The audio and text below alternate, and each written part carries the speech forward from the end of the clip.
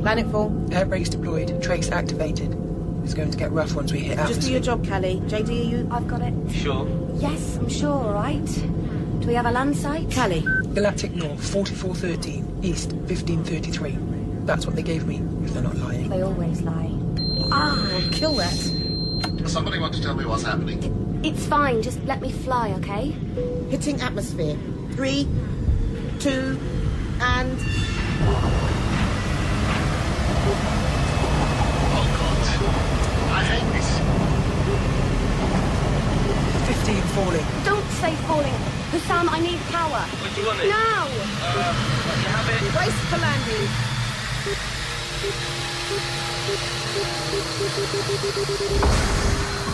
Contact.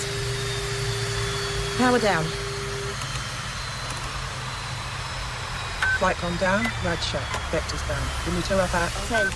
Disengaging servo. Thrust off, main reactor damping down, supplementary down, default running. Confirm that, pilot. Confirmed. Anyone want tea, coffee, soba, chai? So JD actually got us on the ground. Yeah, without a download. Outside Starnet, there's not much choice. So, I still did it, okay, Vap Brats? Leave it. Crew to flight deck. Let's see what we have here, shall we? On my way. Running a diagnostic cap. You want to lift off again, don't you? Oh, funny.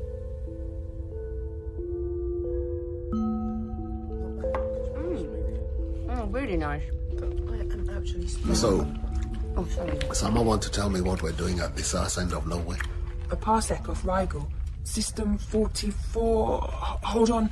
No, 593. Ninth planet. Designation landfall. Earth normal atmospheres. Gravity 7/10 EN. Trust an androgen. You wouldn't if you knew. It's an old joke, JD. What you're doing here, if you're anything like me, is the only job you could get. We all got history. What is the job, other than flying a heavy lifter way out of the usual trade routes? Oh, was that you? I thought the ship flew itself while we slept. And saved us from putting up with your company for 7 months, Callie. Plus in my book. Captain on the bridge knows with abandon why, I'd say. Oh, no, once we activate the company's protocols. Which company? The one that hired you? I got hired by a rat in a shiny suit at a star pit on Titan. A bar in Terra Nova, bar girl offered me another bottle and a job that no one else wanted. Except us. What does that mean? I'm guessing here. I mean, there wasn't time before we went into deep sleep to find out who was who, right? But now we know something. And we know we can all operate without downloading anything we might need from Starnet. Oh, that's true. Because we were all, for some reason or other, shut out of the system. So that's what we're good at. Being on our own. Speak for yourself, Vap Brat. This isn't a get-to-know-people session. The job was strictly volunteer, and nobody needs to explain why they're here or any other damn thing they don't want to. So don't go poking where the door isn't open. Well, here it comes. Decrypt. Communicate. Heavy lifter wanderer out of Christchurch Yards, Callister. Your land site is approximately 2,000 meters galactic northeast of a mining plant. Coordinates 44, 26, 15. This plant, formerly the property of CalStar Mining, has been idle for 250 years when it was abandoned by the workforce. There have been no reported landings since. CalStar was recently acquired by Luminol Park Beringer in a portfolio of defunct stock. The company has reason to believe the ore extracted and left on site may be of commercial value in certain manufacturing processes it is about to incept. You are authorized to load the ore and survey the workings of the mine to ascertain future viability as an on-site facility. On completion, you will return to Callister. Mission time, excluding transit, is calculated at 10 days. Earth normal. Close. Well, there you have it. Picking shovel work. Something funny in Tarbert? Oh, yes. Yes. Want to share that? If you run far enough, you arrive back where you started. Does that make sense to anyone? Luminol Park Beringer? So... They bought Central Africa 70 years ago, cleared it for intensive farming. My people were one of the things they cleared. I spent my life fighting these bastards and now I end up working for them. So yes, that's funny. Right, let's just get the job done. Suit up, please, Hassam, Intaba and Callie. Yeah. Helmets? Atmosphere's good, and the reports we have tell us landfall is a forest planet. No animal life. OK, but let's not take any chances. Sidearms issued, Intaba. JD, your comms aboard ship. Why are you here, Cap? To do the job.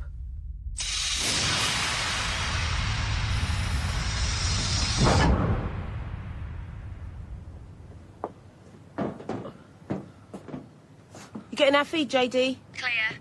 Confirm negative life signs. Looks like a jungle out there. That's because it is a jungle. Rainforest. Canopy, keeping out the sun's light. UV? Acceptable levels, but no sunbathing. They have forests in your part of Africa, Intaba? Just fields now. And wind farms and Stirling pumps. We go into the trees, Cap. Unless you're planning to fly over them. Why didn't we land closer? Presumably, this is as close as the ship could get. Could have been the original landing site. Hard to tell. We'll use the coordinates supplied.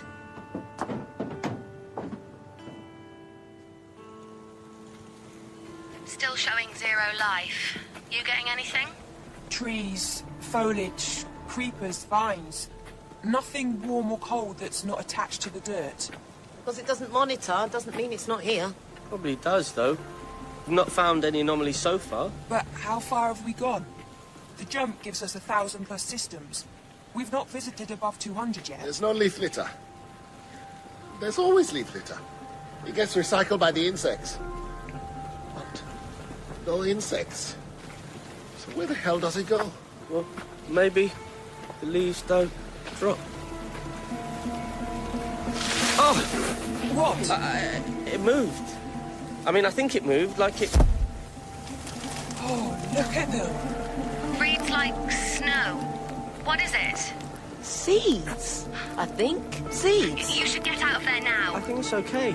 Callie, run an analysis. I am. I can't find anything. Oh, it tastes sweet. Are you all right? Yeah, I'm fine. Oh, I like my nose. Should have worn helmets. Bad decision, Hudson. Maybe we should go back to the Wanderer. You have anything to say about that, JD? Nope. OK, we go on.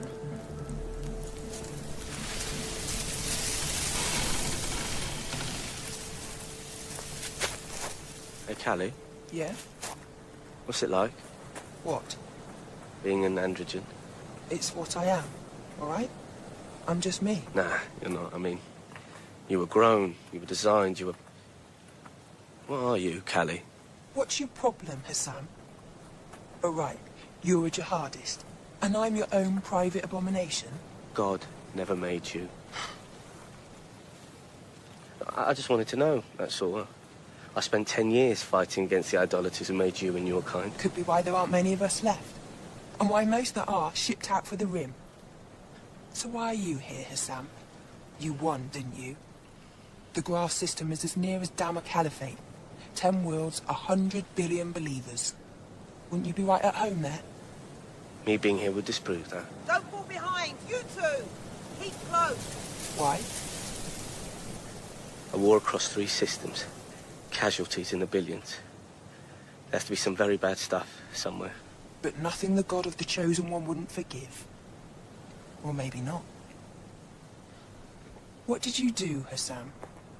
How bad does a bad boy have to be before he's cast out? Just hope you never find out, Callie. Don't want to hurt you, whatever you are.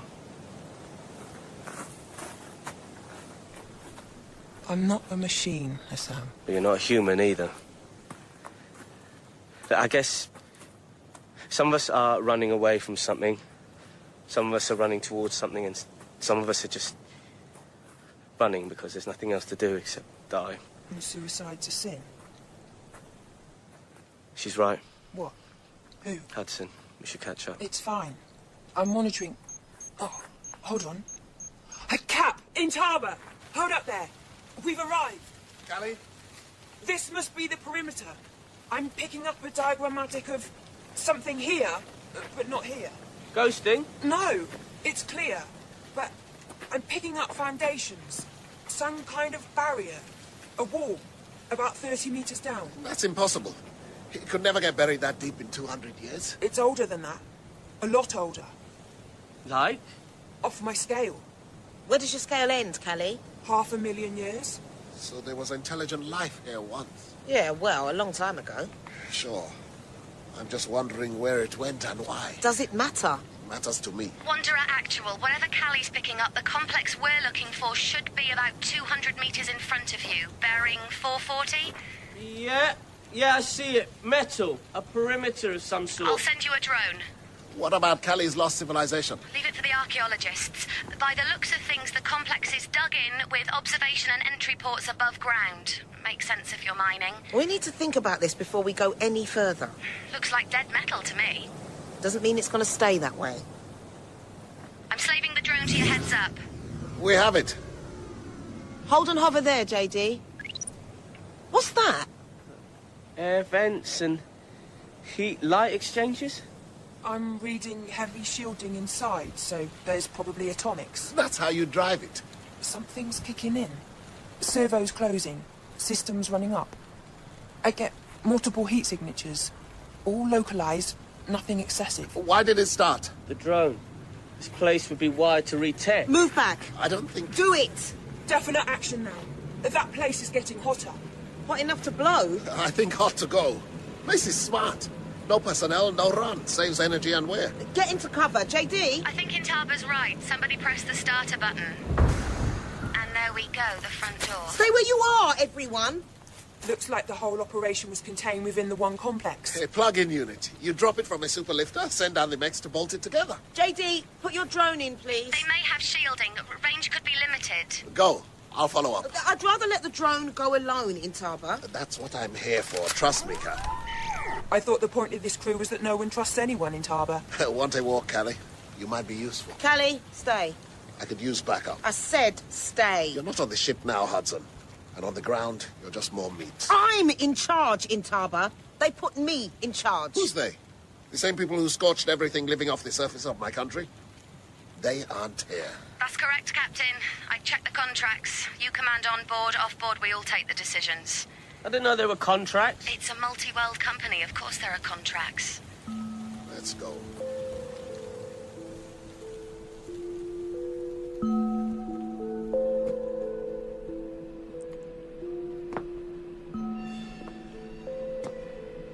Big. Very.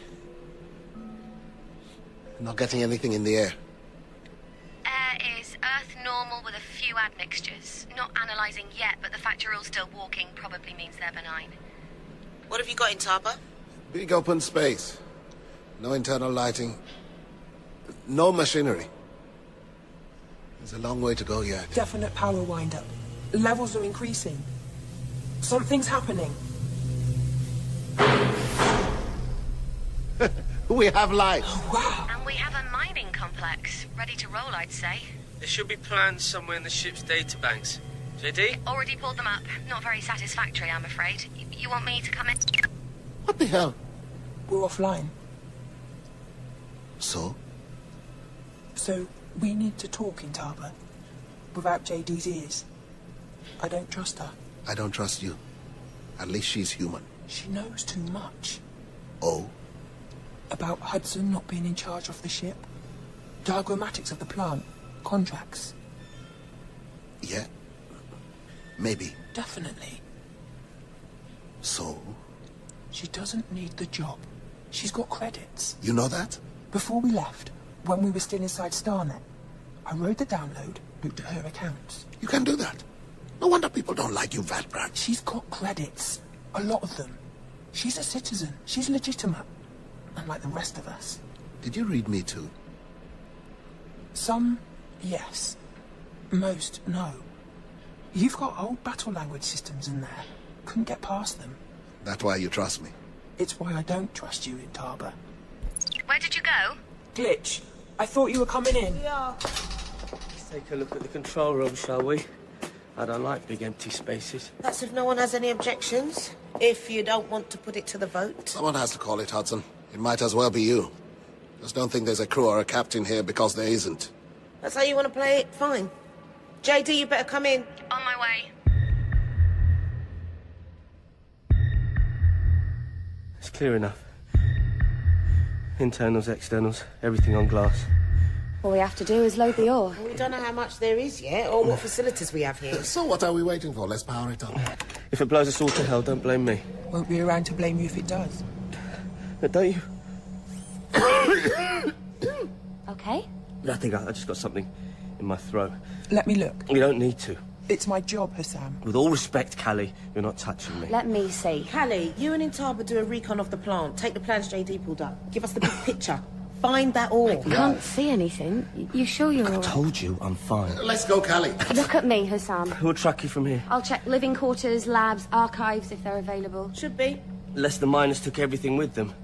We don't know what happened, do we? Why they left. There's no blood on the floor. Nothing happened. It wasn't economical. They left. You know that. I don't know any more than you do, JD. Maybe you know a lot less than she does. Why should I say anything, Kelly? You aren't going to believe me anyway. You've got that right. Sam? Yeah, no, it's okay. Yeah. We have a problem. No, yeah. Give me room. In Tarbor, the meds bag there. Got them. Look, don't touch me. Don't touch me. You want to die? We have an allergic reaction. Here. What is it? What the hell is it? I don't know. Hold him. Hold him. I got him. I'm going to make an incision in the throat. In Tarbor, thermoplast, packed with yellow stripes. God, look Open at it. him. Hold him. Thermoplast now. In Tarbor, there's a cocoon in there. Red and black stripes, blue seams. This. Clear. Clear. Activated.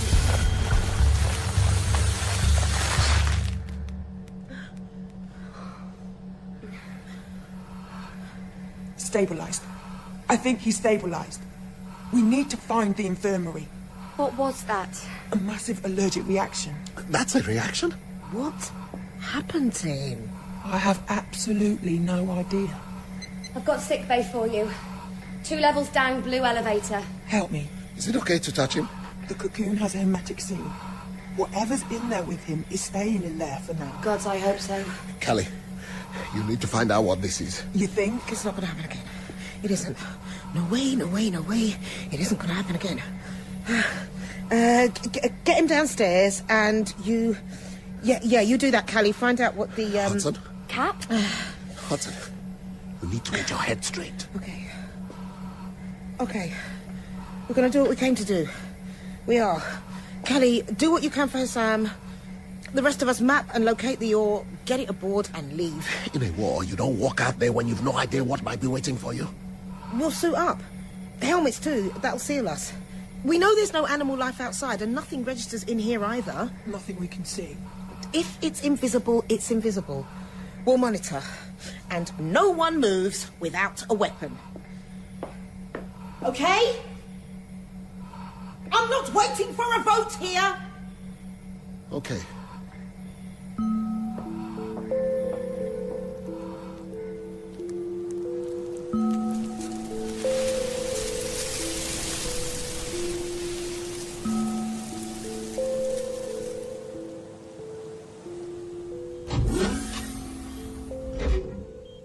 Safe to come in. Sure, I guess. How is he? I've got him in an isolation chamber. No more changes? Nothing so far. Whatever it was caused... Whatever it was isn't anymore. It's not very scientific. Give me time. We don't have time. Something happened. Intaba and JD found the ore deposits. No more than a few thousand kilos refined from the aboriginal material. We can transport it back to the Wanderer on one of the lifters they've got here. No problems. Except for Sam. We don't know what he's carrying. Do you want to be a million K from anywhere if his system starts to go out of control again? Won't happen. It might. We don't know that. It won't, because if you haven't diagnosed whatever it is by liftoff, we go without him. You're kidding. You are kidding. It's not your decision. On the ship, it's my decision. This isn't right. It doesn't need to be right, Callie. It just needs to be done. No. What? We're a crew. We stick together, leave no man behind. It's really touching in a way, isn't it? What is? How much you want to be human. So you act like the heroes you probably stimmed when they were growing you in the vats or whatever they did in the workshops. It isn't like that, Callie. Sorry to disappoint you. All of us are here for what we can get. That goes for you too. They offered you something, didn't they? Something you'd take this kind of risk for. citizenship. They said they could swing it for me. And you believed them? For what you are, Callie, no way and no place in the known universe are they ever going to give a vat brat human citizenship. Androgens are meant to be smart. What did they promise you? We sleep here tonight. Tomorrow we load and check out the rest of the complex. Day after, we lift off. Do you think they'll deliver? If Hussam isn't free of contagion by then, he stays. You want to stay with him, that's your business. The rest of us have a contract to fulfill. Do you? If I have a shitload of something they want badly enough, they will. That's all I have to say. Get some sleep. We're going to be busy. I don't sleep, Hudson.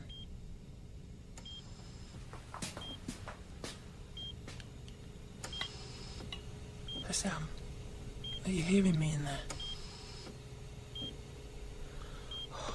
What the hell's happening to you? Callie? Sam? So, Callie? How are you feeling? It's hot. So hot here. No, I've got the temp controlled. You're stable, Sam. Dry wind and red sand. And the dust dunes spinning across the dunes. Can you see them, Kelly? See what, Sam? You're on landfall. Do you remember what happened? Thousands of arms, hands, reaching out of the sand and wet. The sand is wet with blood. Thick as oil, Kelly, can you see? Our whole planet. Everyone from the youngest child to the oldest woman. The sand, black with their blood, purified. Sam, I'm giving you a stimulant. I need to know what happened. We killed them all. Wrists aching from cutting so many throats. I need you back here, Sam. Not on your crazy jihad. I need to know what happened. Everything, Callie. I need to know. All one brotherhood. One people. Just as he said it would be. What are you talking about? Oh, I was wrong. About you, I'm so sorry. So very sorry. Sam, tell me. Home now. I was here. Here. Always. It's no great thing, Dad. Just another step. Wake up, Sam. I need to know. Callie, you eating down there or are you coming up? Hudson told me about leaving Sam if I don't come up with answers. Do you agree? She said something like that, yeah. I know what she said. Do you agree? I guess I do. And JD? As soon as we can go, we go. Then I'd better stay down here and work. I'll bring you something. Don't bother. Only ever ate because I thought it might help me fit in. Now it doesn't seem to matter.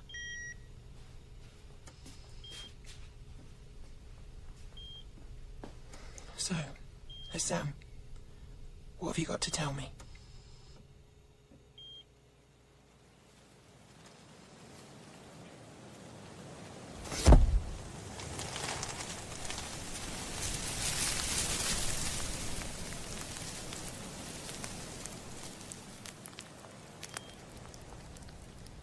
Callie, are you there?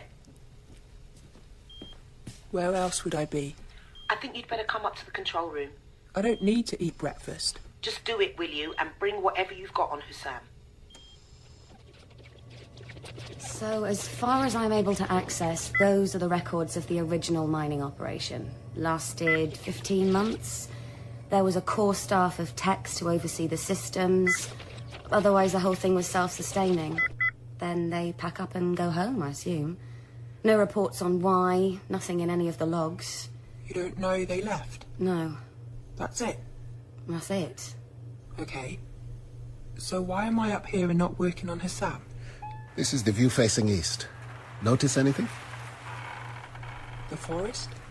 The forest wall has moved 5 meters overnight. Plants grow, but that's fast. Fast and selective. And We sent the drone back to the Wanderer. This is what we're streaming. where to? 5 meters closer. So what's it doing? Isn't that your job? Is it sentient?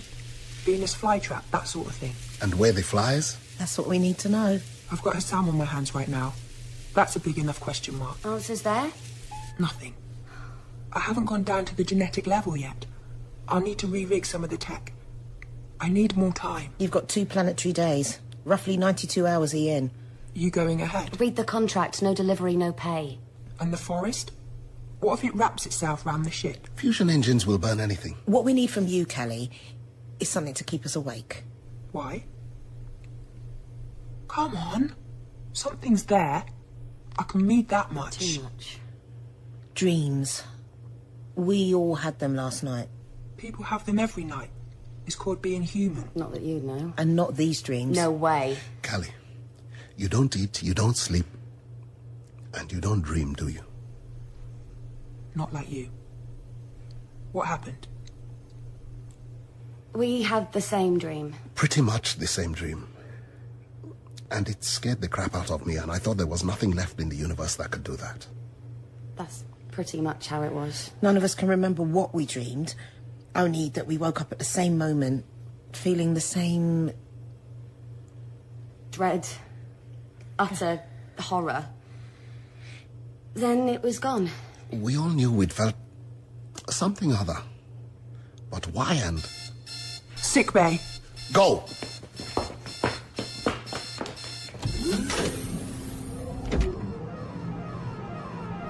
Maybe he's okay.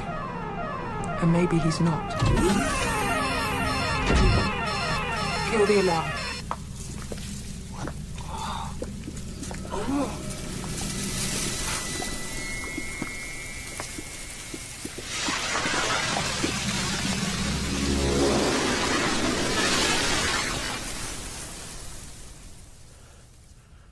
God. What was that? Sam, What is it? Callie? What's happened? I think he just... I did see that in Taba. If you didn't... I didn't see it too. See what? What did you see? I think Hassan just flowed through the air duct. This is before anything happened. He's lying still, physically normal. Vital signs track steady. But overnight, there are peaks here and here, then stable. This is when I left to come up to the control room. I'll mark it. At 0:30, there's another peak in neuron activity. Looks like every synapse in his brain is firing at once. That's pretty much what's happening. This is what it sounds like. It lasts until 03:20, when we get this. System overload and... It looks like one of those, God, that where isn't they happening. speed up something rotting on head games. Not rotting, changing. Metamorphosis at extreme speed. I'd been in the control room roughly 20 minutes by then, and in the 50 seconds it took to get down here... What was that? Sam, What is it? Callie? What's happened? that's all. Well, we don't have to worry about getting Hassan home anymore. Callie, do you have any idea what happened? No. Is there any chance you might? If it was me, and it is me, I wouldn't even try to find out. I'd get off this planet as fast as, excuse my use of the term, humanly possible. And I wouldn't breathe once I was outside. The rest of us are okay. If we don't go near the forest, suit up, stay armed, burn anything that moves... If we go non-stop, all 4 of us, we can load the ore. There's not more than a few thousand kilos. We'll upload a spider into the archives to gather everything of relevance I might have missed, and we can be out and on the ship by 50 hours EN at the latest. I say we leave now. There's a lot riding on this car. And that is going to be so useful to her Sam. I bet he can't wait to be collecting that bonus. He can buy himself a big pot to root in. I'm not going back without the ore. That's what we signed on for. That's what I'm bringing home. You people are completely insane. You got a vote? Leave. Now. Stay. Stay. We stay. Should we get to it? Then I'm staying here and I'm going to find out what happened to her Sam. It'll slow us down. And it might save your life. We're fine. You're human. So was her Sam. Now he's a vegetable. Callie's right. And I want a sample of the ore. Micrograms. I don't want to cut anyone's bonus. We can do that. So do it. Please.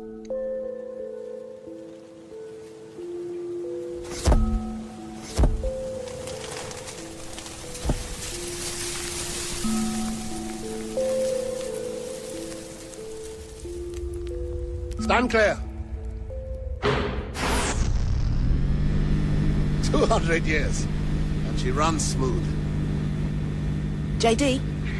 I'm with the ore containers. I'm in the containment tunnel about 3k west of you. There's a lifter here. We're gonna need it to get this stuff to the ship, if it's still working. We're on our way. Hudson, get on board.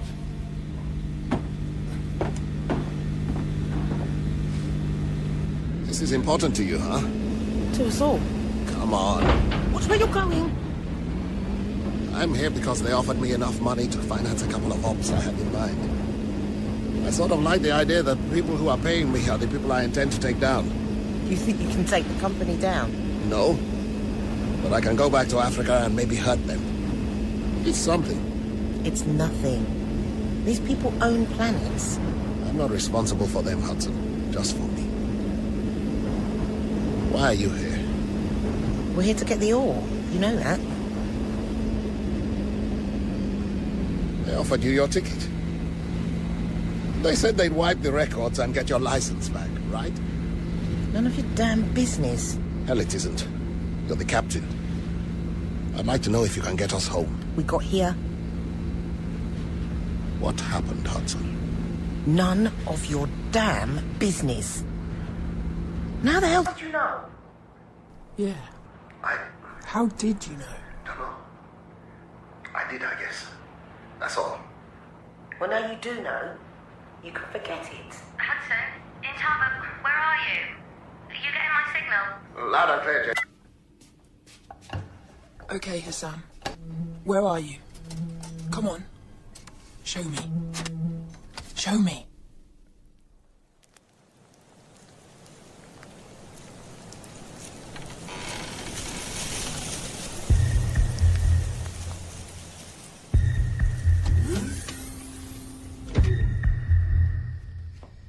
I bought chai. We found it freeze-dried in one of the storerooms. I don't drink it. I don't drink anything. So pretend to drink it. Okay. Mind if I... Nope. You don't like me? I don't like many people. Does that matter? No, just wanted to be sure, that's all. It's useful to know where you stand. If you do. Does that mean something, or is it an androgen thing? What do you want, JD? What you know. About Hussam? About this planet? About you? Leave me out of it. For a start, Hudson. What did she do? Come on, JD. You don't like me any more than I like you. But don't take me for stupid. Why is she here? Red dust. On the Titan run to the outer moons of Neptune. She'd been using for a few years. Thought she got it stabilised. She hadn't. Ship impacted on debris that shouldn't have been where it was, but should have been picked up by an alert crew with an alert captain. She wasn't. Ship ripped open, 2,000 passengers instantly freeze-dried. Normal safety procedures ensured crew survival. First officer killed herself during the inquiry. Hudson walked. Transit co finessed the verdict. Didn't want to pay compensation for corporate killing. The family's got a few thousand credits. Hudson lost her ticket, but it was down to unavoidable accident rather than culpable homicide. She'd do anything in this universe to get back on the flight deck. And you gave her the chance? The company did. Luminor Park Beringer. Which, here on the ground, means you. My job is to ensure the ore gets delivered to the yards. And the reason they want it? Above my pay grade. You sure? All I know is the 3,000 kilos we're loading tomorrow morning is worth a bonus that'll mean Hudson gets a ticket back, Intaba gets to stage his pointless rebellion, and I don't have to work for the rest of my life. So not a lot then. What? The rest of your life, JD. It's not looking like too good a deal right now. You'd better say what you have to say. This isn't news to you, is it? That's not true. That something is happening here isn't news to you. Not what? They wouldn't have told you that. Why? Because you wouldn't be here if you knew. I had a watching brief. Make sure a crew of deadbeats, killers, vat brats and addicts got the job done. That's reasonable, isn't it? A crew like you people, you'd want someone in charge. A crew like this, which is utterly expendable. Okay, Callie. We're coming down. Or do you want to come up? Down here's better, Intaba. They were listening. I can show you what I need to. You set me up. On our way. Just cut into the chase, JD. Like all the best stims, I watched a lot when they were growing me. When we were landing, you said, they always lie. And they do. Only for some dumb reason you didn't think they'd lie to you. Why is that? Look, all I said was... Look, here's something else I learned from those stims I used to watch. Any sentence that begins with look is also a lie. I bought coffee for those who want coffee. I bought this for those who want this. Time to talk straight, I think. That goes for you as well, Callie. Too many secrets. We don't have time for this. Is that right? Look, we're not on our own. What exactly does that mean? Nobody didn't have you pegged as some kind of company Jill, JD. I reckoned as long as you stayed around, we'd all get back, because they wouldn't lie to you. That's the way I figured it too. We do the job, make our rendezvous. Rendezvous? What? Yeah, I know, I was going to tell you about it. When? When it was necessary. About 2 million Ks off planet. Company ship. Big one. Costa Guana. It's waiting there for us whenever we lift off. Take the Wanderer inboard, get us back to Central. Believe me, that's what I know, and that's what's going to happen. Well, I hate to tell you, but that's not the programme anymore. Probably never was. Only we wouldn't have figured it without Hassam. They never expected that. Don't suppose Hassam did either. Hussam? You want to know where he went? Here. Here. Here. He's out there somewhere. He's out there everywhere. Only it's not him anymore. I'm going to shoot somebody soon. I don't have problems with vat brats, Callie. But God help me, I'll start with you. I've always sort of liked you too, Intaba. I'll miss you. Well, I won't. I never do. I'm good at this. How are your genetics? 3 consecutive bases called codons, matched to specific amino acids, which in turn form chains to create proteins. So when a gene is transcribed into a protein, the codon is what does the job. The system is incredibly efficient, the best possible tool, and so far, we found it working everywhere we found life, terrestrial or ET. Natural selection, genetic The inheritance. vertical evolutionary process that makes us what we are evolved from a primitive open code in which genetic innovations were able to flow laterally between very simple organisms. That developed over millions of years into a genetic code that was vertical and closed. This planet, because of certain properties contained within the submolecular chemistry of the ore we're loading, has never gone beyond lateral evolution of characteristics. In fact, on landfall, that process has reached an unbelievable level of sophistication. It's very fast, very efficient, and very, very smart. Those plants out there have absorbed everything else living on or under the surface of this planet. And the company wants this ore as some kind of tool to... What? Unwind the gene fix. Literally sculpt and combine anything living, mammal, insect, vegetable, virus, microbe, you name it, into whatever form or function they wish. You could call it the key to all life.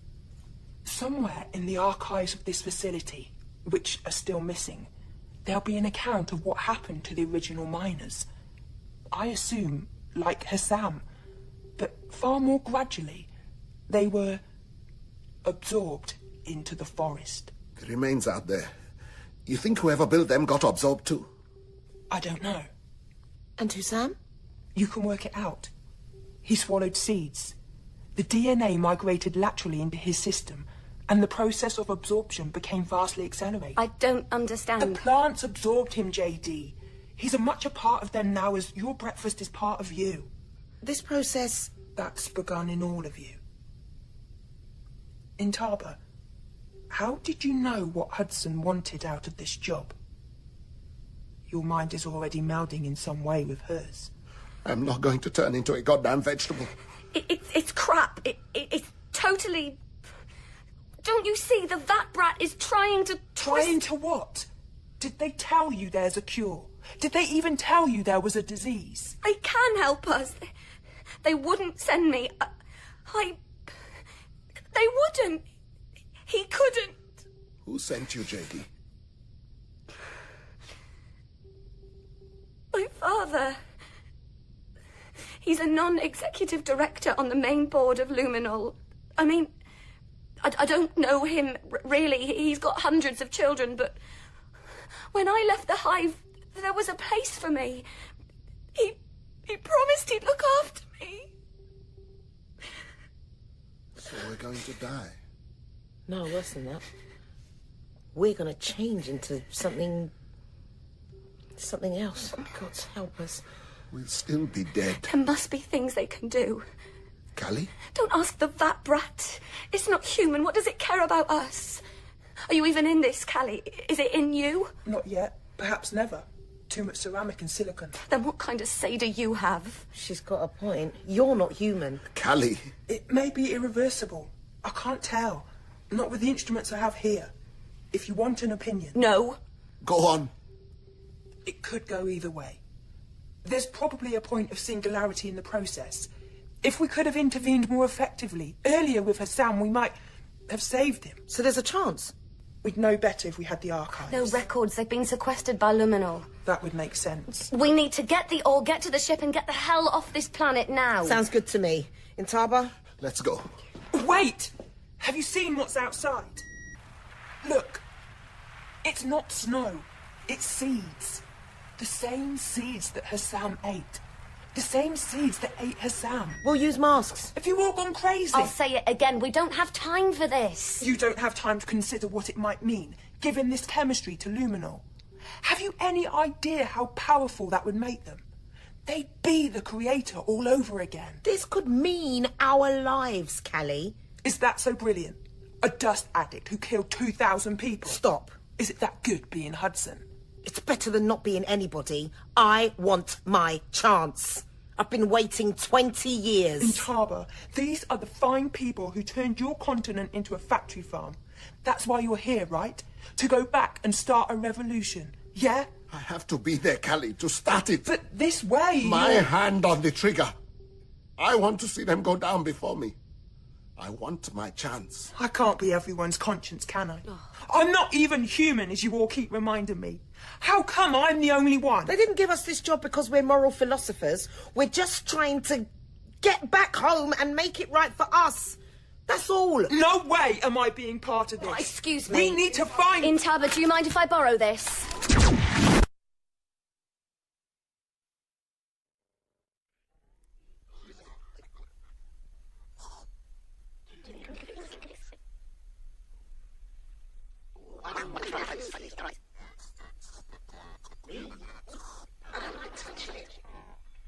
Callie, you in there? Callie? You in there?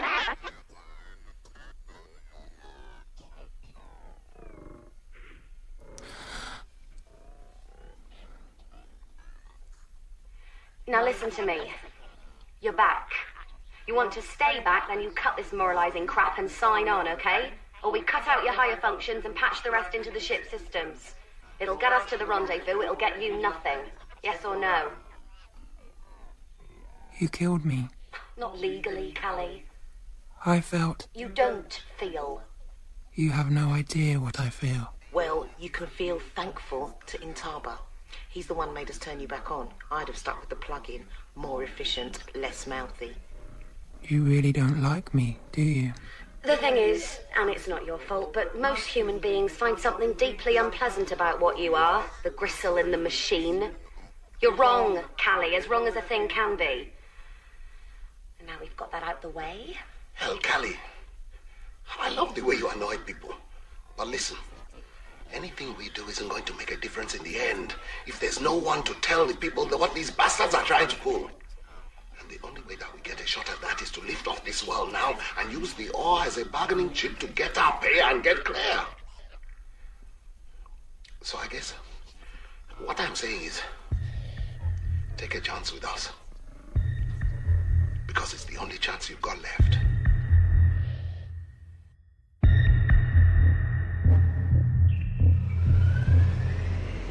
Lift is ready to roll. Go. Callie! Opening bay doors.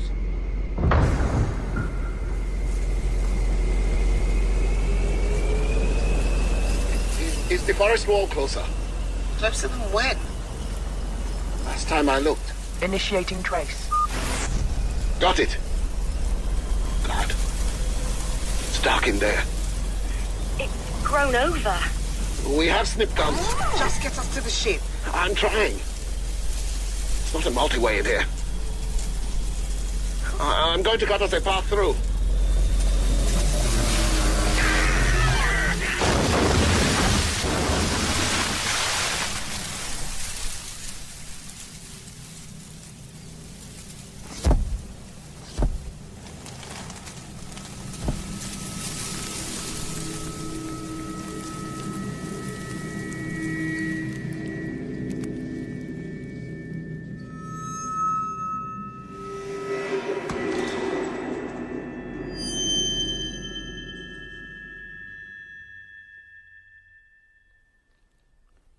What was that?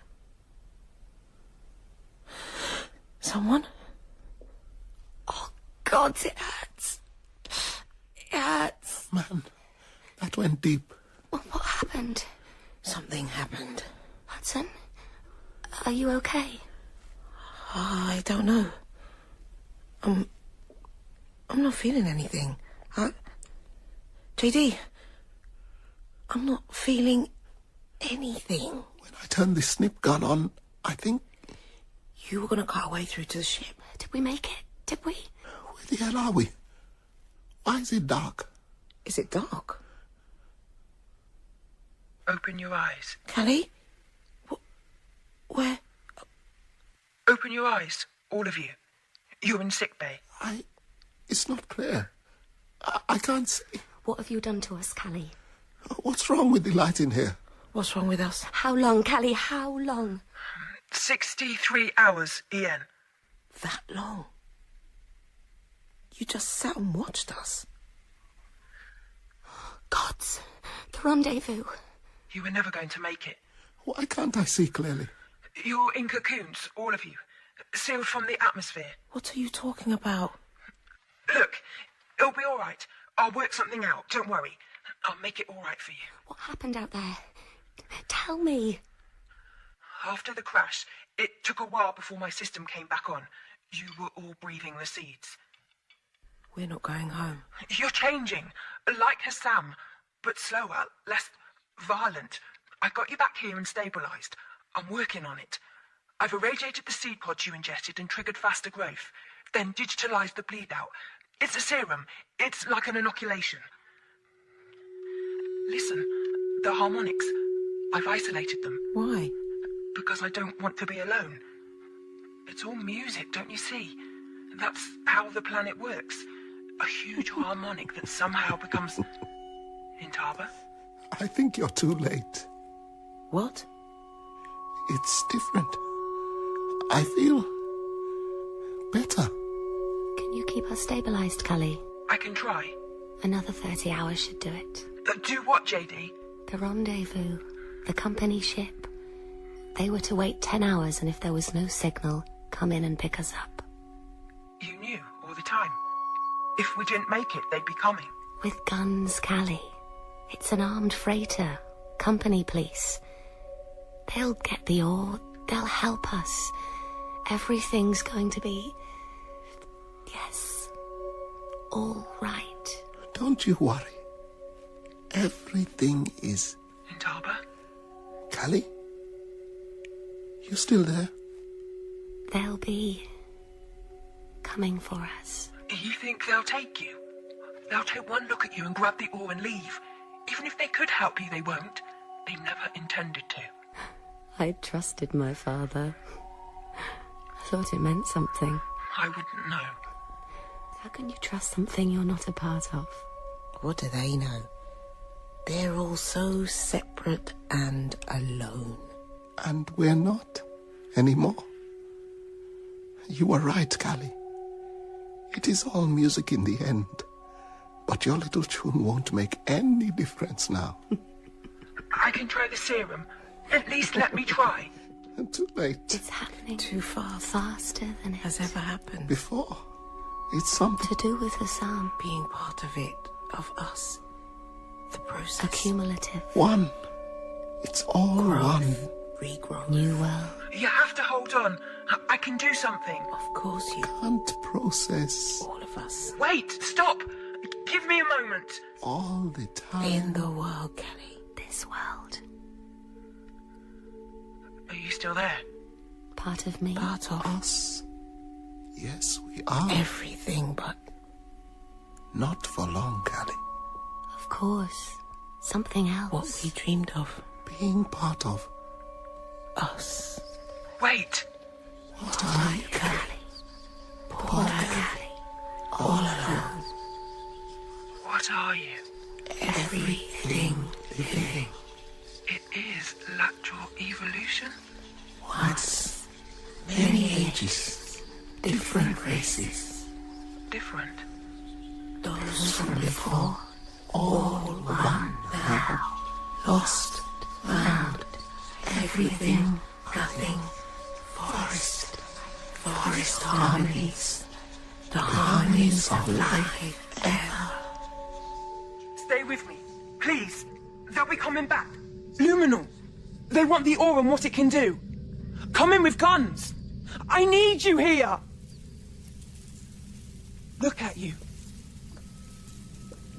I don't want them to come. Because sooner or later they'll work it out. And they'll find a way to use it. And they'll crap everything up. They always do. What about me? I don't live and die, and I don't dream. Give me something. Give me something, please. Help me. I'm not human. I'm not even alive. This is armed freighter Costa Guana calling landing party. Gods. Repeat. This is armed freighter Costa Guana calling landing party. Do you receive? Do you receive? We are incoming. I don't know. Homing on your ship's beacon. Repeat.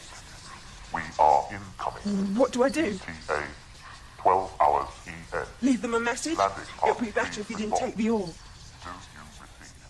Please respond. Landing party, respond. This is armed freighter Costa Guana. Incoming. Use the serum. What have I got to lose? Maybe I'll be a part of something at last. Even if it isn't me anymore.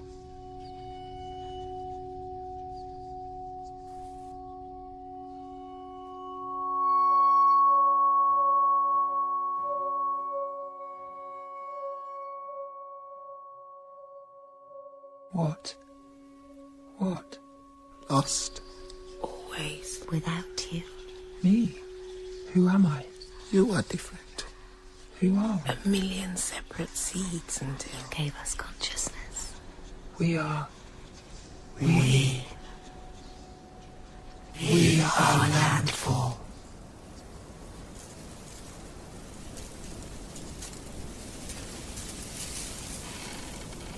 Armed freighter Costa Guana calling landing party. Do you receive? Do you receive?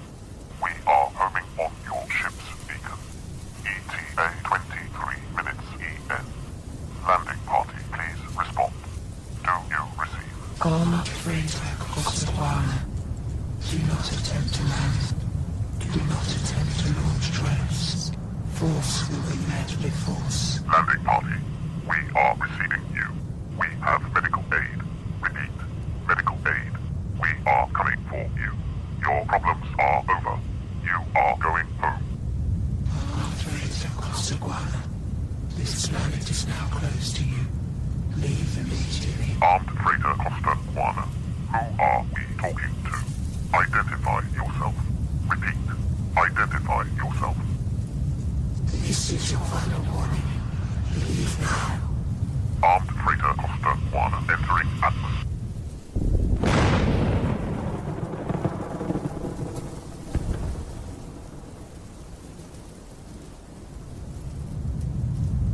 This is landfall.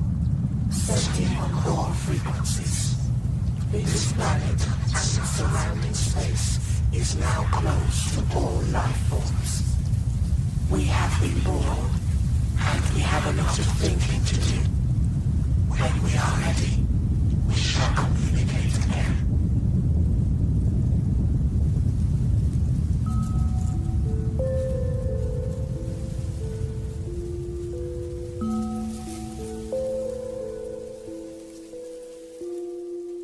In Landfall by Mike Walker. Callie was played by Nicola Miles Wildin. In Taba by Cyril Inri. Hudson Claire Perkins. J.D. Alex Tregear. And Hussam by Adil Akhtar. The director was Mark Beebe.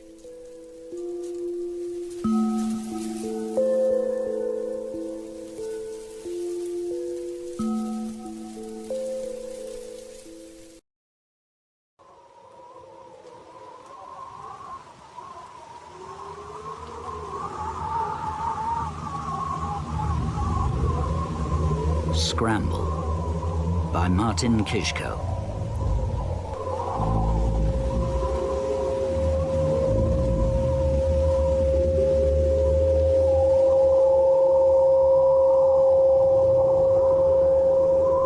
I hate it.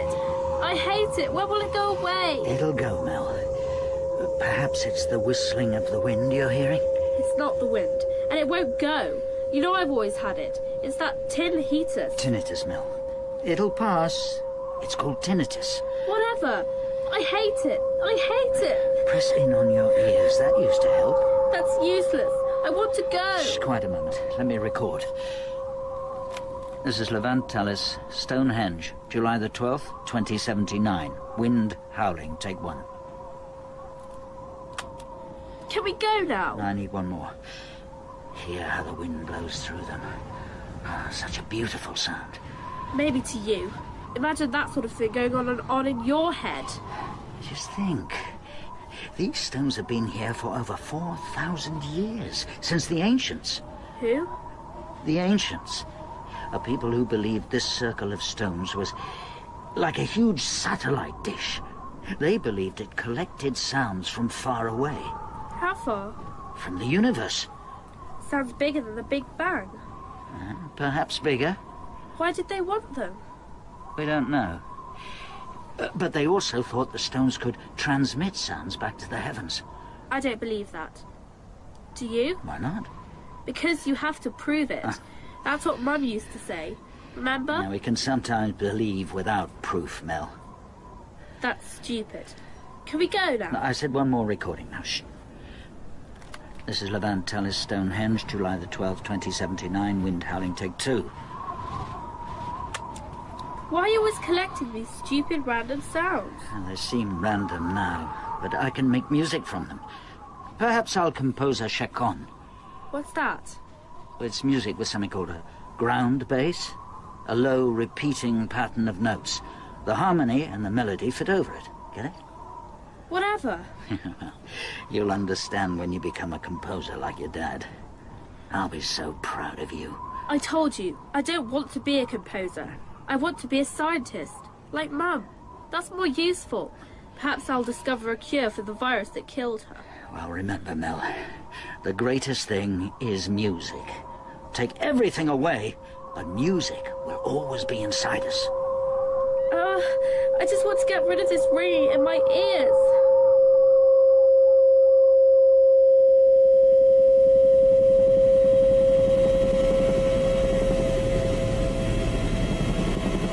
Peters to Commander. Mission 90, January 1st, 2103. 1600 hours. Receiving you. Go ahead. We're over Stonehenge, sir. Suspect in sight. He's got a sound recorder. Circle and capture his sound. Zooming in. Playing back sound capture.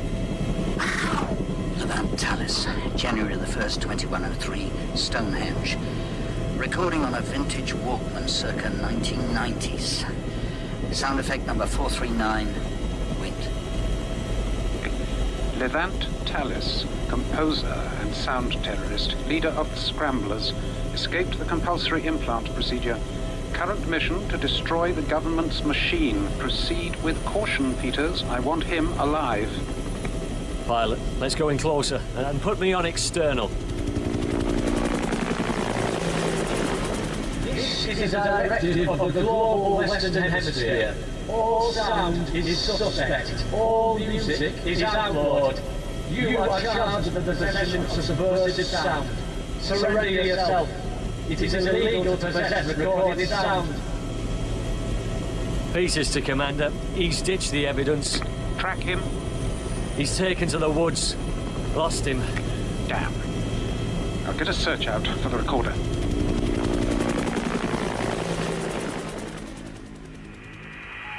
the interests of security, this conference call will retune at designated intervals to your implant's secure frequencies.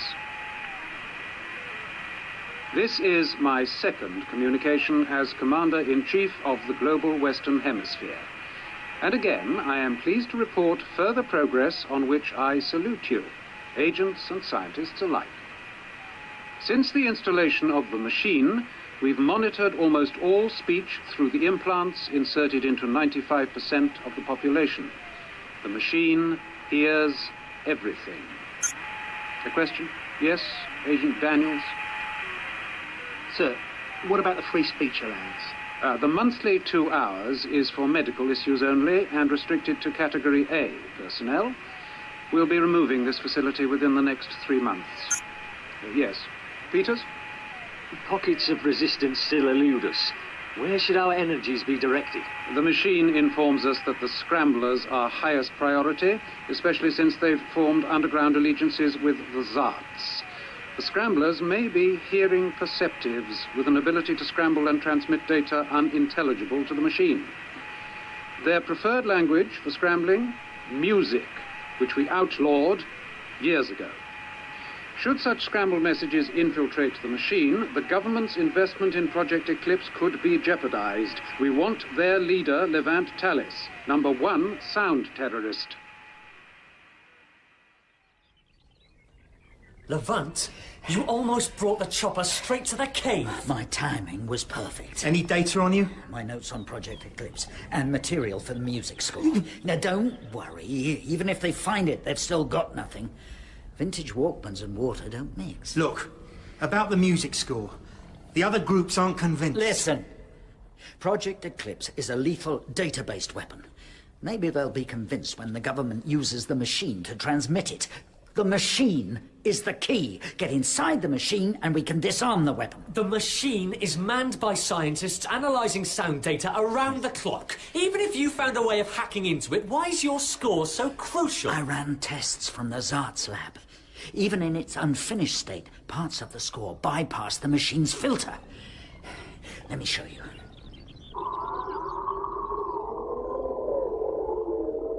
Now, this section against this one. Listen. Double up the tracks, and there's enough white noise in which to conceal scrambled data. It's too late, Levant. The other groups voted. No confidence. Who discovered the machine? And Project Eclipse? Are you questioning my leadership? It was unanimous. They're looking at other methods. My score could save us. What might they take from us next? What's left of our freedom? The planet? Who knows? It was a mistake. You brought the agents too close for comfort. I can work on it. I'll get it finished and prove it. Look, didn't I sacrifice everything for the cause? Didn't I? We look at other methods. Wait. There's another way of accessing the machine. It's not perfect, but I have done it. Bypassing an operator's implant. Did the operator speak to you? There was no response. Only I spoke. It was the first time since... It's a delicate situation. Needs the right time, the right data, cooperation. Who's the operator? Well, I told you, it's a delicate matter. We need the name, Levant. We don't move without a name. It's Mel. My daughter. She built the machine.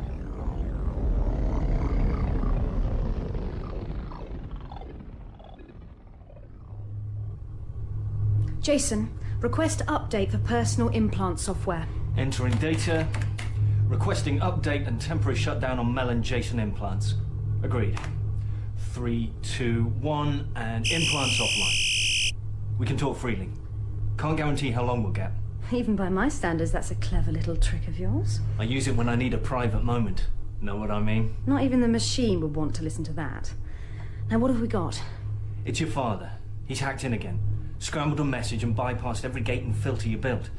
What do you want to do, Mel? Reject signal. And I told you, don't call Levant my father. He's a sound terrorist. The machine is my father, my son, my brother. Your lover? My lover? Yes. So that's why you don't have a family? Families are for the unambitious. No go on signal reject. Levant's locked onto our implants and he's not going away. He's even scrambling into us while we're on update. Very impressive. The machine can't detect him. I'll report it. Wait! Report this and the machine looks deficient. The commander will see that as human error.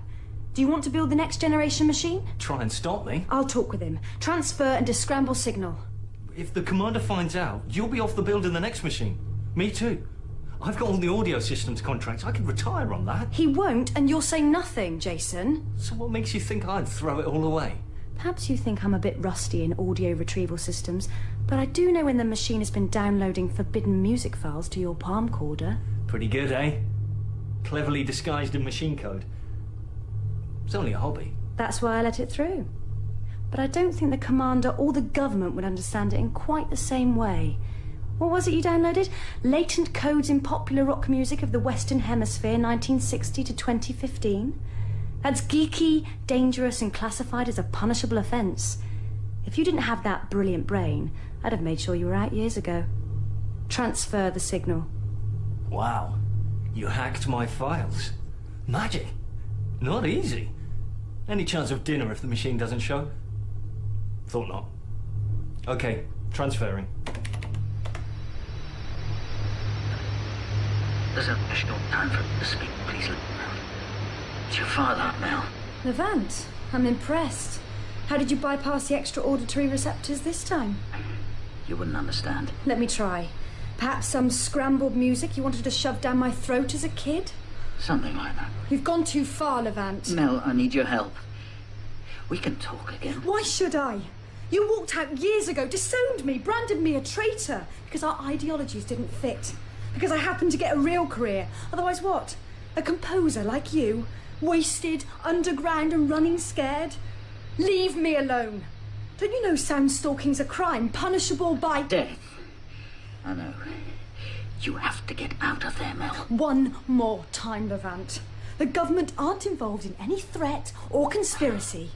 Remember, if it wasn't for them, I'd never have realised my ambitions. Mel, I know there's a lot gone between us, but you must listen. Listen to you? You're just as selfish as ever. Like when I was a kid. All the times you told me to shut up while you were recording. Mel, I always thought about you. You thought about me? When? When you were building weapons for resistance groups and killing innocent people? They weren't innocent, Mel. The government is preparing a data-based weapon. Your machine is the transmitter. That's what Project Eclipse is all about. That's just scrambler propaganda. Subversive communications breed crime. The government's right to suppress them. Bullshit! You're wrong. It's completely the opposite. Remember how effective ultrasonics were in the last war? These are irrational fears and fairy tales, Levant. It's no wonder my mother never read any to me. You were so full of them yourself. She couldn't stand it. Now leave me alone. Contact puts my life at risk. Levant? Signal terminated. He's gone, Mel.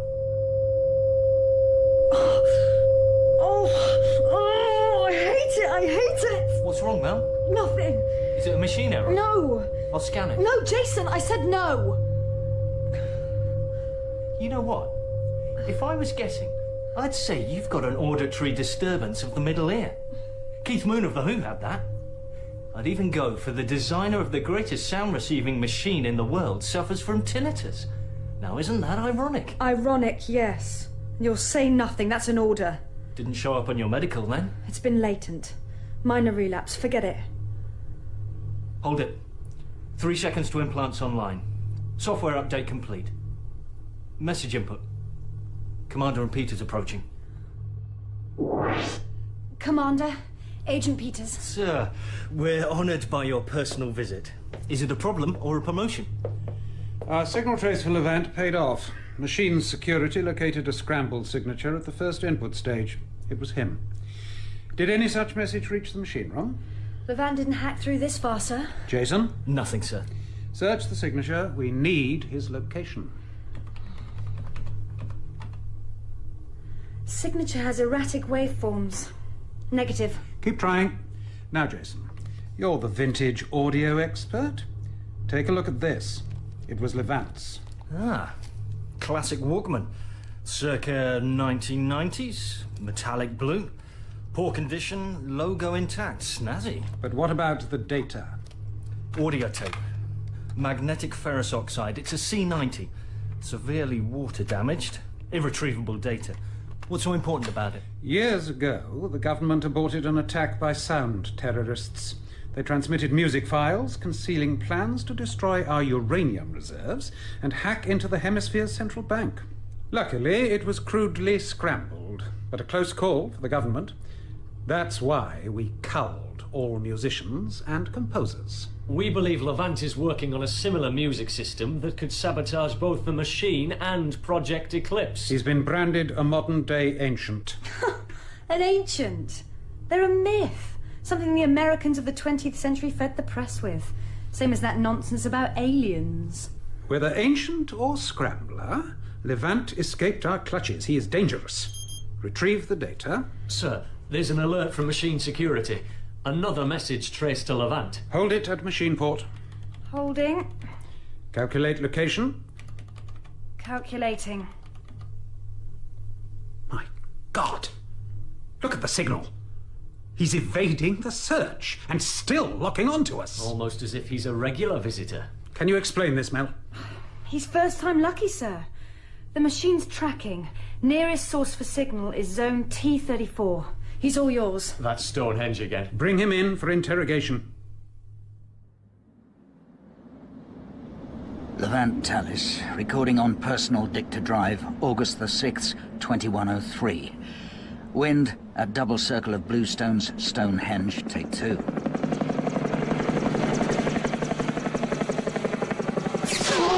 Oh, not again! Engage dicta help.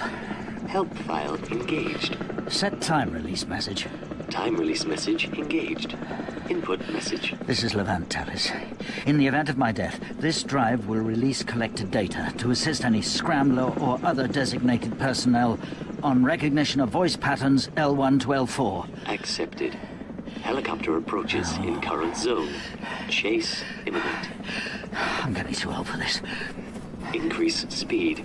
Return to workshop. Microchips of SCORE are left in full view. Oh, shit. Agents have activated lasers to stun. Yes, I noticed. What now? Engaging laser avoidance system. Turn right 30 degrees. Left 10 degrees. Left. Estimate you will reach cave entrance before helicopter lands. Now go right 40 degrees. Update. Agents forcing an entry. Microchip copies of SCORE will be visible to agents in 30 seconds. So tell me a hiding place, then. Eat the chips. You're joking. That's not very healthy. Eat, or they'll go anyway. Down the hatch. Dispose of drive. Suction vent for drive is to your left. It'll be conveyed to Safe Haven 4, the oak tree. Good luck, Levant. Your most likely escape route is exit 2, with a 5 to 1 chance of survival. Dispose of this drive. He's eating the score. Stop him and take him alive. Spit him out! Come on! I don't know what you mean. Take him to interrogation. Camera interrogation system ready, sir. Strap him in. We're going to make a little film, Levant, to entertain some of your friends. 18 certificate, presumably. Whatever next. You're vermin, Levant. Like all scramblers and zarts. Oh, flattery. Quite a virtue for an agent. Eating microchipped music. Whatever next. Violins, guitars.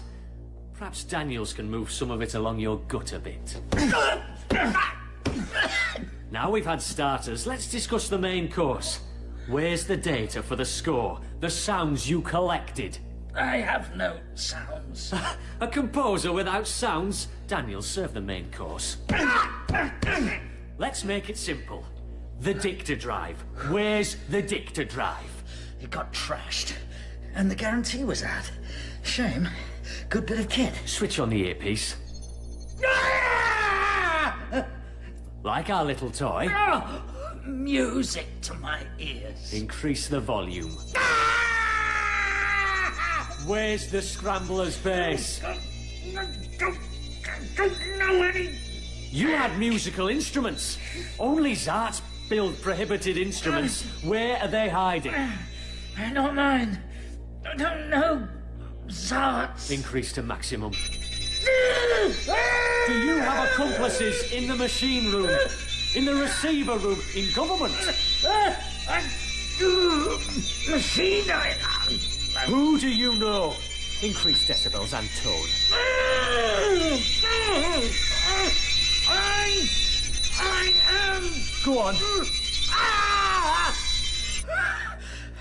I am proud of the machine.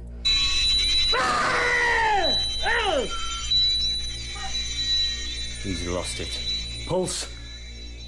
He's dead. Remove his ears.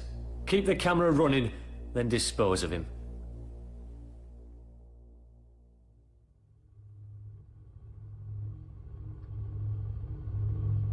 It's Peters. He's online. Put him through. Jason, we've been waiting for the Levant data. No go. Vintage Walkman. He knows his stuff. Totally irretrievable. Try again. It's all we've got. Levant's dead. Dead? Didn't work out. I'm forwarding a film of the last few minutes of Levant's life. Transmit it on any stray scrambler frequencies you've got. Once they see what we do to scramblers and how he switched allegiance in his dying moments, they'll be running like rats. Switched allegiance? How? Said he was proud of the machine. We finally got through to him. I'll be at my terminal. Show me the film.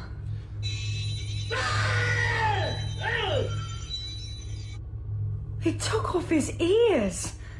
I wouldn't have wished that on anyone.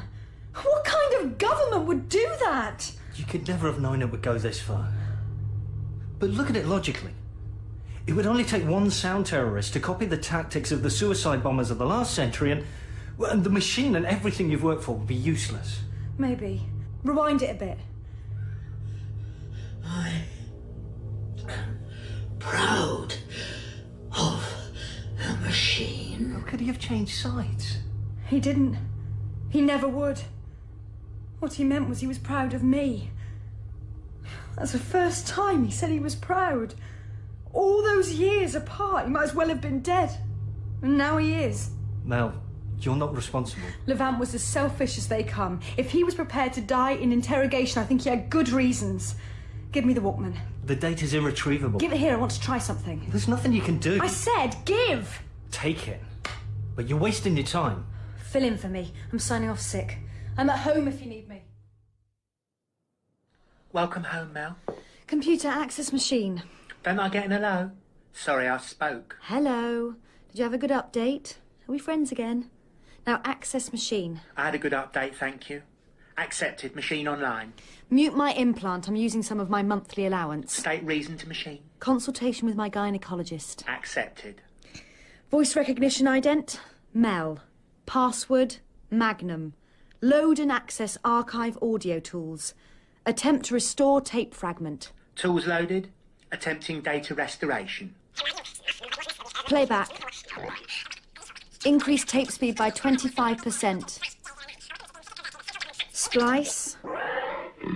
Resplice. Transform and re-edit. And playback. A weapon. Activate cleanup tools. Descramble. Computer, record. It is, in fact, a weapon. A lethal weapon. Traced in government file Project Eclipse. Entry code 4LDF_80102/J09.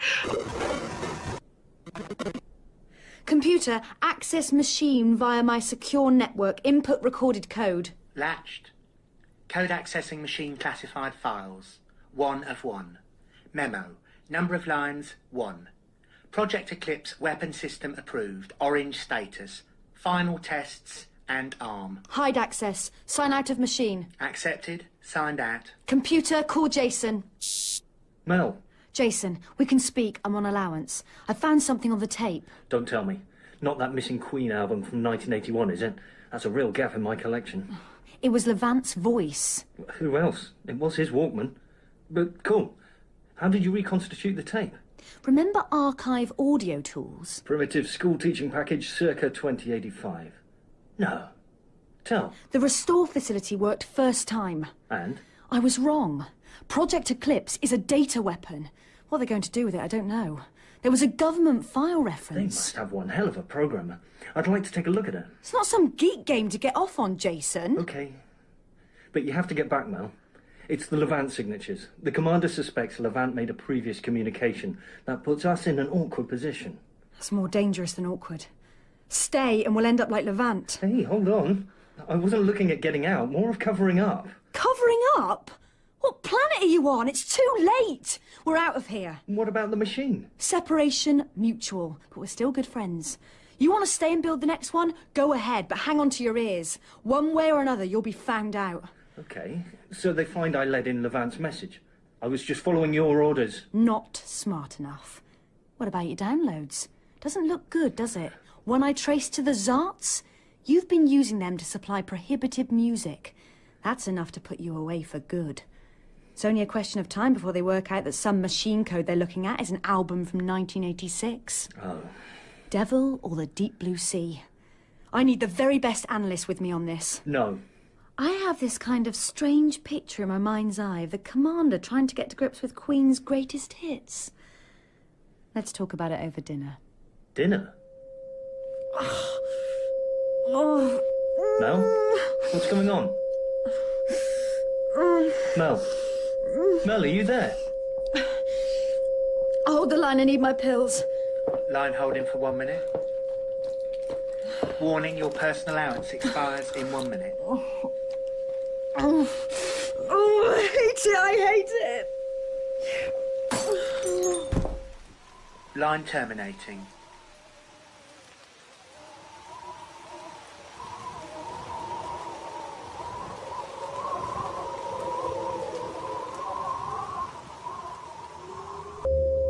Mel, wake up. Here, drink this. Thanks. What happened? My ears. It's getting worse. Stress, long hours, and what with Levant's death. Mel, continuing personal allowance.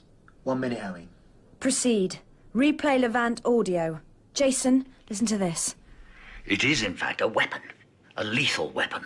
Traced in government file Project Eclipse. And look. Computer, display the government file. Levant was brilliant to hack through this far. Even you should be proud of a father like that. But what kind of weapon is it? And against who? The Eastern Hemisphere? It's possible, but we've had détente since the last war. Okay.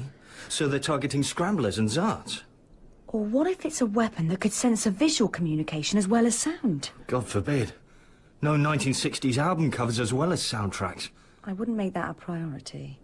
We have to get to grips with Project Eclipse. Find how Levant intended to sabotage it. We can't do it with our implants still in. I know the Zarts can remove them, and I know you have the contacts. This Zart I know has a backstreet lab. Say nothing till we get inside. Their scanner will block our implants. Warning. Allowance terminated. Place. Pretty good for the back of a sushi bar, eh? This is Carl. What about the instruments? We're totally soundproofed. I've been building and playing here for years. Even when the agents have been eating sushi on the other side of that wall.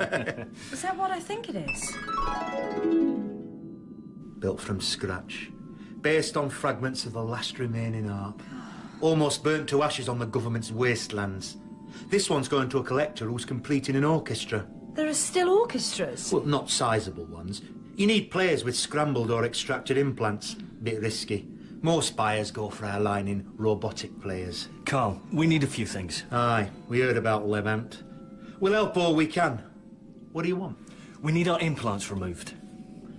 Infrasonics and a few gadgets. You'll feel the odd rumble at the base of your skull, but that's all. Anything else? Yeah, we've got some material Levant recorded. It's a fragment of the file left on his dicta drive. If we can find the drive, it may explain how he intended to sabotage the government's weapons project. It isn't only the government that has everything covered. We've got hideaways and dead letter drops all over the country. We use them as safe havens for hardware. Don't worry. We'll find Levant's drive. Now, how are you gonna pay? I thought you wanted to help out. Zarts have to live somehow. It'll be a few thou. I'll throw in an audio translator. Version 4, cash only. Done. Anything else? Jason, you might be interested. We've recently acquired some vintage recordings. Vinyl? Surface scratching only. Can be cleaned up for a price. Carl, time's of the essence. Let's deal with our implants. OK. Insert these sound coils into each ear. Computer, start implant scramble. And erase. So we've lost track of their implants. The mole will verify their location soon enough. The mole? Government, special personnel. Even I don't know the identity yet. They're going undercover and looking for one clean swoop on Zarts, scramblers, or any jumped-up hippies who fancy themselves as ancients. Took a few days longer than we thought, but we've got Levant's dicta drive. It's still in good shape.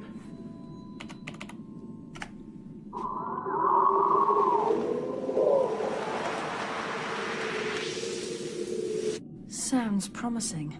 Jason, look at this. Levant's file has got a remnant of a work by those composers culled by the government. Listen.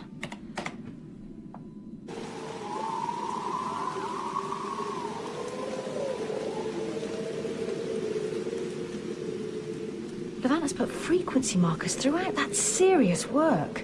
And something else. The group drew up this list of Neolithic sites. But what's that got to do with Project Eclipse? Or perhaps the site names are some kind of access code? Or perhaps weapon data's concealed at the sites themselves? I don't think so. Levant's list has a definite link to this music. So there must be a specific connection between the music and the sites. A connection only a composer of that era would know of. Carl, are any of them still alive? Well, there's old Aidan. He survived the cull and paid the price for it. If he is still alive, alive isn't a word I'd use. Can you take us to him? Well, the question is whether he'll see you. There's very little left of him. Shit! It's a raid. Computer, go to camera. Agents approaching. It's Peters! How did they find us so quickly? The implants. The monitor shows there was a stray transmission on Jason's implant before we blocked it.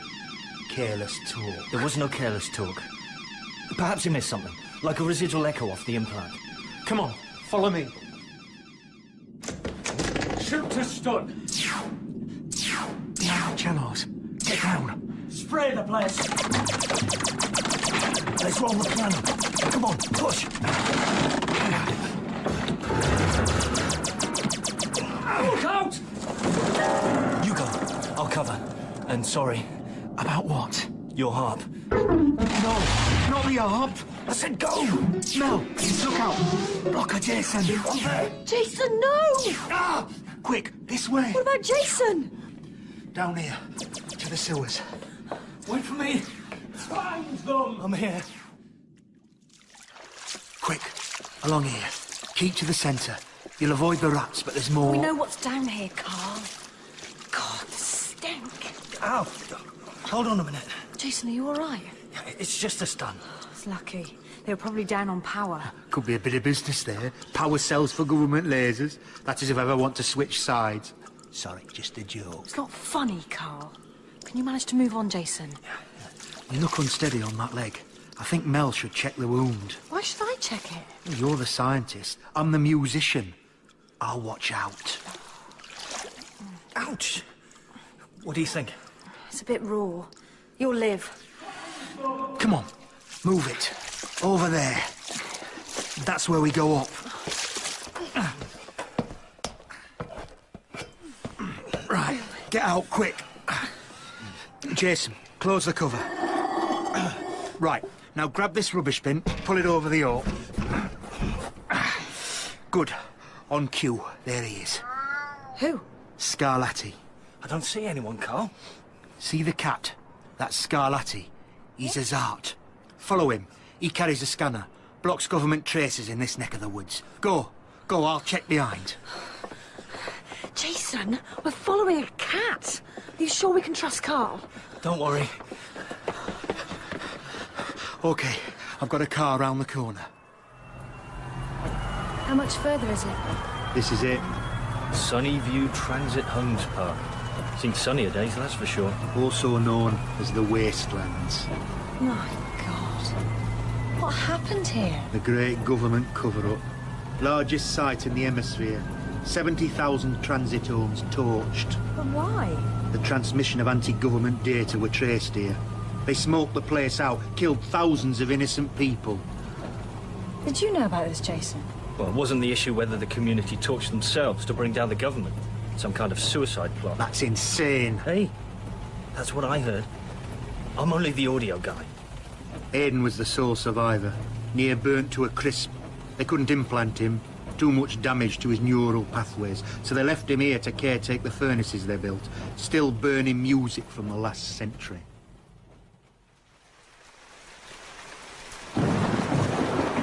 There's your last living composer. Reduced to lashing tarpaulin around his wreck of an home.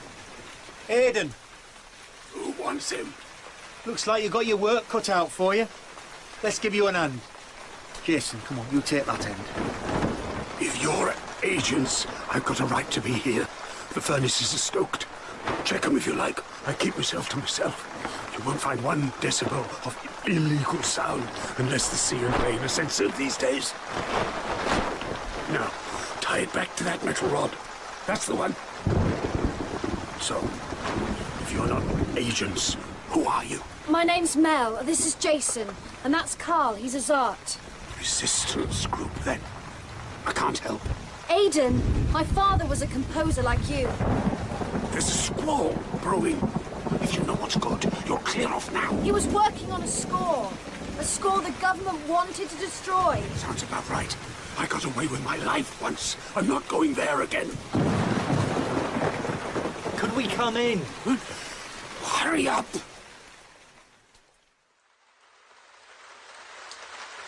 We bought you something. Panpipes. I haven't seen panpipes for years. Let me see.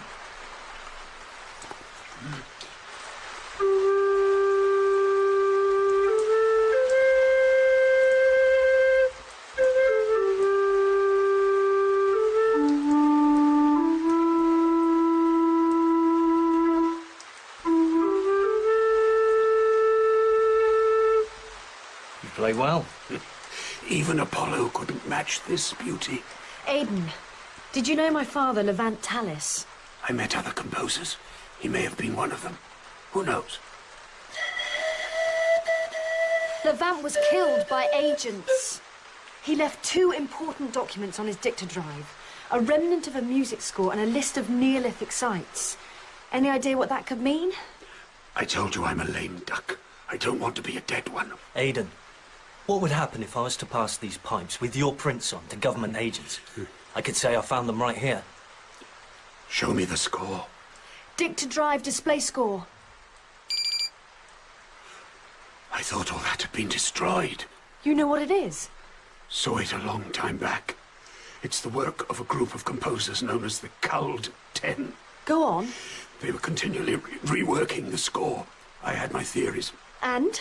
These fragments here, they look like musical movements. I thought they might be linked to the sites in some way. But how? Environmental. Natural music. Sounds created by wind, water, ice. Even the wind blowing through stones. Mel and Jason believe the purpose of the score is to sabotage a government weapon. Weapon? Against whom? Well, that's what we need to find out. It's called Project Eclipse. My advice, forget it. Why? Why? Because of what I heard from the dying lips of one of the 10. It meant all this was destined for failure. I don't understand. Once the score was complete, they said that only a descendant of the ancients, they rummaged around Stonehenge 4,000 years ago, would have the knowledge to unlock the power of the score. To be effective, it had to be performed by one of their line, a special individual, a messiah, if you like. Without that ancient, you're wasting your time. Ancients? Come on, Aidan, that's all nonsense. Is it? Rumours of government vaults in which the remains of ancients were kept for experiments. Remains that were intact except for the ears. Others said the government discovered that the ancients could hear and transmit sounds that would have immense power over the earth. Perhaps they wanted that power for themselves. And you really believe that? I believe that without an ancient, you're looking for a needle in a haystack. It's a search we have to make. We've got some sounds to collect first, starting with the Gloucestershire Longstone. That'll be the standing stone at Minchinhampton. Weather-beaten, more holes than stone. Should make quite a good sound then. One more question. The talisman you wear, where did it come from?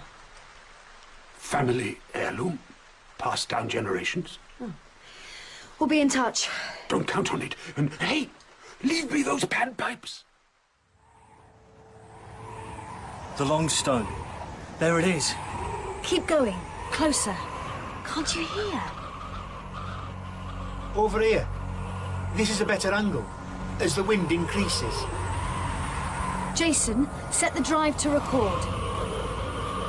Wind's picking up again. Get ready. Isn't it beautiful? Ready. Ident, Gloucestershire Longstone.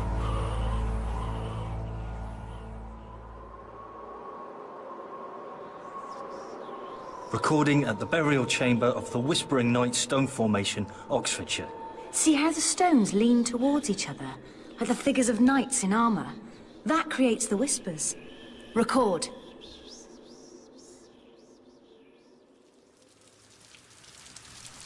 So what is this thing?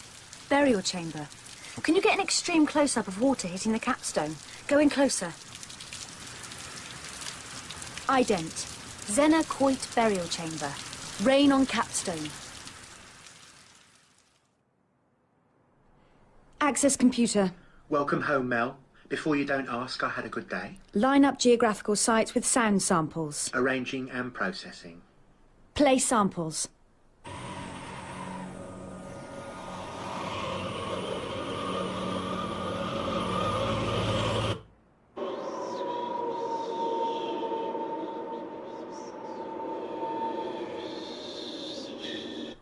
Look for encryptions.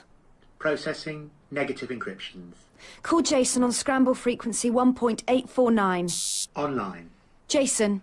Can't speak now. I'm downloading some EPs. EPs? What are they? Old vinyl singles. They were big in the 1960s. Can't they wait? Look, I've drawn a blank on the sounds we collected. Audio analysis. Nothing I can't do. Great. On one condition. Dinner. At my place.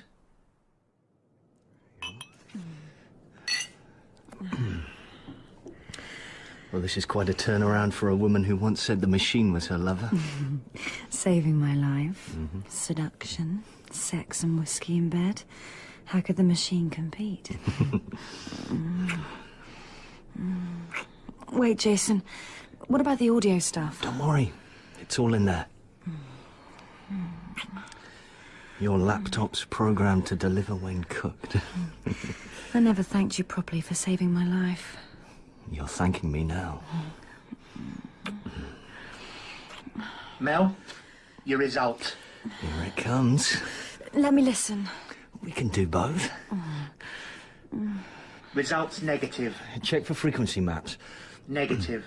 And check for other internal relationships. Negative. Rearrange material at ×10.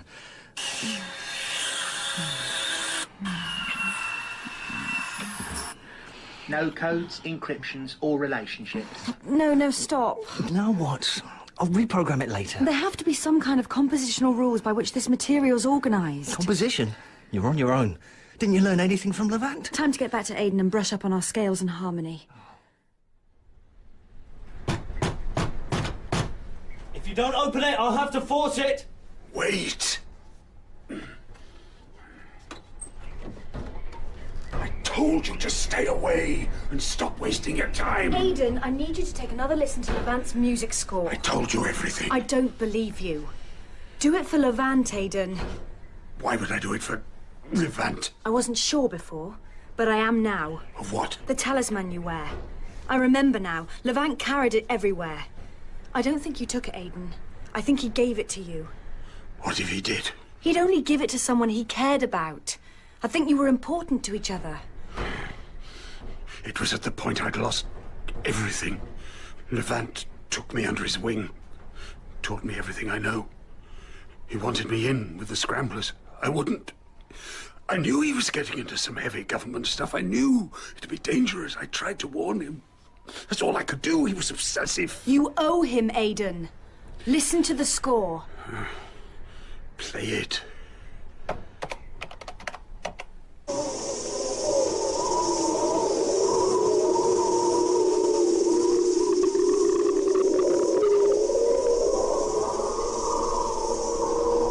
Needs a structure.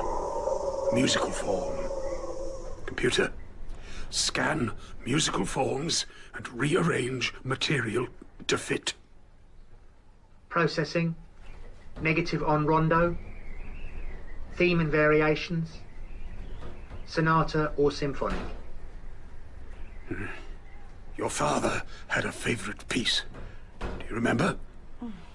Some kind of violin piece? Bach's Chaconne uses a ground bass, a repeating bass pattern on which the upper parts of the work fit harmonically and melodically with the lower. Computer, try Chaconne. Processing. All upper parts have pitch and harmonic relationships. That's good. Look for encryption. None detected. Not surprising. There's no bass part. The ground bass is missing. Affirmative. Ground bass absent. No sound sample. Sample is necessary to trigger any encryptions in upper parts. So where is the sample? All I know is this.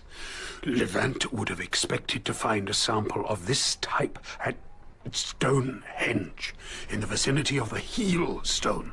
35 tons of rock. Okay, Jason, you pick up the sound from Stonehenge. I'll fine-tune the other sections with Aiden. I'll take Alice. Who's Alice? My dicta drive. I call it Alice Cooper. You wouldn't get it. You're looking for a repetitive pattern, a subterranean waveform. You'll need a dual rod transcorder, hard to come by. I know. The government put them into meltdown. There's only one I know of. It won't come cheap. Don't tell me. Carl? He'll hire it if he goes with it. I was thinking about Carl. The business with the agents storming his lab.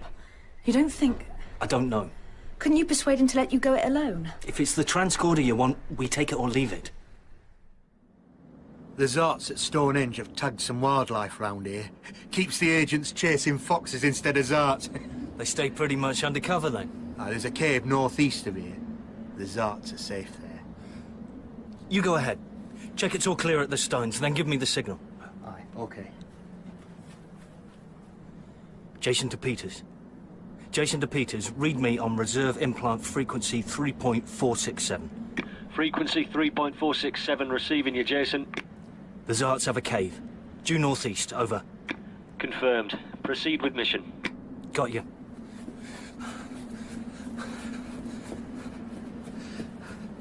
Didn't you see my signal?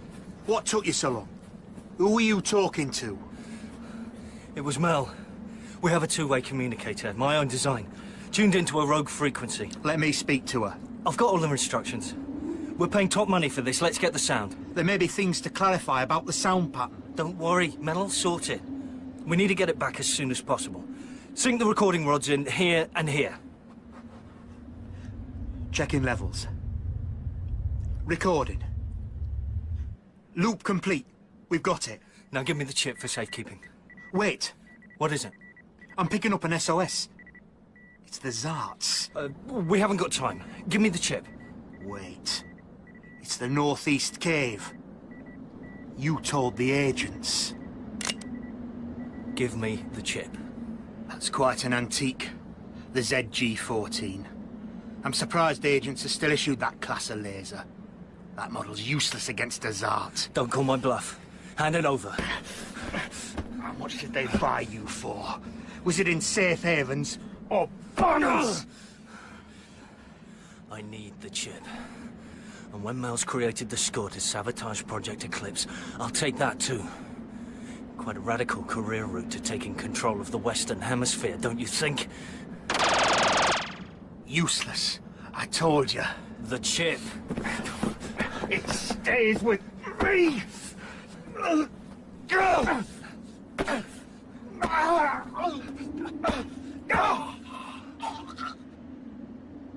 Frequency 3.467. Everything okay, Jason? Do you have the chip? Yeah, I've got it. And the Zart? Dead. Get back to Mel's lab. The commander wants the score by tomorrow. Mel, let me in. Computer, open door. Jason, you didn't call. Did you get the chip? Safe and sound. Where's Carl? Oh, didn't make it. Couldn't be trusted. Sold out to the government. Shit. So my instincts were right then. Even sold out the whereabouts of a Zart base. Do you think he passed on any information? What about the sound sample? Impossible. Okay. Computer, download chip. Place material in baseline of score. Rearrange parts to fit. 380,000 possible vertical alignments. Only a few more than I expected then. How long's that going to take? Estimate 3 days. We need it in the next 24 hours. What are the odds of aligning the sample first time round? 14,490 to 1. Also detecting corrupt data on the head of your recording. Repair requested. I'll call you when it's fixed.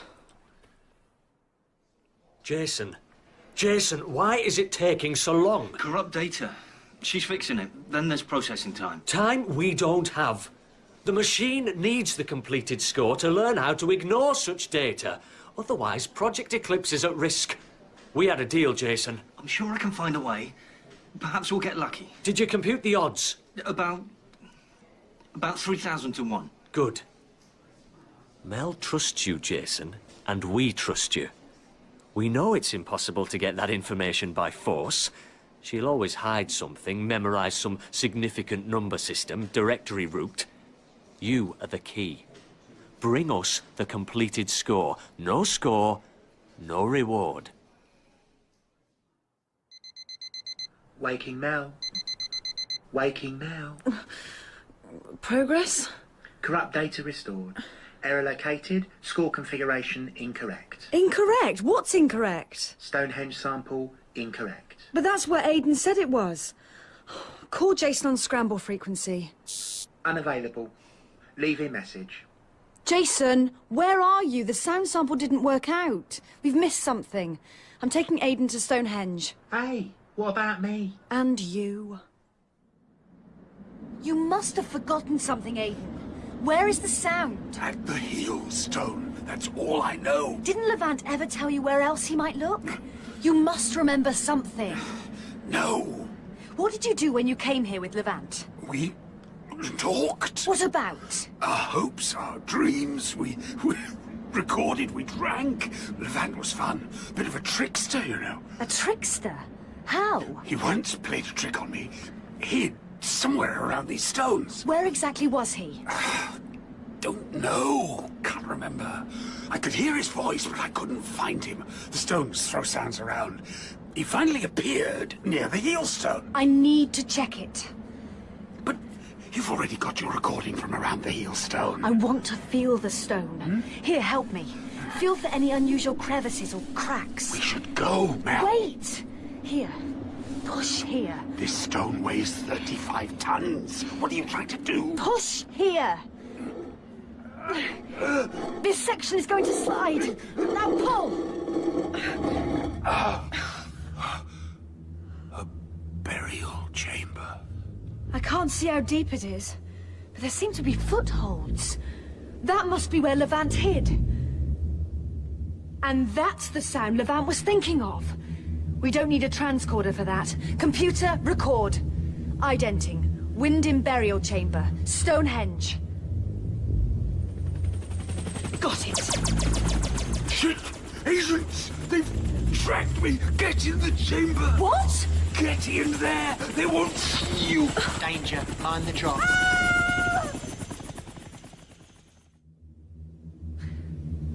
Aiden? Aiden? Mel, you're losing consciousness. Monitoring life systems. Attention. Levant? This is the dicta drive of Levant Talis. Levant, is that you? Mel, you are losing consciousness. You are losing consciousness.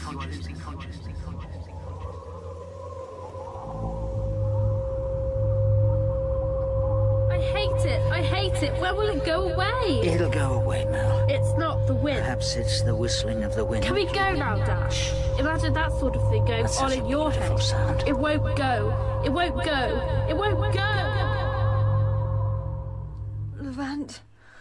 Oh. Listen carefully. Dad? This dicta drive will trigger a message timed for release at 1 a.m. on August the 11th, 2103. Say yes to accept. You frightened me. Yes. Message begins. This is Levant Talis.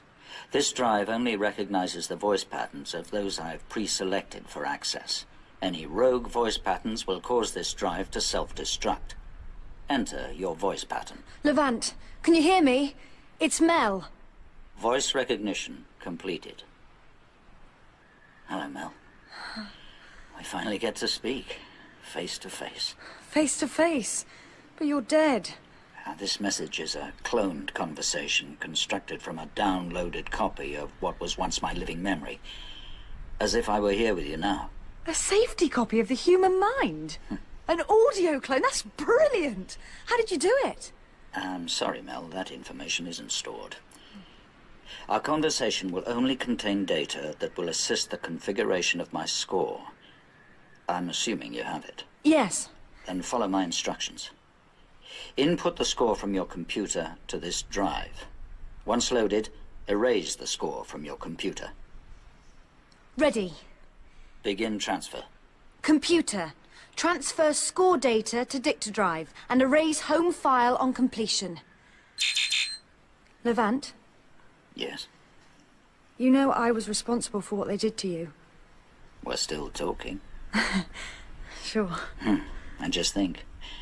Perhaps my spirit is sitting somewhere in the universe, recording the winds on a myriad other planets. I'd have you to thank for that. That's one way of looking at it. Perhaps one day you'll join me there. Help me record a few solar winds. Remember the times we spent here when you were a girl. This time I promise not to get too bored. We must continue. Dicta drive display score. Good. All sections intact. Perform recent samples.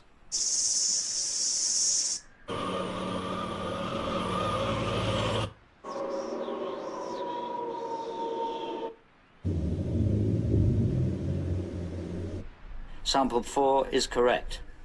It can't be. I've already tried it. It has to be recorded during the planetary conjunction. What on earth are you talking about? Saturn in Aquarius. The conjunction begins at 3 a.m. Tonight? You're joking. In 2 hours. And the transmission of the completed score must take place within the period of the conjunction. If that happens, I believe the score will disengage the harmony of the spheres. Harmony of the spheres? What kind of harmony? The harmony of planetary motion. As each planet spins on its axis, it creates its own vibration. All vibration is sound, so each planet has its own musical note. Jupiter is a C-sharp 88 octaves below middle C. So the planets together create a chord? A chord of immense power. That's what the ancients feared most. They revered the harmony of the spheres, but they also knew of the destruction it could cause if a method of harnessing it fell into the wrong hands. So if Project Eclipse is that weapon, how will the West use it? It could freeze, even destroy all audio waves. Mute a whole civilization, the Eastern Hemisphere. Perhaps the entire globe. It would create chaos. An audio eclipse of the whole Earth? They want to mute the Earth? It'll happen unless my score prevents it. But how? Well, the ancients knew that certain frequencies of sound collected from stone circles could produce music. Once transmitted to the spheres, this music would create patterns of resonance and disable the chord. My score is structured to create precisely those patterns. If we can scramble the score into the machine and transmit it, we can destroy Project Eclipse. There's not much time. We've got to record the final sample. But wait, what about the ancient? Aiden said there was some kind of messiah, a modern-day ancient. Only that person could unlock the true power of the score. Well, I've built in every musical device I can think of to substitute the ancient. Now let's focus on getting that final sample. It gives me great pleasure to welcome you to the machine room. I'm pleased to inform you that Project Eclipse has completed its trials. We are less than 2 hours away from deployment. The machine is primed and ready to transmit the data. Good, thank you. Thank you. Yes, Agent Daniels? What about Jason and the school? All our efforts will be worthless if we don't have their data. That data would interfere with any aspect of deployment. We must proceed. Saturn is in Aquarius. The weapon will only transmit within this precise astronomical window. We're confident Jason will secure the data and that the machine will neutralize it before we transmit. Any questions? It's almost time. Ready to record the final sample. Countdown to conjunction, 8 seconds. Ident. Sample 4, take 2. Got it. Dicta drive. Place the final sample in the score. Play and verify.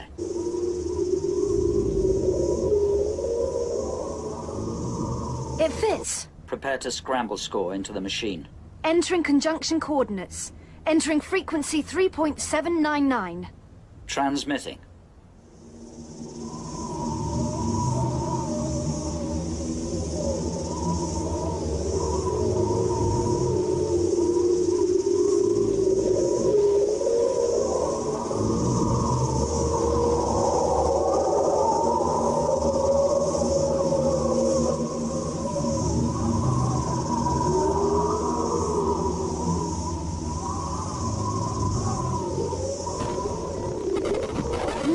Transmitting. It's crashed. Project Eclipse. Processing data. Project Eclipse armed. Request machine transmission of data. Downloaded. Machine primed to transmit Project Eclipse. What's the problem? Perhaps it's the level of the sample. Adjust it. Transfer at factor 20. It's not working. Stand by. Transmit data. Machine not responding, sir. Something's blocking us. I'm trying other channels. Okay, we've got something. The signal's tuned into the machine, but not latching on. It's not going to make it. Keep trying. Any progress? Weapons armed, but there's a glitch. Interference. Put me on to Jason. We have to get that data. Connected. Jason, where are you? I'm near Stonehenge. What's going on? Zards. Can you hold them? I'm sending backup. Get the score, do you hear me? If you want to build the next machine, you'll secure the data. This mission depends on it. Success is your only option. Commander. Jason to Commander. Do you read me? It's down. Shit. Now what? The score's perfect and we're mid-conjunction. We're losing time. Something still doesn't fit. I'm checking. It's all absolutely correct. Everything is in its place. Oh, wait. Well, that's it. It's the opposite. The score's correct, but it's too correct. Too correct? How can it be too correct? That's my fault. The piece is centered on harmonic language, on everything fitting into its exact place. I don't get it. A 20th century Viennese school. We'll fill that gap in your knowledge someday. Can't wait. The language of the piece isn't about harmony at all. The final sound should make a score that creates disharmony, and in turn, disharmony with the sphere's chord. Play the sound backwards and with a higher pitch. That'll create disharmony. Mel, what's going on? I was worried. Did you get the sound? We got it, but... What do you mean?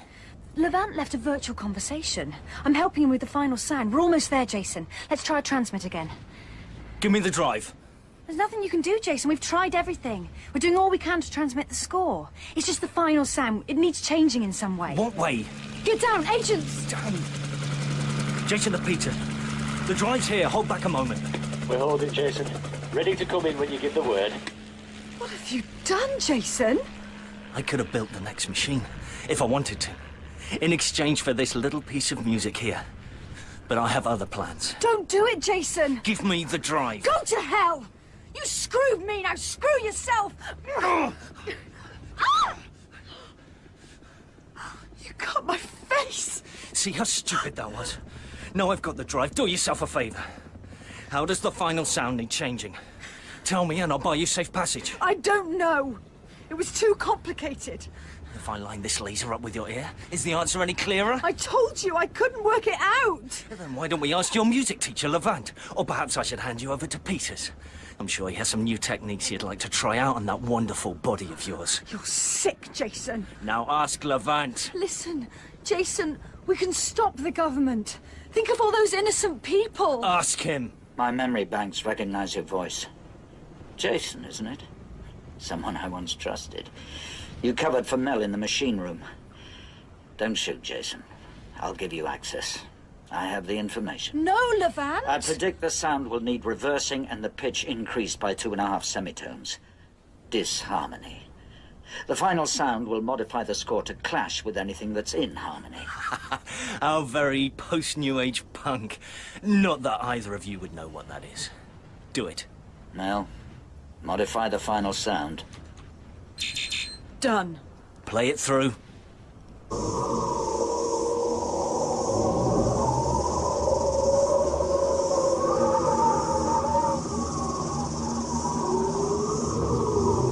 Let's see if you're a platinum disc winner, Levant. What's the status of the score? It's good. Check it can access the machine. Checking. Positive. Access is possible. Hold access. Jason, what's going on? We need the drive. Stay back. I don't want it harmed. Listen to me. No. You listen to me. We need the drive safely back at base, now. I don't think you heard me, Peters. I said wait. The drive's going nowhere. The score will be copied to my palm recorder within seconds. I'll transmit it to the machine unless I get 20 million transferred to my account. Don't be stupid, Jason. Who's going to give you that? Hand it over. Well, let me show you what happens if I press this. No, wait. And I want safe passage out of the hemisphere. I'll take your chopper. And a jet fueled and waiting. Then you get the score. Tell the commander that's my final offer. Peters to HQ. Sir, I have a message from Jason. I heard it. Hold for a moment. Let me check. It's Jason. Could he really scramble into the machine from a palm recorder? He's a wizard. Double doctorate. Could even build the next weapon on a speck of dust given the chance. What's the machine's status? Double red and searching for self-repair. He's already bypassed the machine's filters. If he transmits, it could take us out. What if we shut down the machine and reboot a fraction of a second later? Wouldn't it block his moment of transmission? There's not enough time for a reboot, sir. Shit! Come in, Peters. Tell him we'll do it. You've got it, Jason. Check your palm recorder. You'll see the money's been transferred. Let me see. Healthy. That's a hell of a lot of vintage Black Sabbath. Might even buy my own tribute band. Now leave me a clear path. Don't try anything. One shot and I'll trigger the palm recorder and Project Eclipse will be Ozzy Osbourne into history. Agreed. There's just one more message I have to leave. And it's for Levant's drive. No, don't! Don't do it! They don't make them like they did in the 20th century. Be careful, Mel.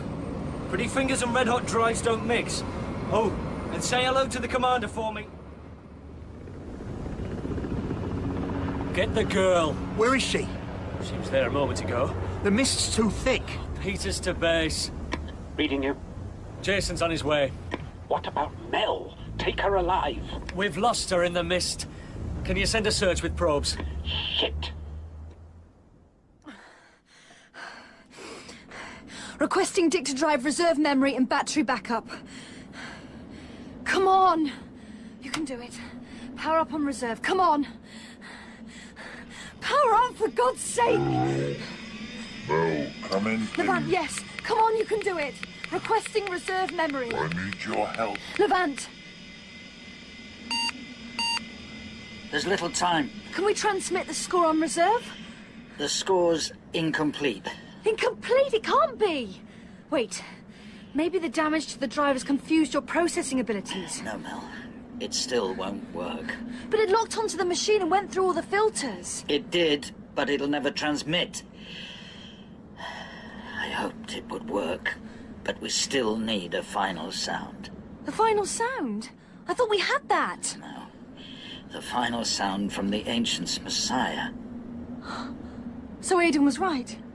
We need the Ancient. The needle in the haystack. The government will use their weapon and there's no score in place to stop it. You knew about the Ancient. But the truth is you never bothered to look for him. You were too conceited. Thought you could create all the material yourself. Oh, I did look, Mel. I found the lineage. I looked for descendants. And I found more than I could ever have imagined. Who was he? Me, Mel. He was me. You? Now I am confused. You're telling me you're a direct descendant of the Ancients? The knowledge drove me and your mother apart. She thought I was losing it. But what about the missing sound? I never carried that crucial sound. The sound that would save the Earth. I wasn't the last of the Ancients' line. Nearly, but not quite. So if what you say is true, I'm the next in line. But I'm no Messiah. I'm sorry, Mel. Sorry, there's nothing to be sorry about. How could I be the Messiah? If I was, I'd know if I had the missing sound. You have it, Mel. It's yours. That's crazy. You know me. I was never any good at music. Never interested in it. You have it inside you. I don't have any sounds inside me. Except... No. Not... It's true, Mel. It's not tinnitus. It's the sound the ancients searched for. No, I don't believe you. You are the one. I can't be. Look, say for one ludicrous moment you're right. If you knew, why didn't you say anything? Why go to all the trouble of composing substitute sounds when you knew I had it in me all the time? You finally got my support. I was here for you, wasn't I? I worked for years, Mel, to find a means of producing an alternative sound.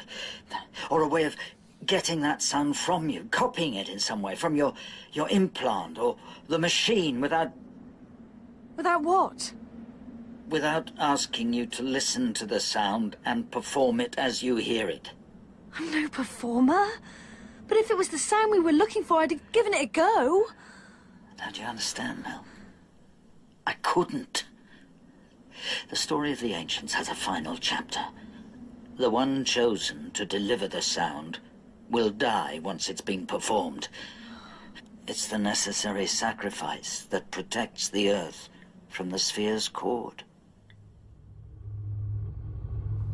Sir, Jason's at the airport and we've got the score. The machine's learning its protocol. Once complete, there's nothing they can throw at us that we can't deal with. How long until transmission? 10 minutes to the end of conjunction. System error, sir. What kind of error? The score's final sound. It's not right. Maybe Mel kept one sound back. Or Jason did. Perhaps he made a deal with Mel to sell us a dummy. Chances are he took the bait like we did. But we're in trouble if Mel still has a copy of the complete score. Can we fix ours? We're searching for a match for the final sound. Once the machine has it, we'll be ready. The conjunction will soon pass. The drive will soon expire. It's odd, isn't it? Funny, if you like. How the thing you've ignored becomes the one thing that really matters. Look how many years music meant nothing to me. And There must be some kind of law relating to that. Only sod's law, Mel. Isn't there another way? I'm sorry, Mel. I never wanted it to come to this. I die, or all sound is lost forever. Not much of a choice, is it? And now you know. It's up to you, Mel. What would Mum have done? She exposed herself to a virus trying to save lives. Is that what's expected of me? She was strong, Mel. She was brave. Always. And you are, too. Sacrifice. Seems to be written in our genes, doesn't it? Sometimes life's theme plays out differently for some of us. Okay. What do I need to do? Can you remember the pitch, the tinnitus? The drive's going down. Stay with me, Dad. I'm with you, Mel. Any luck?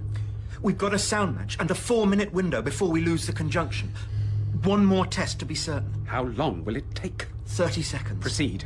Then transmit to the spheres. Drive. Maintain backup systems. Levant? Levant? Can you remember the pitch of the tinnitus? Can I ever forget it? There's still space on the drive. Sing it, record it, place the material, and transmit. I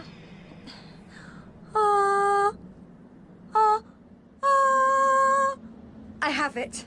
I'm ready. Let's hear it. I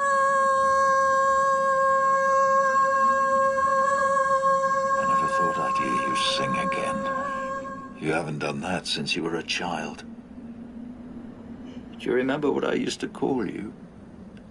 You never liked it. By your full name? Melody. Didn't you once say the one greatest thing is music? Take everything else away, but music will still be inside us. Sing, Mel. Goodbye, Dad. Go ahead. Record. Recording.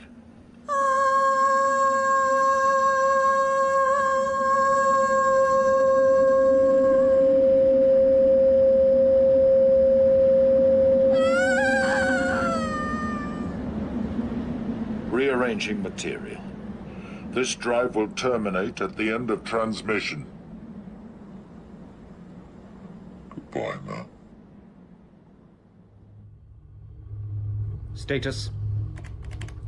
The machine's loading our revised score. Reading, learning, classified safe. We're ready. Transmit Project Eclipse. Transmitting. Transmitting score.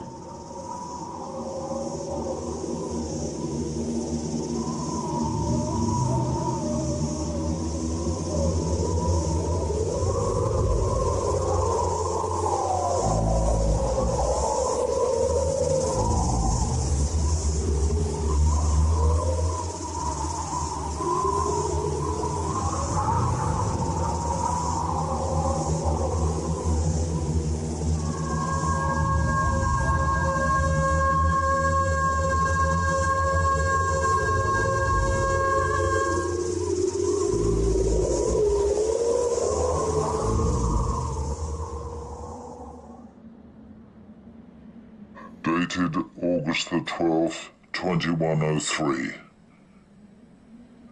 Don't forget, Mel. We'll meet again. I'll be recording the sounds of the solar winds. I love you, Melody.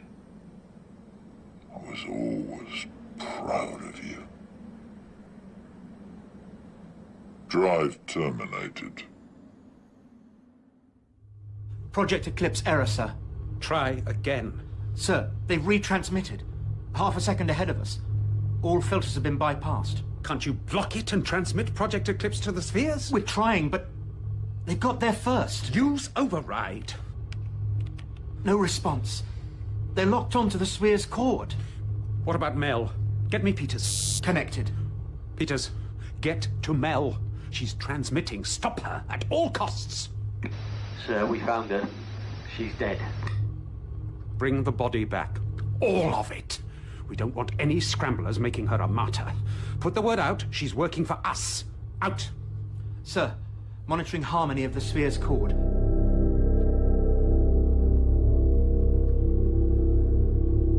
The machine is transmitting their score to the spheres. Monitoring. It's modulating the sphere's chord. Too late. They've done it. The sphere's harmony is changing.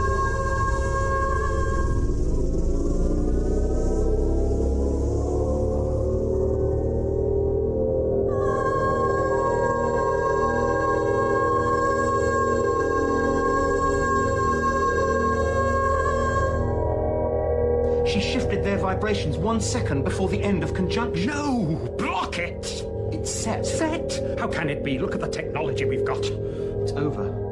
We can't do anything. Not until the next conjunction of Saturn, Mars, and Jupiter. When's that? Give or take a few days. It's what? Completing my calculations, it's 1,000 years.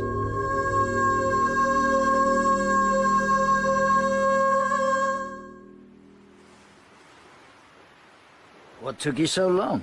I had to save the Earth, clean my teeth, and check on the human race. And? They're on speaking terms, east and west. And the government? Out on its ear. The new lot caught up with Jason in double quick time. In any case, how could I have found you any quicker? You never mentioned which planets you'd be collecting sounds on. I definitely did. Neptune, fastest winds in the system. I said... Shh. Listen. What is it? Nothing.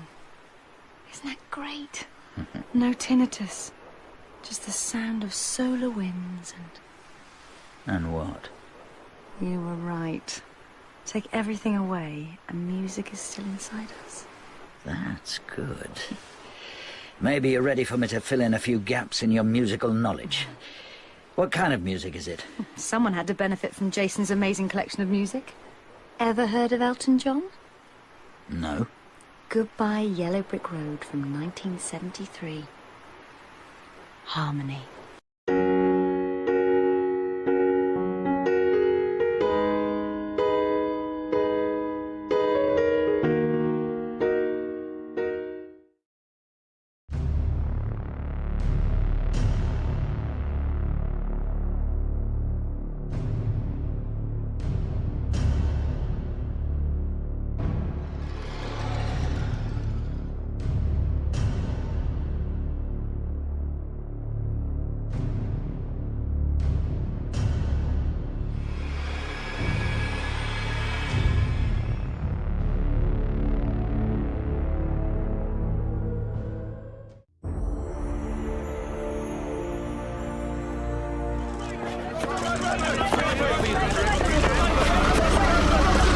No comment.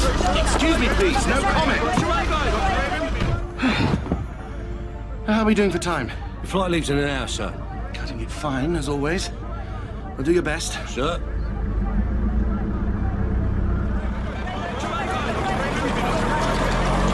Philip Raven there, the permanent representative of the United Kingdom to the United Nations. Clearly a very focused and very driven man during this uncertain time. The emergency session of the UN Security Council, due to take place tomorrow in New York, is expected to be a divisive and potentially incendiary meeting. Cut. Divisive and incendiary? What isn't these days?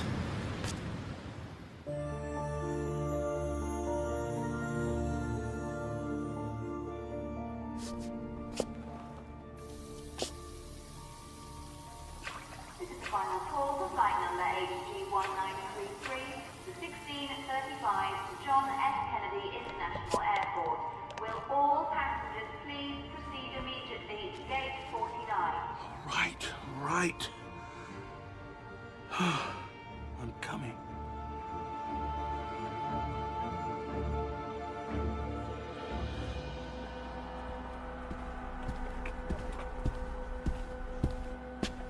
Hello, I think you're in my seat.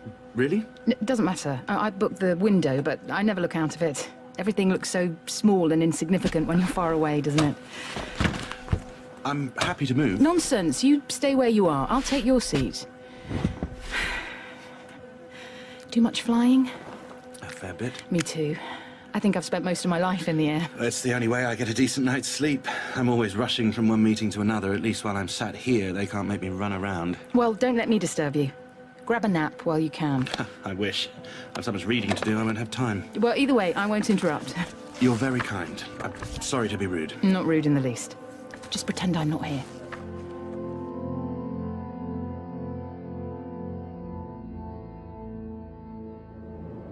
Oh. You fell asleep after all. Yes. Yes, I did. You needed it. Maybe. Work's been... well, it's been a hectic time. I know, Philip. I quite understand. I mean, it's, Did you just call me Philip? It's your name. Well, yes. But I don't remember mentioning it. You didn't. But I came here specifically to meet you, so it's hardly surprising I know it. Meet me? Yes. We have a lot to talk about. Come on, sooner started. I haven't the faintest idea what you're talking about. How do you know my name? Because Dr. Philip Raven, permanent representative of the United Kingdom to the United Nations, you are the man our systems predict as having the best chance to save the future. Save the... oh, never mind. What is that irritating noise? I'm calling for a steward. Oh, there's no point. Look around. There's nobody else here. Don't be absurd. What do you mean there's nobody else? Oh. Come on, we've places to be. But... well, this isn't possible. The plane was busy. Did we land? Why didn't you tell me we'd landed? We didn't. Of course we did. They don't just throw passengers out of the windows. We haven't got time for all this. Hello? Anybody? There's nobody here. I told you that. And... wait a minute. I can hear the engines. We're still flying. Not as such. No, we are. You can tell we're still in the air. We're wherever I want us to be. What are you doing? You can't open the door when the plane's in flight. I can do whatever I deem necessary. You'll learn that soon enough. No! Ow! No! Coming? Wait, what? Come on! Well, this is absurd. I must be dreaming. Yes, that's probably it. I'm still asleep. Of course you are. Doesn't mean you can just stay there, though. Come on!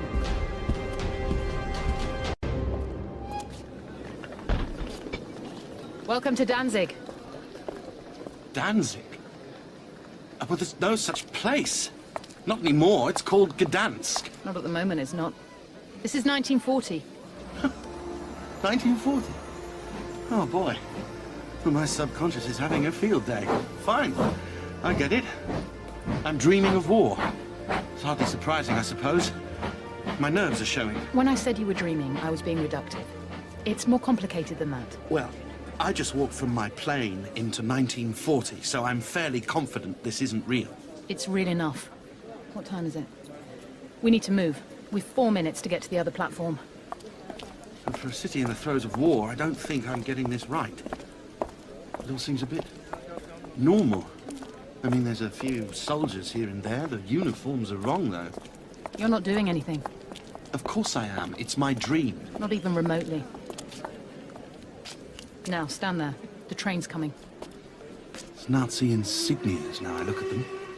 But the design of the uniform's a bit off. Don't draw their attention. It's a dream. What could happen? They could kill you. In a dream? You're obsessing on the dream part of this. It's going to make life very difficult. We're travelling via psychic projection, which is considerably more proactive than just dreaming. Just shut up for a minute and watch what I'm trying to show you. Why am I dreaming a really pushy woman? I must have issues. Shut up. Look.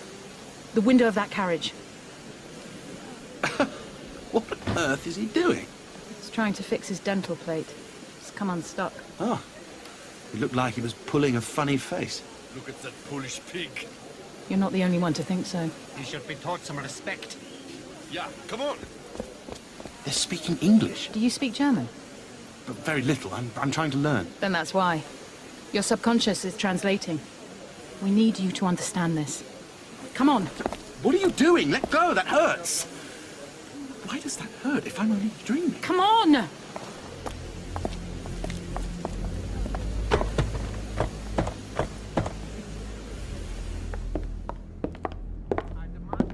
This is ridiculous. Yes, it is. That's history for you. He was adjusting his dental plate. He was pulling faces, mocking us.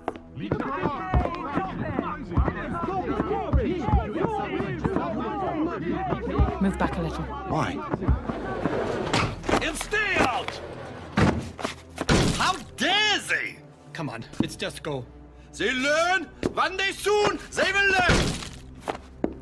What are you looking at? Nothing. Nice. They're just raw, young, insecure, and covering it up with patriotism. Look into the carriage, but do it quickly. Well, they're all calming down. That poor man still can't sort his dental plate out, though. No. Take 3 steps to your right. Now! Why? What's happened? Oh my God, no! He's been shot! I don't believe it! Was it the soldier on the platform? Our Polish friend will no longer be troubled by his dental plate. In fact, he'll no longer be troubled by anything. Get down on the floor. Does everyone have a gun, for goodness sake? They have become somewhat ubiquitous.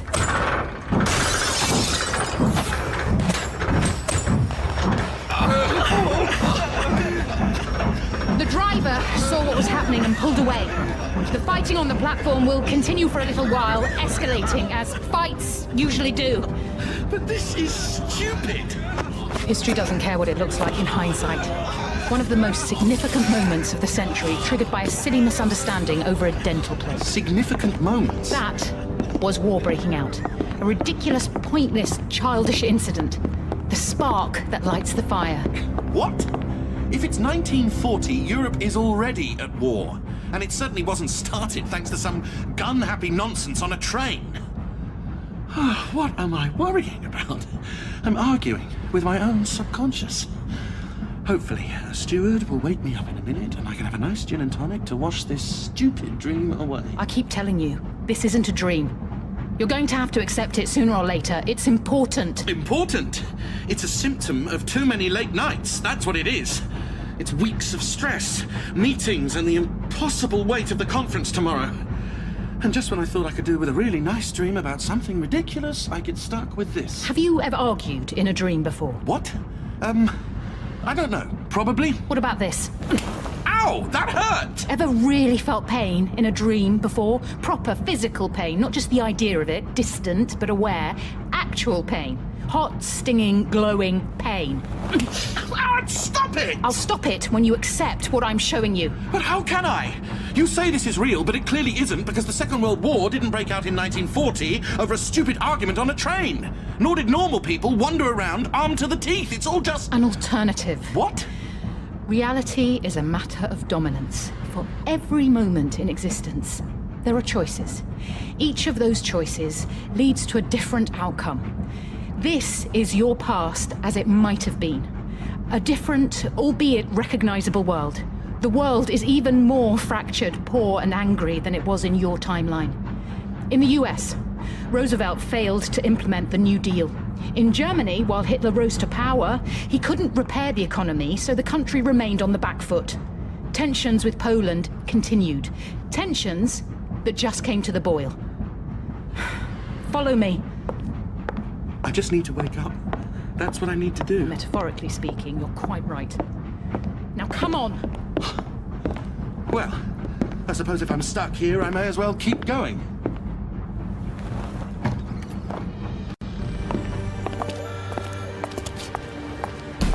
Well, where are we now? Berlin.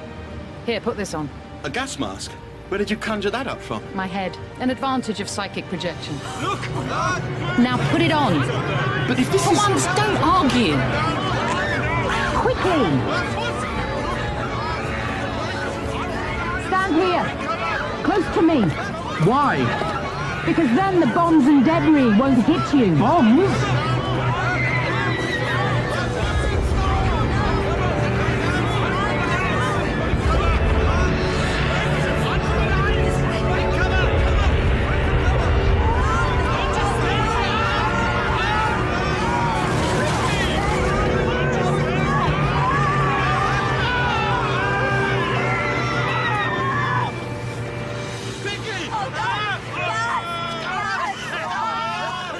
It's horrible! It's just horrible! It's war. In the conflict in your timeline, gas was never used. Stockpiled, yes, but never implemented. Here it's the main weapon. Gallon after gallon of it, dropped all over Europe. What are they doing? Strange, isn't it? A side effect of the gas. It seems to make them want to group together. Wherever the bombs strike, they leave stacks of people piled on top of one another.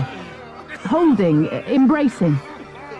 Maybe they just don't want to die alone. Stop it! I can't bear it anymore! Stop it! I want to wake up!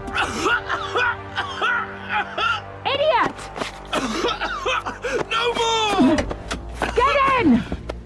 I can't steal a car! We're not stealing it, just using it as a link. It's horrible! Horrible! Move out the way!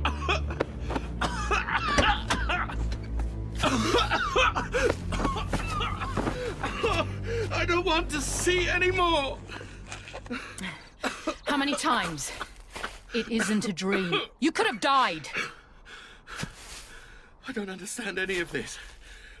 None of it makes sense. Just go with it. Learn, observe. The city vanishes. We climb through a car into an open field, and she says just go with it. The doors are a link. A psychological trick, a threshold to cross to help the brain switch from one location to another. Going mad? Is that it? Hallucinating? Listen, you're not a stupid man. You can't wake up. You can't leave. So why not simply accept what you see for now? It's not as if you can do anything else, is it? True.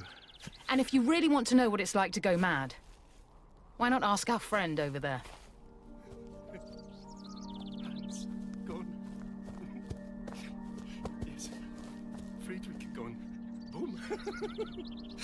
Friedrich flying. Friedrich like rain, soaking your upturned face. Hungry. How long since breakfast?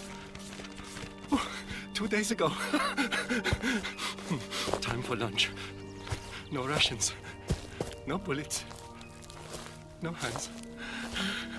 It's just skin and bones. Not much to eat out here. Time for lunch. Good enough for cows. Good enough for Bruno. Oh, for goodness sake. No, don't eat the grass. You'll make yourself sick. Do you have something else? Anything else? Well, no. Then I take the risk. Civilians? Yes. Good. I don't feel very well, and I'd rather not have to fight you. Still, maybe that wouldn't be so bad. Then you'd kill me, and at least I could have a nice lie down. Maybe I'll have a nice lie down anyway. Yes, probably best. Have you seen Hans? No. We haven't seen anybody. Where's my notebook? Here. Oh, yes, I remember. Of course you haven't seen him. He's dead. Dysentery. What are your names? Jane. Philip. No good. I think I've lost my pencil. I'll just pretend to write them down. I don't suppose you know if the war is over, do you? No, not yet. It's a shame. Yes, a great shame. I'm very tired, you see, and I'd like to go home. I think my wife is probably missing me. I'm sure she is. Yes. Back to Berlin. Back to Ebba. I do hope she's not dead. That would make me very sad. Yes.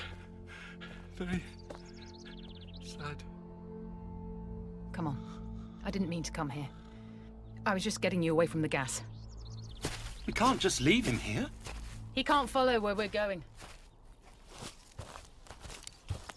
Well, does he die? He's already dead, from my perspective. That's how history works. It's full of corpses. I mean, does he die now? Who knows? I can't keep track of everyone. I'm glad you're starting to take this seriously, though. Well, it's like you said. I may as well go along with it, hadn't I? Yes, you might as well. So this version of the war, who wins? Wins? In war? Nobody. Not really. It limps on for nearly 10 years. Germany and Poland clashing together with their allies joining the fray. Outside Europe, America takes on Japan, neither side achieving much but death after death after death. The UK remains ostensibly neutral, but the war cripples it anyway. Its economy, already weak, becomes untenable during the years of conflict. Foreign debts remain unpaid. Imports and exports peter out to nothing. The cuts bleed her dry. A conference is held in London. Talks to try and bring the war to an end. They drag on for the best part of a year, and then fighting resumes. Finally, Beneš, the president of Czechoslovakia, manages to stop the fighting. How? He invents a phrase. Suspension of hostilities. Nobody would agree a treaty, so a simple principle came into play. Everyone downs weapons, keeps the land they've gained thus far, and waits for a conference to be set up so that things can be ratified legally. So they did talk it through in the end? The conference never happens. After the war comes something far, far more destructive. I'll show you. Walk through that door. What door? We're in the middle of the countryside. Unless you're able to make one appear out of thin air, there's no... Oh, fine. You are able to make doors appear out of thin air. Of course you are. It was that or walk for miles. In you go.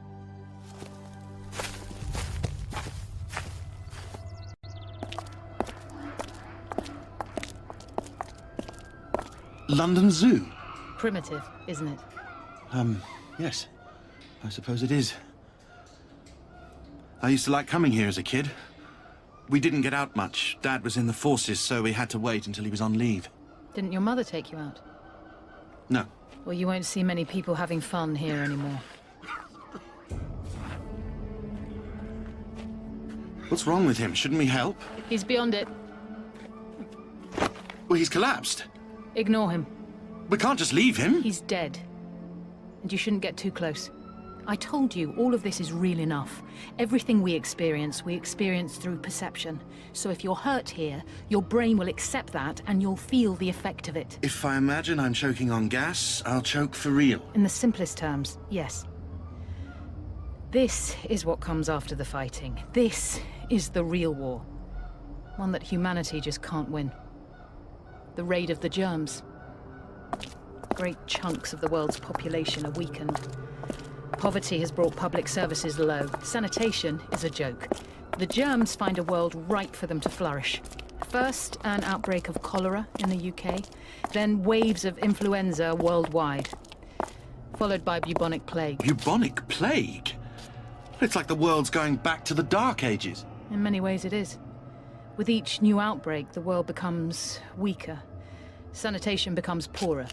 A downward spiral. Finally... What's happening? That man back there. The keeper. He's doing what he's told. He's killing his animals. But why? Macular fever. The final wave of the raid of the germs. I've never heard of it. And few had. It was previously only seen in captive baboons. So they're killing animals to limit the spread of the disease? That's the idea. Though it's far too late. We're closed. You shouldn't be here. It's not safe. They were infected. We saw. Then what are you doing loitering around, eh? Don't think I won't use this on you. I've killed already today. Killed animals that I loved. I don't know you two from Adam. There'll be no skin off my nose. It's fine. We're leaving now. I'm sorry. For what you're having to do, I mean. You and me both, Sunshine. You and me both.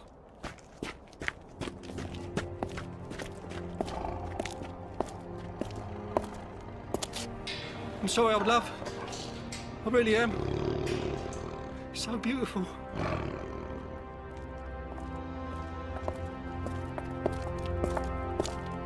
Why are you showing me this? Explanations can wait. I need to know you're ready. This way. The reptile house. A threshold. Where are we now? St. Peter's Church Tower, Tiverton. Play along with everything I say. Good evening! Oh, dear God, woman, you scared the life out of me. Where do you come from? Where do you think? Up the stairs. She didn't fly here. I'm from the council, just checking how things are progressing. Oh, council, is it? Don't trust us to do our jobs? It's not like that. You know how it is. Everybody's panicking, so we get sent over to waste your time and ours. It's not personal. Don't worry about it, we understand. Hey, you speak for yourself. Oh, stop picking fights and keep an eye on the north. I know what I'm... Hey, wait. Someone's coming. Is any sign of infection? You're too far away to tell. Well, they're walking all right. Look healthy enough. Why take the risk? Wait! Give them a chance. If they were clean, they wouldn't be wandering around out there, would they? What are they doing? Guarding the town from the infected. Shh. Here, give me them binoculars. Yeah, definitely infected. Pale, sweating. It's a warm night. I'm not taking a chance. Any closer, and it'll be more work for the cleanup crews. Ah, I only winged him. Hang on. Ah. This is murder. This is kindness, pal. You've seen what it's like to die of a fever? There we go, job done. Tell the council we're on top of it. I will. So, anyway, you were telling me about Doris. Go on. Oh, yeah, right. Well, you know she's still angry at me, isn't she? Because I went round to Maureen's house. Yeah, you sly bugger. Come on, let's get out of here. Fine. Hey, well, like that, right? I was just fixing locks on her front door. Well, you know how nervous she is, isn't he? Hey, she got it right to be nervous with boys like you around, eh? Well...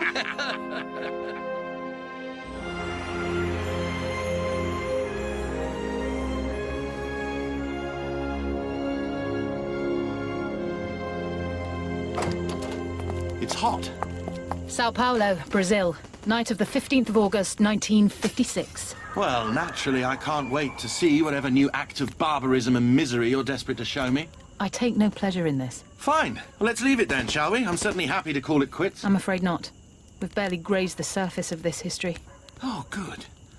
So what happens in Brazil? More innocents dying of the plague?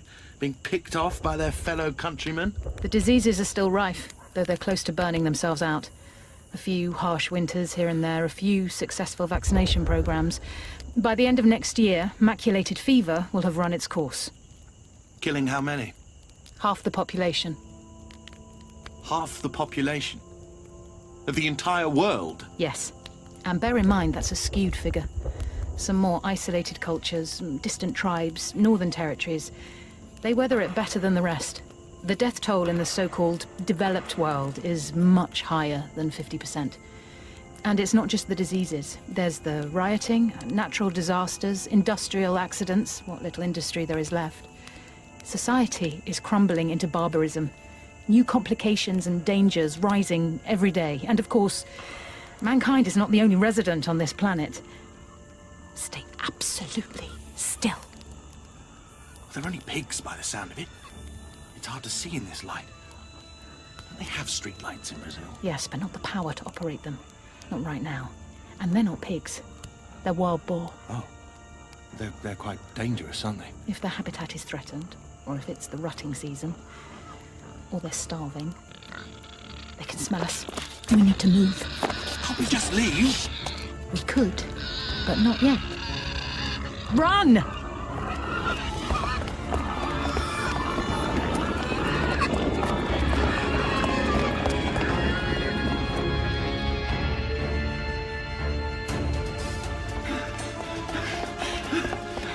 Fire escape. See it? Yes! We'll have to jump for it. It looks lopsided. Are you sure it'll hold? Only one way to find out.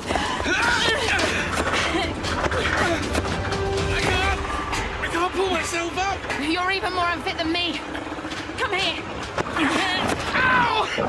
My foot! Okay, let me see.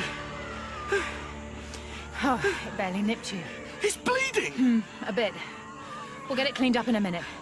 You're lucky it didn't have your foot off. Lucky? It would have been your fault if it had. Why didn't we just leave? I live a very sedentary life. I fancied a run. Well, then go for a jog in a park. And don't drag me with you. You're right. It was thoughtless. Sorry. We should go. I don't want that wound getting infected. It's a bit late to worry about that now. This thing's just waiting to collapse. So move, quickly. Get to the door. Quickly, jump!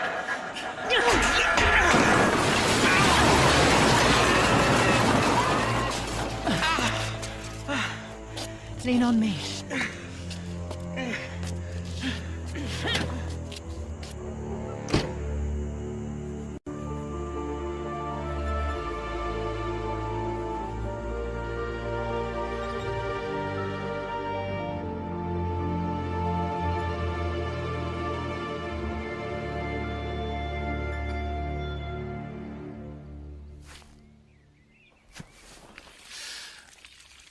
You sure that water's clean? Clean enough. It's for the animals. Oh, I'm sure it's fine then. It is. They don't want to poison the livestock.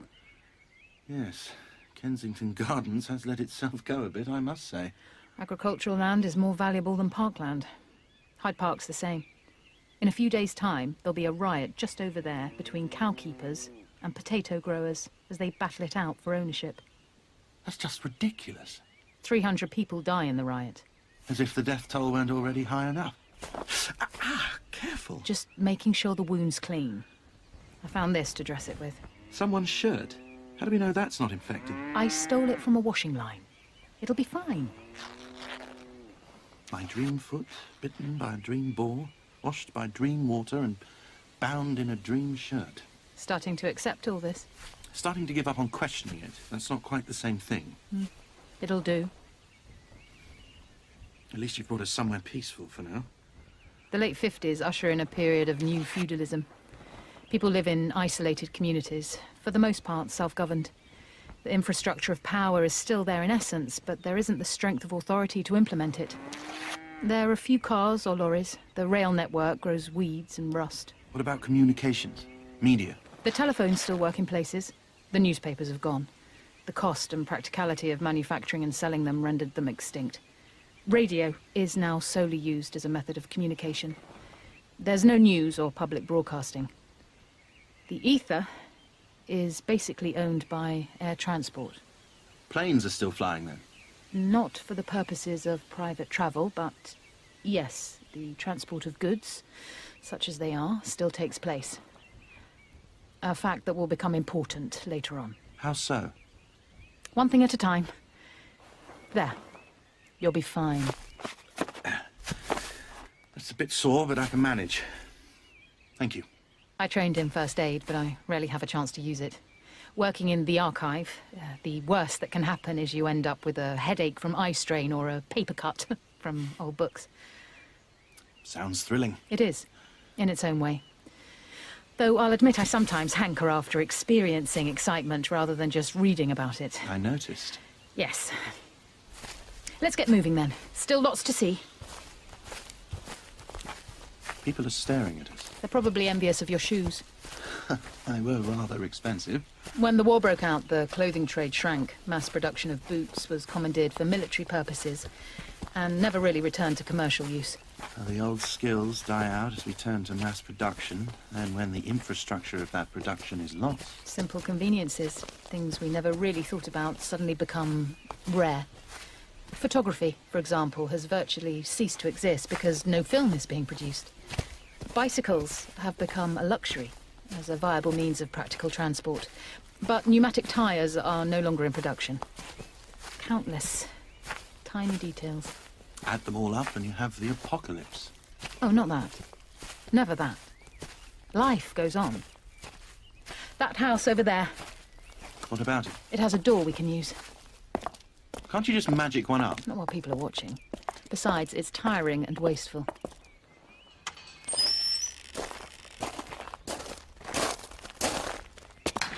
Oh! You startled me then. I'm not expecting visitors. Can I help you? We've had a report of a fire in your backyard. Rubbish. I don't even have one. A yard, that is. I knew it would be a false alarm. Didn't I tell you it would be a false alarm? I seem to remember you mentioning it, yes. Sorry to be a pain, but could we check anyway? You know what it's like. We'll be for it unless we tell them we took a proper look. Of course. Come through. I'd tell you to wipe your feet, but this place is such a tip that I don't suppose it really... Oh, they've gone.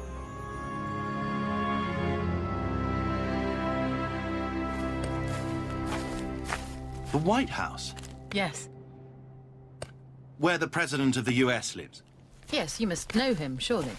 I know the current incumbent in my time, yes. Though I've never strolled across his front lawn. Where's all the security?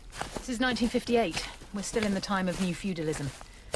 Besides, President Caruso is a lot more laid back than his predecessors. Caruso? Benito Caruso. There he is. Oh, hey there. The man chopping firewood. That's him. Can I help you folks? Mr. President, This is Philip Raven of the British Embassy. Oh, good to meet you. Good to meet you too, sir. Oh, hell, let's not bother with the sir stuff. Makes my teeth itch. What do you say I just call you Phil and you call me Benny? That would be fine. Good, good. I mean, let's be brutal here. I'm president by default, so there's no real reason to get hung up on the honorifics. By default? To be honest with you, I'm not sure I'm even president at all.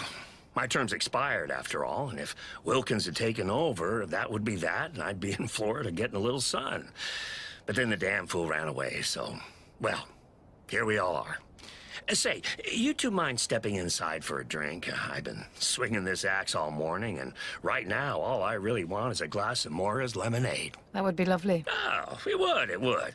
Yeah, walk this way, folks.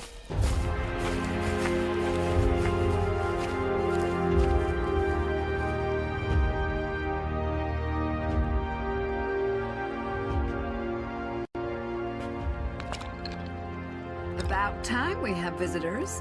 If nothing else, it gets him in from the animals. The animals? I've taken to rearing a few pigs, cows, and chickens.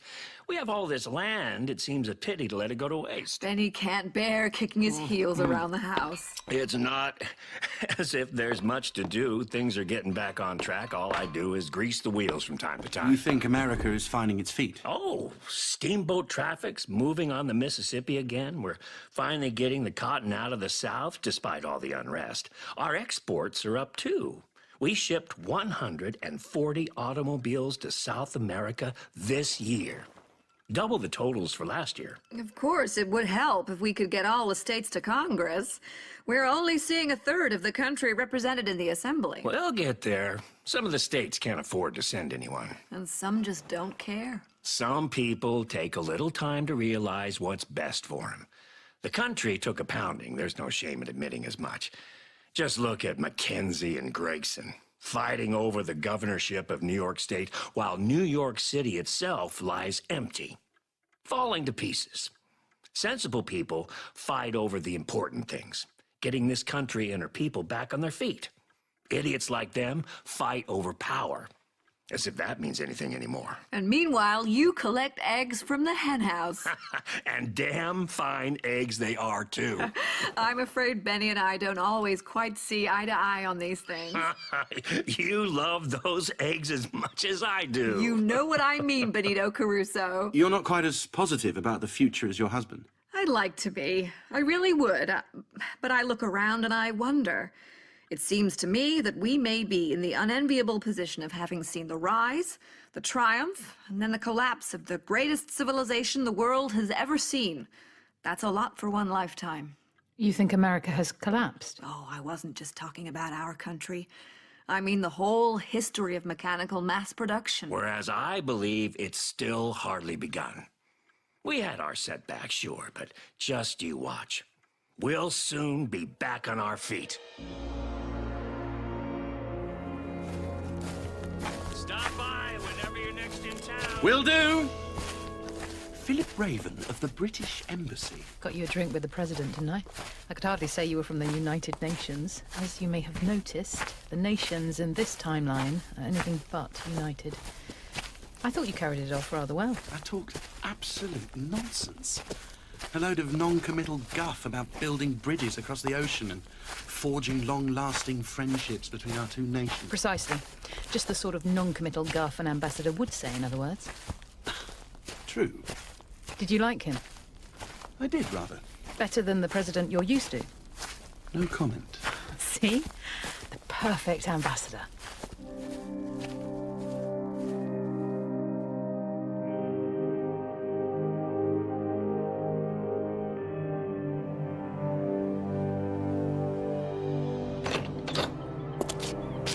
Monte Carlo.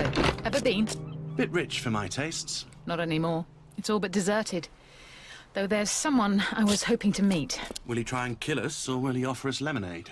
From what I know, having read his journals, he seems a distinctly affable sort. You've read his journal?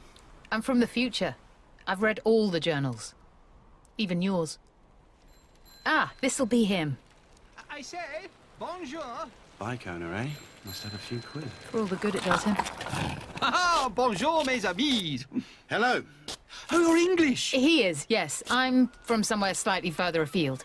Oh, yes. A citizen of the world, you might say. And what a world.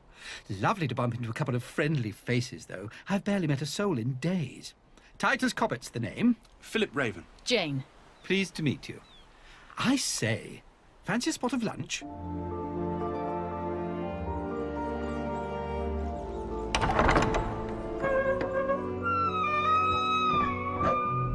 Come through.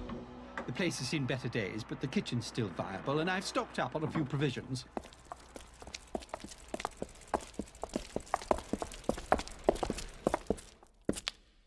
The Hotel de Paris. I know. Best place in town, eh? I was passing by last night looking for a place to bed down, and I thought, well, why not? It's abandoned, of course, just like everywhere else. Not much of a summer season these days. Quiet winters all the year round, eh? Kitchen's through here.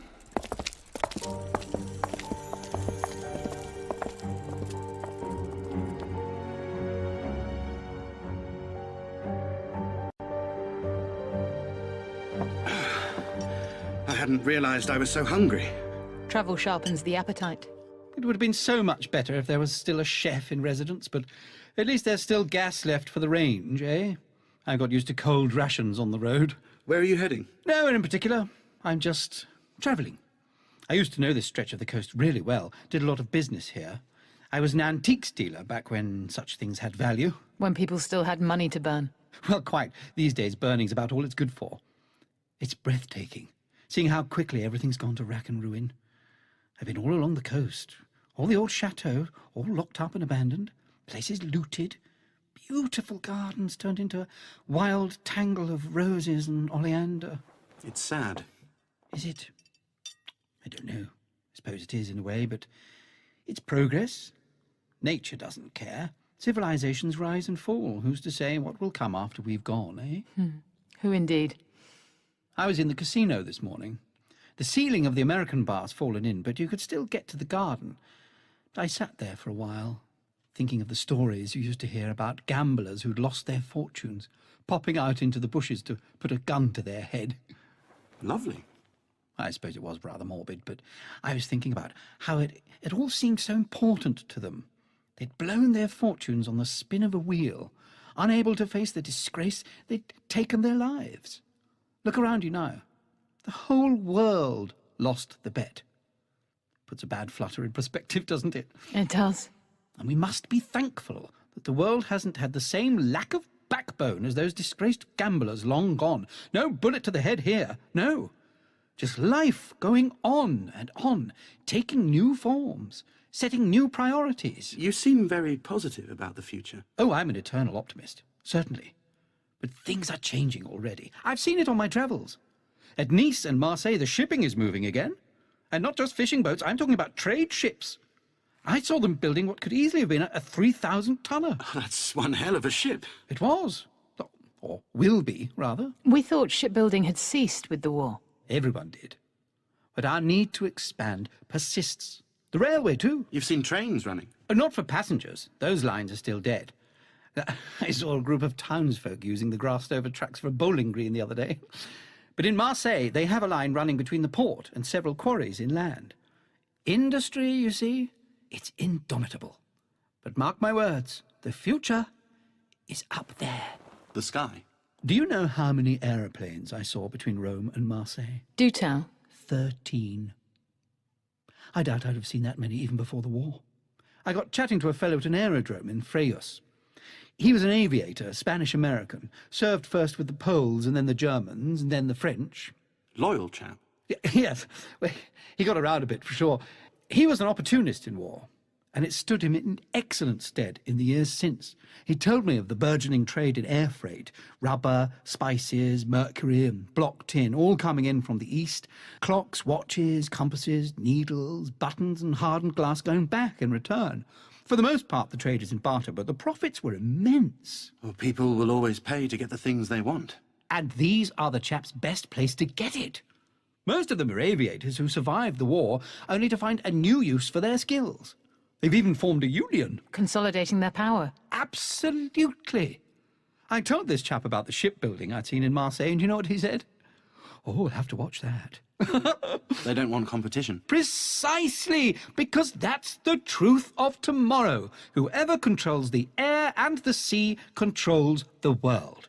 They are the people who will keep trade moving, keep the world fed, keep it in clothes, fuel, essential materials. The trade routes are the lifeblood of society. We've never given organised transport and trading its due importance. We've just expected it to be there. Now they know what they're worth, and they'll be quick to ensure that power is recognised. You think there could be trouble? Trouble? Oh, no. That would suggest we had a choice. I think we'll just be forced to accept. If we want civilization to move again, if we want our supplies, our food, our clothes, our prosperity, then we'll just do as we're told. A dictatorship? Wasn't it always? Really? If you wanted possessions, you had to pay what you were asked for them. You obeyed the rules of a commercial society.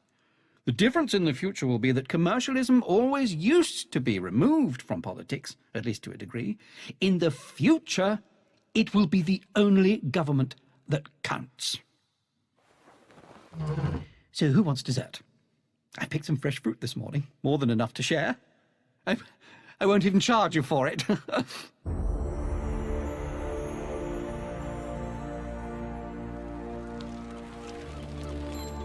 Lovely to meet you. Best of luck, and watch the skies. Nice man. A perspicacious one. He's right then, in his predictions of the future. Yes. He seems positive about it. Yes, though part of him still clings to the past.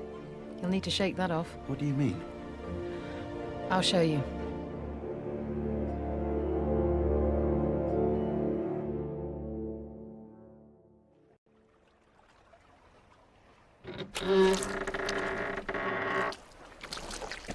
Yeah, what are you doing in my shed? Sorry, we thought it was a bathing hut. Bathing hut? Are you having a laugh? Nobody swims in the Thames for fun, unless they enjoy drowning. Now, come on, clear off out of it. Go on. We're going. Sorry.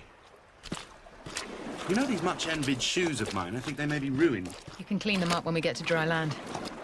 What's that man doing down here? He's a mudlark, sifting through the banks of the river for anything valuable. You won't find much. So, this is what London looks like now. I don't think much of it. You're about to meet a familiar face who'll agree with you. Hello. I recognise you two. Titus? Still me. Excuse the beard. Lost my razor somewhere over the channel. You two haven't changed a bit. We keep a firm grip on our razors. I asked for that. So what brings you to London? Philip wanted to see how it had changed.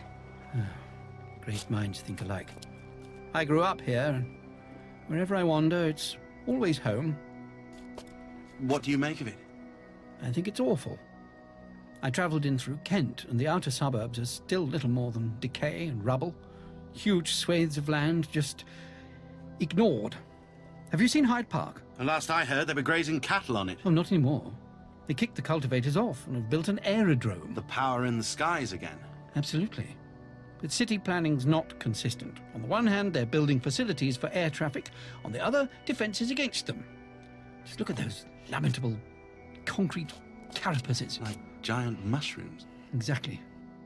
Giant, dull mushrooms. London used to be beautiful.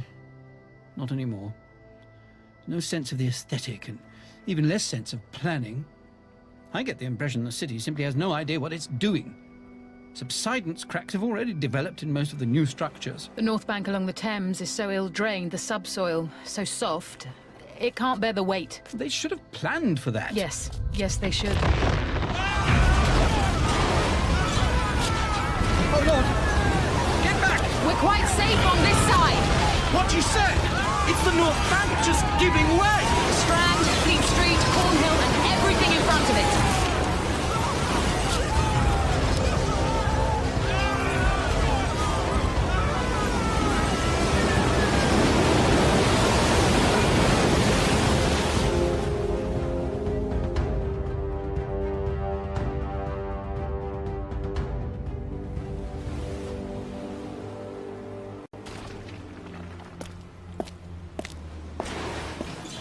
And now the dust is clearing, you can get more of a sense of the damage. Not that you want to, I just can't quite take it in. More of the past falling away, that's all. The future will always be built on ruins. That's easy for you to say. They're not your ruins. You never walked those streets. You didn't know them as anything but lines in a history book. Right across from us now is a pile of rubble that used to be a restaurant. I went on a first date there with a girl who would end up being my wife. I didn't know you were married. I'm not. Not anymore. We ordered lobster because I was trying to impress. The table looked like a battlefield by the time we'd finished. There weren't enough napkins to clean up the mess we'd made together. Something of an omen now, I've come to think of it. Then there's that pile of old grey stone just over from what remains of St. Paul's. I see it. A council building of some sort? It's St. Bartholomew's Hospital, where my dad spent the last few weeks of his life. Oh. Riddled with cancer, delusional from the drugs. Do you know the last thing he said to me before he died? No. Are you sure we can afford this, son? Over to the left, maybe still standing, hard to tell from here, is whatever remains of the Nightingale Hospital. He went there too? Oh, it's a psychiatric hospital. My mother spent a lot of time there, railing at the staff, hurling racist abuse at the nurses, kissing goodbye to the last fragile pieces of her sanity. I'm sorry. Are you? Because we're all just statistics, really, aren't we? Footnotes in history, ink on a page. You can seem that way sometimes, yes. Where's Titus? He went to see if he could help. Oh, good for him. Oh, what now? Westminster Bridge just fell. I don't think I can take much more of this. The world is ruined, I get it. But why show me? I can't change it. I can't stop it from happening. Of course not. As you say, the dominant timeline, your timeline, has already diverged. None of this happens now. So why show it to me? Because we've calculated the best possible chance you have of getting your timeline back on track. Back on track? You mean like this? Precisely. We don't want you to avoid this timeline, Philip. Quite the opposite.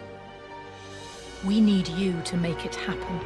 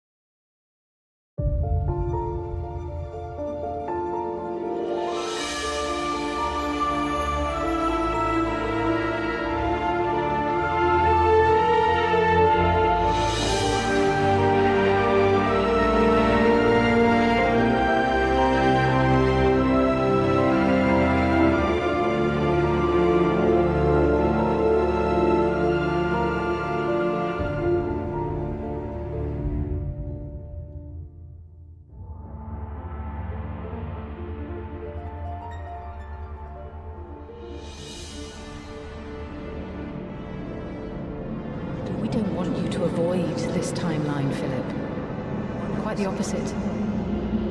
We need you to make it happen.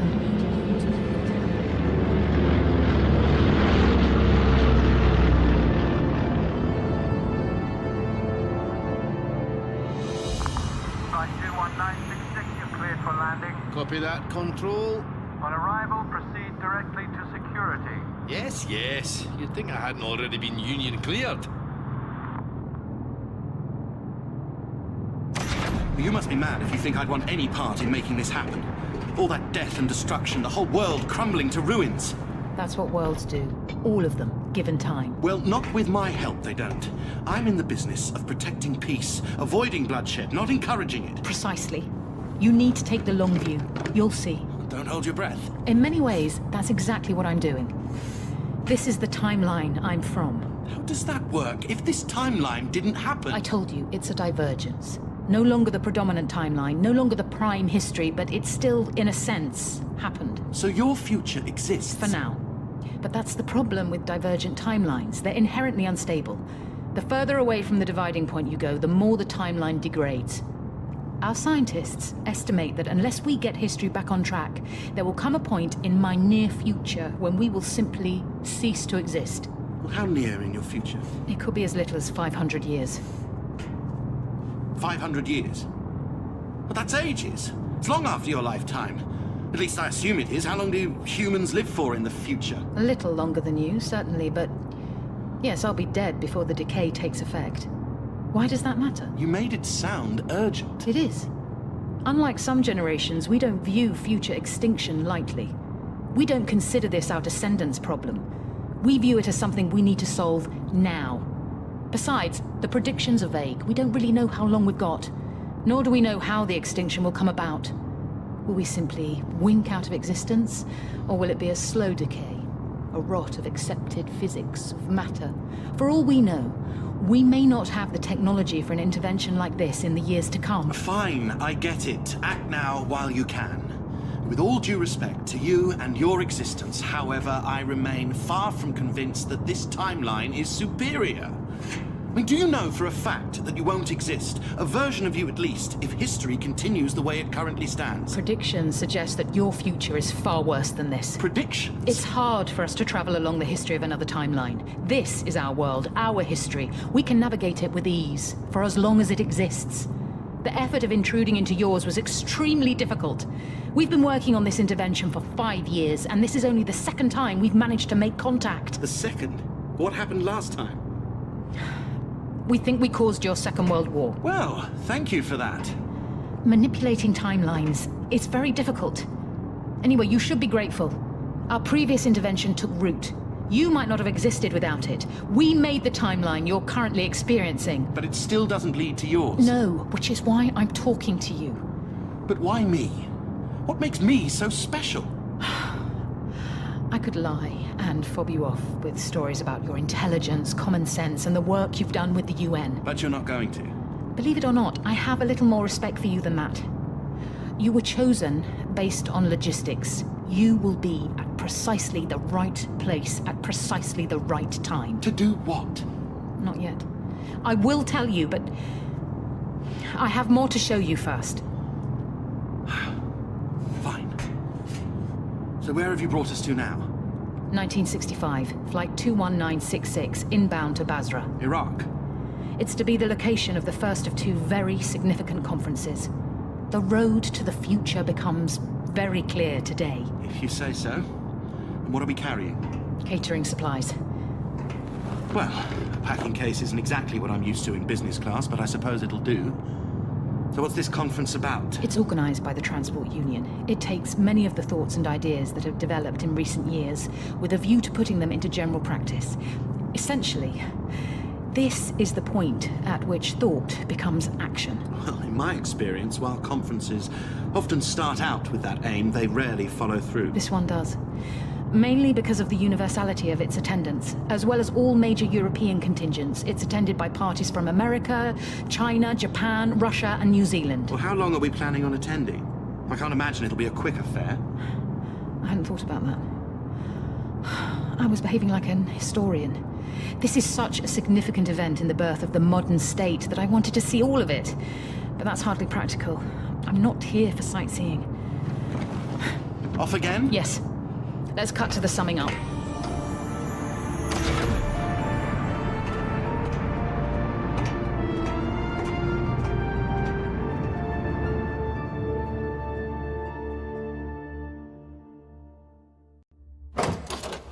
Security is unusually strict here, so we'll need to be careful.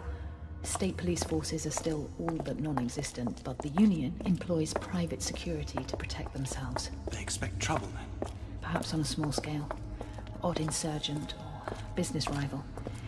In the grand scheme of things, they're unashamedly confident. Through here.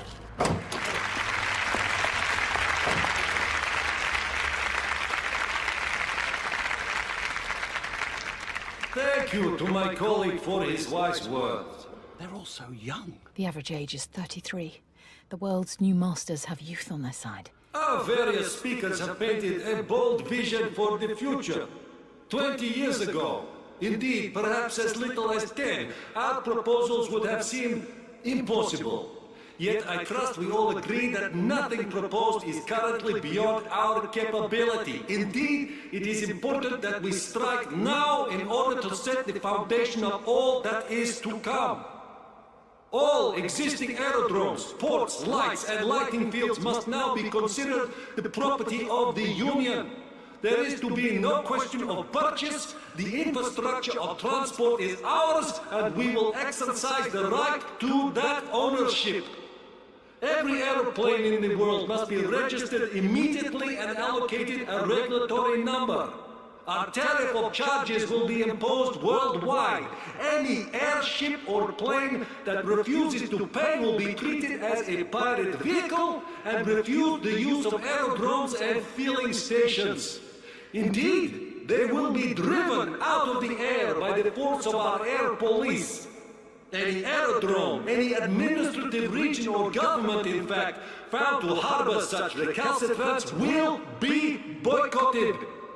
Let us see how long anyone wishes to harbor pirates once they find they are no longer able to receive or ship imported goods. He's got the world powers over a barrel, just as Titus predicted. I'm aware that there are some amongst us who have expressed concerns about the legality of this.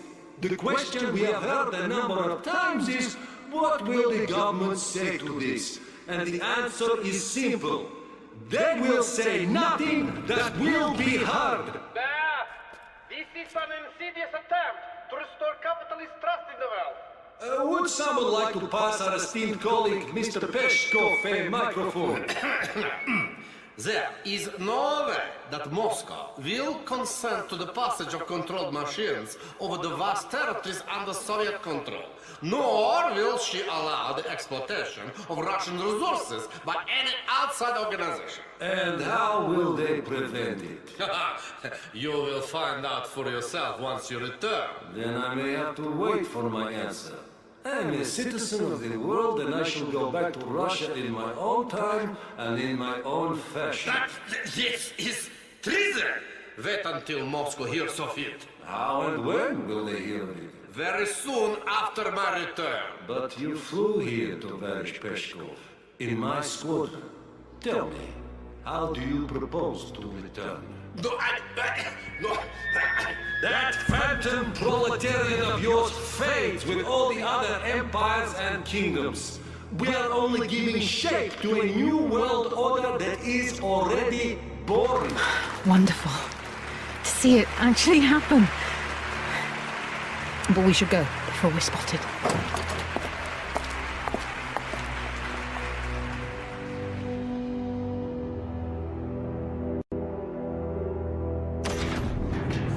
Not here again. Oh, I wasn't concentrating, sorry.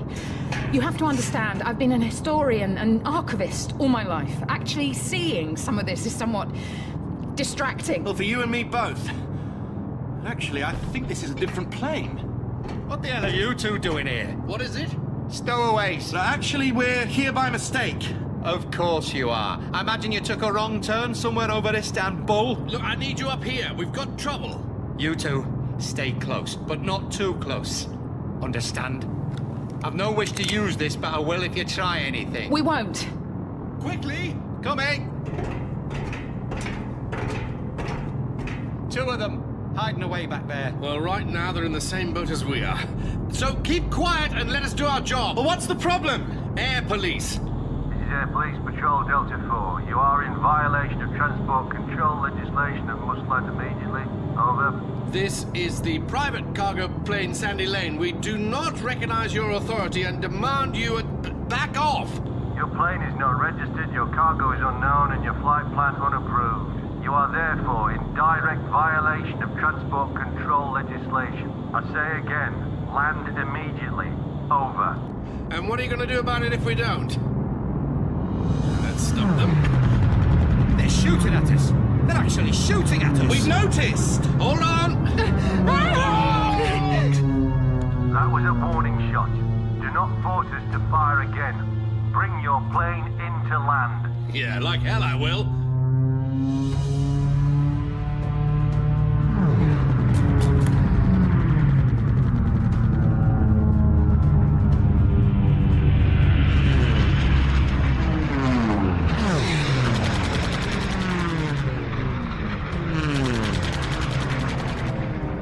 Do as they say! We can't. Have you any idea the financial penalty for piracy? It's only money! Surely your life is worth more! It's money we don't have. They'll take everything. The plane, our livelihoods, everything. There's got to be a way of losing them. They've got the starboard engine. It's gone. It's nothing but smoke and shrapnel. I can't hold her. We're going down. Philip, quickly! If we could just level off. Nah, it's no good. She's not responding. Oh, we're dropping like a stone. But what about them? It's too late! They can't go where we can!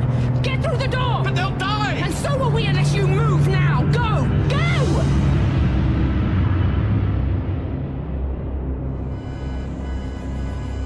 Whoa! Hey, what are you doing in my car? Trying not to die. What are you talking about? Speak sense. But there's precious little around. Come on. Hey, come back here. I didn't have time to plan a route. I just wanted to get us out of there as quickly as possible. So we have no idea where we are? Not really. Somewhere Mediterranean. Greece, maybe? Let us serve. Let us not fall into factions. Let us not divide and group ourselves. We cannot afford bickering. We must not thwart and waste each other. We have done no more as yet than make a start. Remember the strangulation of Russia by Stalin. Remember the fight against the spirit of oppression. The struggle for the modern state has only begun. Ah, shut up. This is 1973. That was Arden Essendon, a guiding light within the transport control. Soon to be the leader of the modern state it becomes. What's the reason for all this hold-up? There are people in uniforms in the distance. Police? Are they checking for someone who's escaped from somewhere? They're from the transport control. First they took the air, then the sea. Now they're taking the roads. Nobody can drive on them without paying the tariffs and registering their vehicles. The roads, too? They take the entire transport structure. That's the point. They're building new roads, too. Huge, multi-lane stretches for trade routes. Not only that, but they've started to set up training schools. A new breed of education. Teaching people the importance of a global state. A new world order of secularism. It has its roots in socialism. The teachings of Marx and the work of Gustav de Vindt. It's terrifying. It's the future. It's what saves us all. Some amongst the Transport Union want to take a gentle line, to do deals with extant governments, to bribe others if legitimate deals don't work. It's Essendon and those who follow him who insist on a hard line. That the only way for this to work is to embrace it without compromise. I'll show you. The world state is not a thing of the future. It is here and now. It has always been here and now. Since ever man talked, however timidly, of the brotherhood of mankind. Essendon. Yes. In the past, the world state had been torn among a countless myriad of proprietors and creditors, and the socialists and cosmopolitans, the true heirs of the race, were hunted like criminals and persecuted and killed. Now, through the utter failure of those robbers to maintain social order, the world has fallen into our hands. power has deserted them, and we here have power. If we do not use it, if we do not use it to the fullest, we are traitors in our turn. Are we to tolerate even a temporary revival of the old system? In the name of reason, why? If their brains have got into the wrong grooves, well, we can make fresh brains. Are we to connive with and indulge this riffraff that waits outside our doors? Go and look at them. Look at their insincere faces. Look at their furtive hands. Weigh what they say. Weigh the offers they make you. No. There will be no deals. We have swallowed the world. Now we must digest it. Let's cut to the chase, shall we?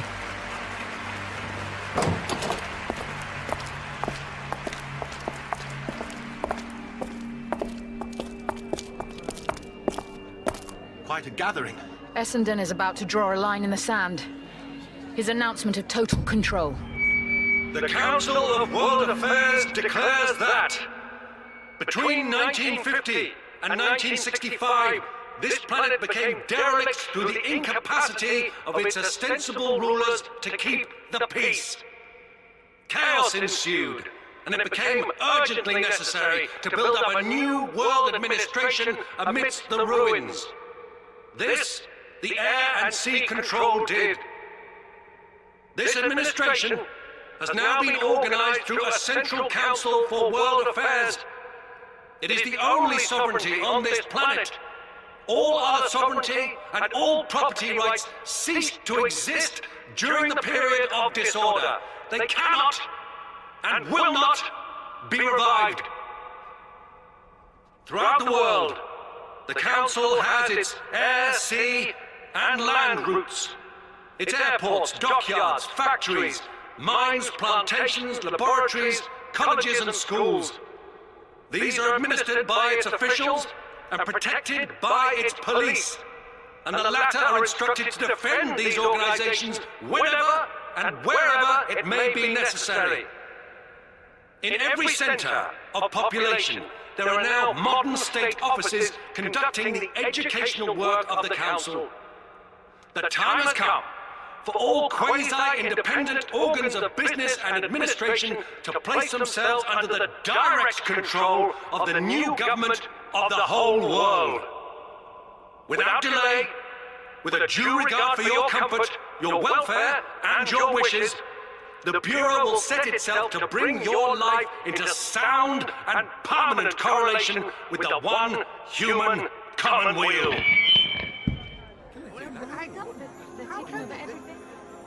Surely it's a declaration of war. No. That was neither war nor revolution. That was the recognition of worldwide government.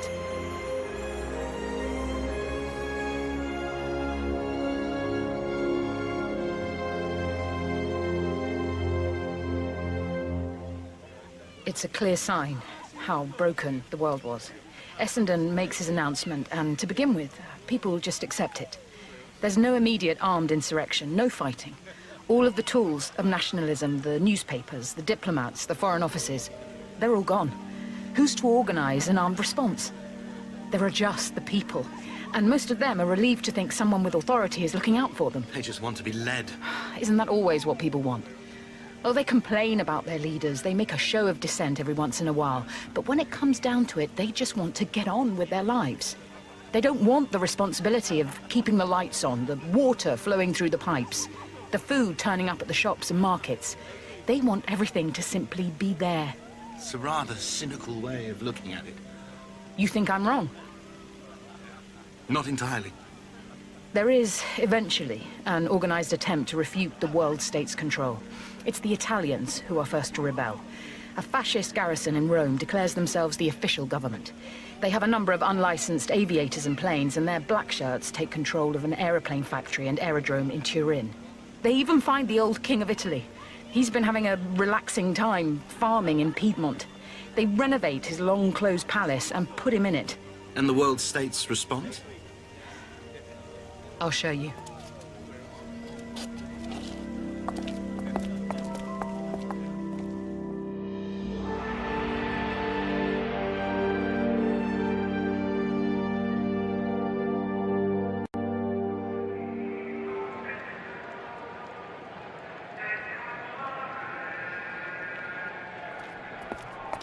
Aren't we a bit conspicuous? It's a public ceremony. We'll be fine. And what's all the chanting? You'll see when we get there. Pope Alban III is blessing 3 new aeroplanes from the Turin factory. Blessing them?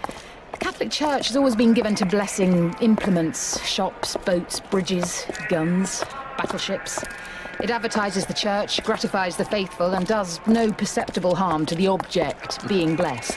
There's that cynicism again. It's a piece of PR, pomp and ceremony to show that Italy is its own master. As well as the Pope, the kings here, plus every cardinal they could lay their hands on. It's quite a party, as you can see. Good God. They certainly think so. That's the Pope on the throne, with a couple of thousand black shirts to back him up, in case his deity isn't up to the task. You're not a fan of religion, are you? It's anathema to me. The world state thinks so too, as you'll soon see. This is close enough. We don't want to get caught up in the panic. Here they come. Who? Oh, planes. A squadron led by Luigi Rosselli, the local commander. The leader of the black shirts over there is actually his half-brother. What are they going to do? They're loaded with a new gas. They're going to gas the Pope? Pacifycin. It renders the victim insensible for about 36 hours with no long-lasting detrimental effect.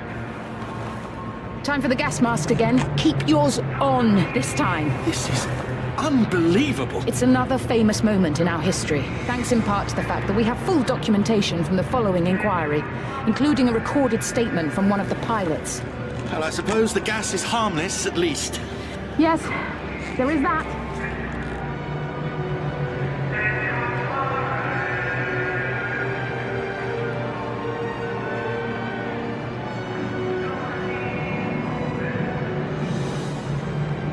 Please state your name and rank for the record. Mark Rogers, Lieutenant on secondment to the Turin A Squadron. Please tell me what happened once you arrived at the aerodrome. Commander Rosselli gave the order to drop the gas canisters. Just for a moment, the chanting rose louder. They showed pluck, those priests. Hardly one of them broke ranks.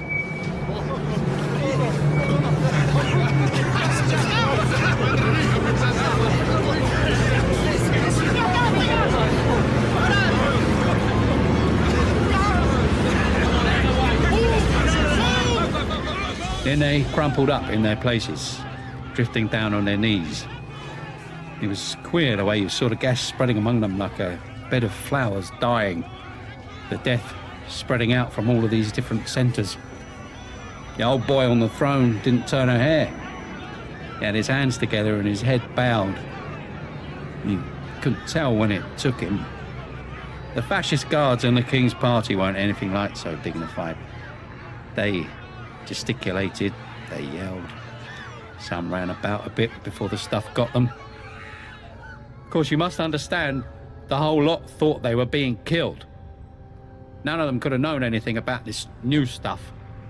We didn't know until a fortnight ago.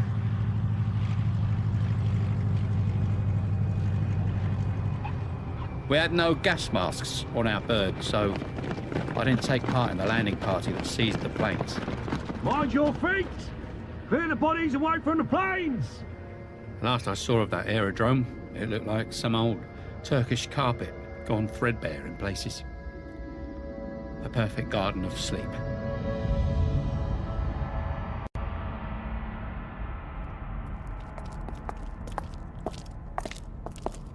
It'll be safe now. Awful. Not the modern state's finest hour, perhaps. But the casualties were minimal. The only fatality from a crowd of thousands was Odette Buonarroti, a young priest who had the misfortune of having one of the gas canisters hit him on the head. He died instantly. Oh, lucky him. I suspect he would have been pleased had he known how the church responded. He was canonized, the last saint and martyr to be inscribed in the Latin hagiography. Oh, yes, well, that would have made it quite all right, I'm sure. To be a saint? If he'd known that was in the offing, he'd probably have prayed for it. What is your problem with religion? It's archaic and unhelpful. Not to those with faith, it's not. On an individual level, perhaps, but organized religion is unquestionably one of the most damaging, reductive, and destructive factors in human history. I don't care what an individual believes, as long as that belief remains personal, and its doctrines aren't forced on others. But how often does that happen? Countless faiths, all with their own opinion on who is acceptable and who isn't. Enemies decided purely on a matter of what God they do or don't believe in. But a person has a right to their faith. As long as nobody else is expected to share it. How many people have been executed over the centuries for not conforming to someone else's religious beliefs? How many countries invaded, wars, fought? Religion can be a force for good too. You're being selective. I'm speaking as an historian, someone who can see the numbers from a remove. You don't need a god to be kind, to teach you moral behavior. If you can't be a decent human being without God providing the rulebook, then you're simply not decent. A god is irrelevant to how you choose to live and treat others. The only time it isn't is when you become the persecutor. It's still a basic human right. No, it isn't. Not anymore, because we finally saw sense and eradicated religion, all religion, from the planet. But that's terrible. Are you religious? No, but that's hardly the point. I'm arguing from the point of human rights. So am I. I just believe that a human's right to live outside of persecution and fear trumps the right to believe in a deity. You know how many people in my time fear religious persecution? Bigotry? Terror attacks? Abuse? None. Because the illogical cause for them has been removed. We're a secular society based on simple humanist principles. We are one, a single worldwide state. A dictatorship. That's a loaded word. But an accurate one. Think bigger, Philip. This argument is beneath you. You're arguing from a point of individual rights, and I understand that. I do. I respect it. But think of the whole. A society, a global society that has removed all the handicaps to unity. No more nationalism, no more religion, just one society in full agreement, living in the world they deserve. And if someone doesn't conform? Fine, you remove religion, so now one faith cannot disagree with another, but you've replaced it with the world state. I mean, what happens when someone disagrees with that? You don't have to answer. I've just seen it with my own eyes. They get gassed. It's the death throes of the old civilization, that's all. If you could speak with perfect hindsight, if you knew that all of this would actually make for a good, perfect society, would you feel the same hostility towards it? You're arguing about general principles, but I'm talking from a point of view of fact. I'm from that future. I live there. I thrive there, along with everyone else. To see what I have now, the world in which I'm lucky to live, all of this was worth it. All of it. Your argument is irrelevant because I've seen how it works out. But you haven't, have you? Because the timeline's been altered. Your future's no longer set in stone, so the argument is real and happening right now. And it'll take more than you've shown me, and certainly more than the speeches of Arden Essendon, to convince me that any of this is right. Yes.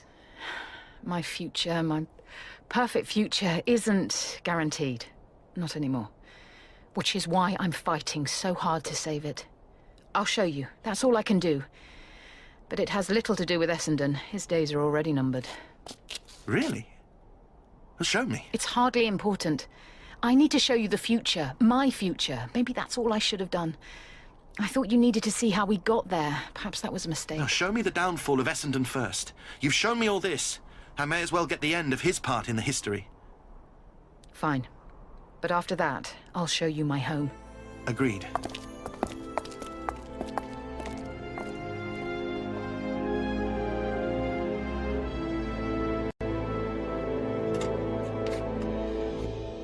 Really? You're making me travel into cupboards now? Shh. We need somewhere we can be unobserved. Besides, it's not a cupboard. It's a very nice cabinet with decorative panelling we can see through. Huh. And what are we going to see? We've moved ahead to the year 2006. Essendon, through no real drive of his own, has become the public face of control. It's early days still for a marked change in the public consciousness. The modern state isn't about the individual. All of its pronouncements, all of its declarations come unsigned by any single individual. It is simply the word of control, and yet... It's become all about Essendon. Precisely. The public like him. They consider every statement control makes to be his word and his alone. And this has made him enemies? Not really. There's little doubting that his magnetism and popularity played a great part in the success of establishing the world state. Still, peaceful control is still fragile. There are factions that have built their strength over time and are ready to strike. This is a precarious moment. One false slip, and it could all come crashing down. So what's happened? Essendon became involved with a woman. Ah. An aviator by the name of Elizabeth Hawthey. An adventuress by all accounts. I like her already. History is not known for dwelling on matters of the heart, but by all the accounts I've read, including letters sent between them, there can be little doubt they loved each other greatly. So what was the problem? His wife didn't approve. Oh. In a fit of jealousy, she accused her husband of being a traitor. It was undoubtedly a false accusation, but it was leapt on by one of Essendon's few enemies on the council, Hooper Hamilton. Talking of which...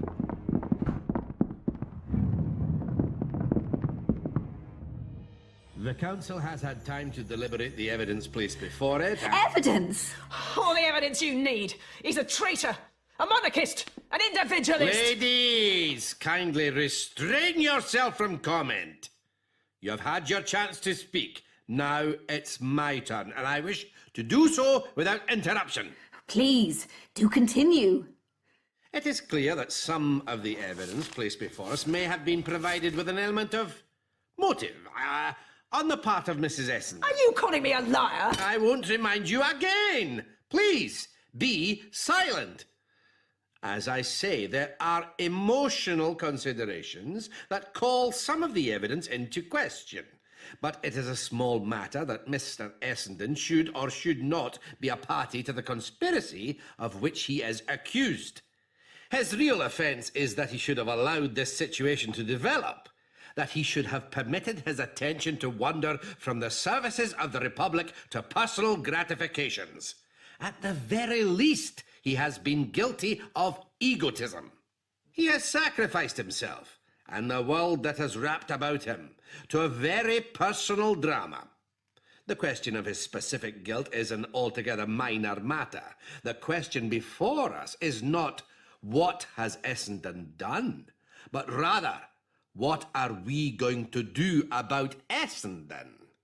There is a need for repression coming. Civil war and bloodshed may well be upon us. This is no time for a saga of lovers. Essendon cannot lead us. But how can we do without him? You see the problem. It was never my intention to become a figurehead for the modern state. Nor ours to allow it to happen, but happen it has. You represent the movement. Your actions here today now threaten it. Yes, I see that I am in the way. If I might make a suggestion? Please do. If I might be granted access to a dose of Corda 36. Anthony, no. I will then retire to the garden, sit in the spring sunshine and remove myself as the inconvenience I've so clearly become. Retire? Alone? I don't believe it. You want to be with her, don't you? Even now, you would spend your last few moments with that... Mrs. Essendon, please! No, Jean. There is no need for you to be hurt anymore. It's all over. I'll go now. I never meant to hurt Arden in this way. You couldn't help yourself, Jean. But I never meant to hurt you. Or him. I couldn't help myself. Me? Who do you think you are? Please remove Mrs. Essendon from the room. Oh, get off me! How dare you! He's a traitor! Look at him! Traitor! Goodbye, Jean. Essendon, Arden, your suggestion is approved. This meeting is at an end. We can only hope the same cannot be said for the world state.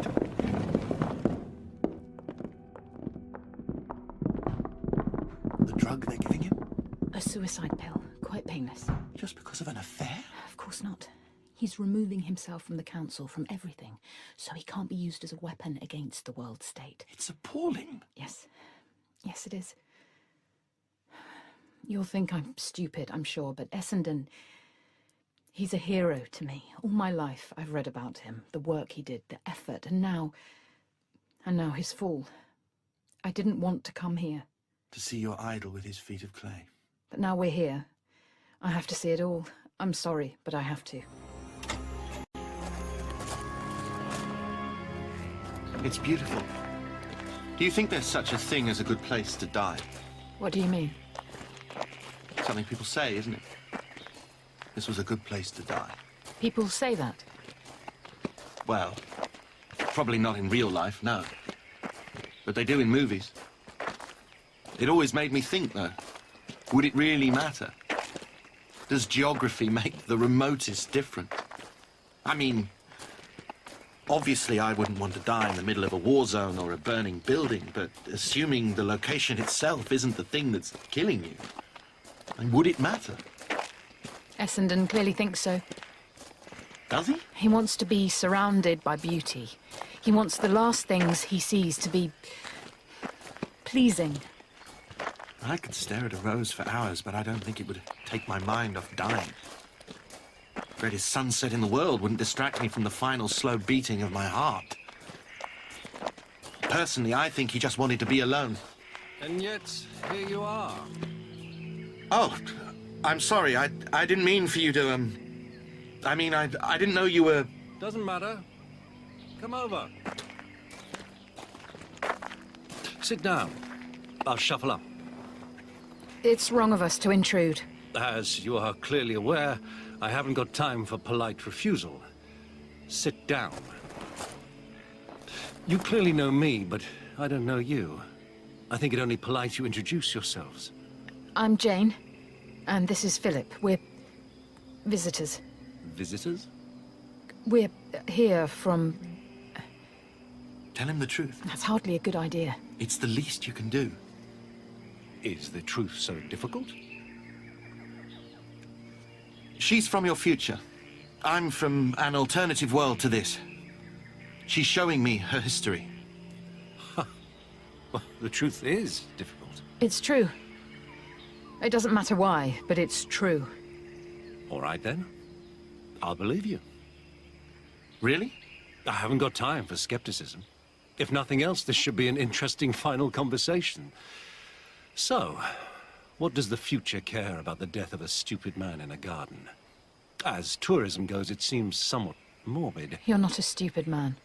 My wife wouldn't altogether agree with you there, nor the rest of the council, for that matter. It's inconsequential. My death? Their opinion. It works. Philip. It's what he should hear. The things you've done. They're the foundation for her entire world. I think you're trying to be kind. No, he's right. Oh, I'm sorry. I'm finding this entire situation is strange to me. I'm an historian. You should just be a name on a file, a figure in a textbook. I never expected to actually... Talk to me? Obviously, this is entirely absurd, but I shall try and forget that for now. Though suggestions of my importance in the future world would fan the flames of those who accuse me of egotism, certainly. There's a difference between egotism and self-awareness. Growing up, I always had my head in a book. I was obsessed with history, of following the patterns, seeing how we became who we are. You were a big part of that. A hero. You didn't just build our society, you built me. My fascination with you, with all of this, is what led me to the career I now have. A pale-skinned woman who seems uncomfortable in the open air? Well, I don't get out much, no. I was joking. Sorry. I didn't mean to criticize. It's a fair enough point. My father made it often enough when I was growing up. He's all about the outdoors, a farmer. Never happier than when he's breaking earth, always looking ahead, next year's crop and the years after that. He never really understood why I wanted to give my life to history, looking back rather than forward. And does he now? Not really, but he puts up with it. Can I ask you a question?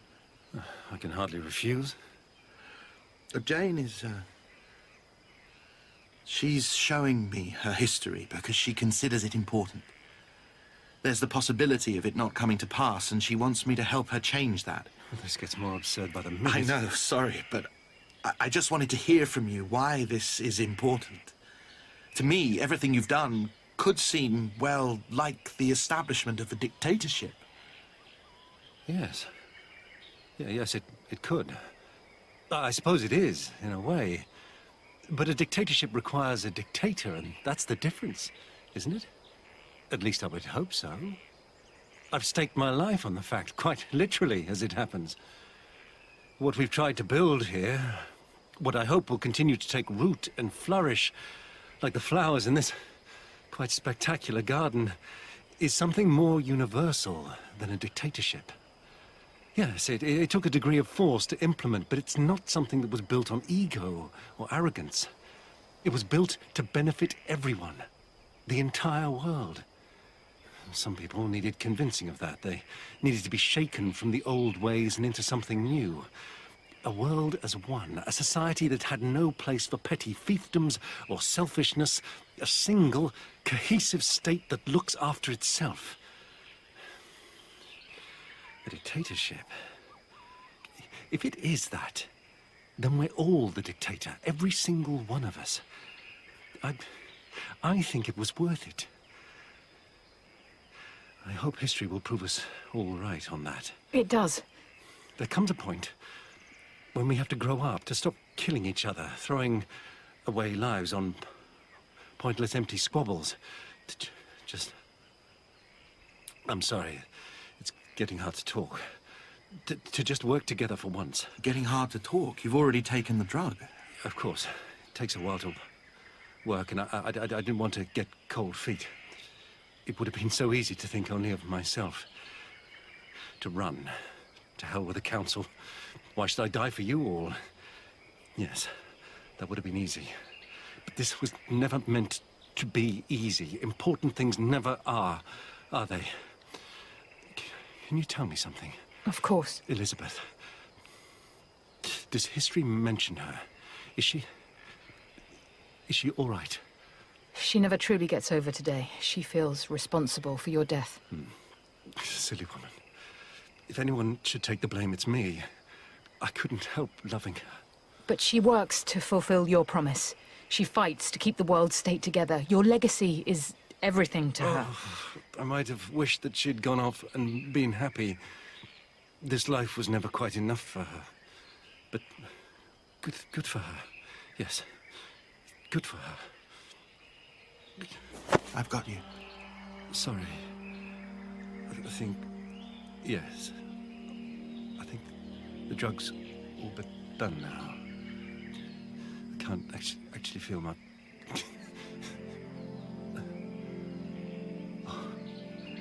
This really is the most beautiful garden, isn't it? I bet your father would approve. He would. He does.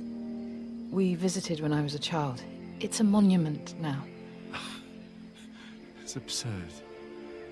But yes, beautiful. Beautiful garden.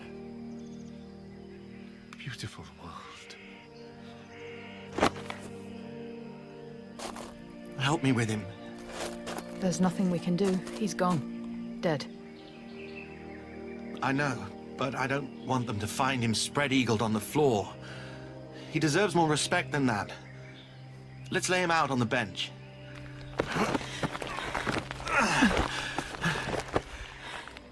Well, that'll have to do.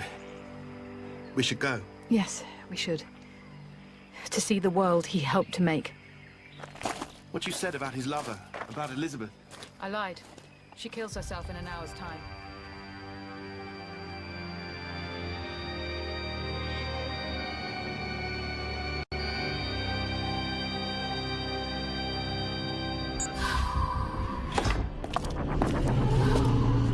It's, rather plain. We prefer simple. Functionalism, clean lines, soft colors. It's just aesthetics. These things change. Imagine walking around a Gothic city of your own past. True. I thought we could call in on someone very dear to me. Your father? No. We don't talk much. I was going to take you to meet my wife.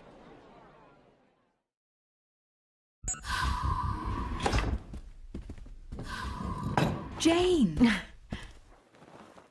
And you've brought our guest, I see. Hello. This is Anna. She's head of the Historical Archive. Buried in the past. The most old-fashioned citizen in the world. Well, until you turned up, I suppose.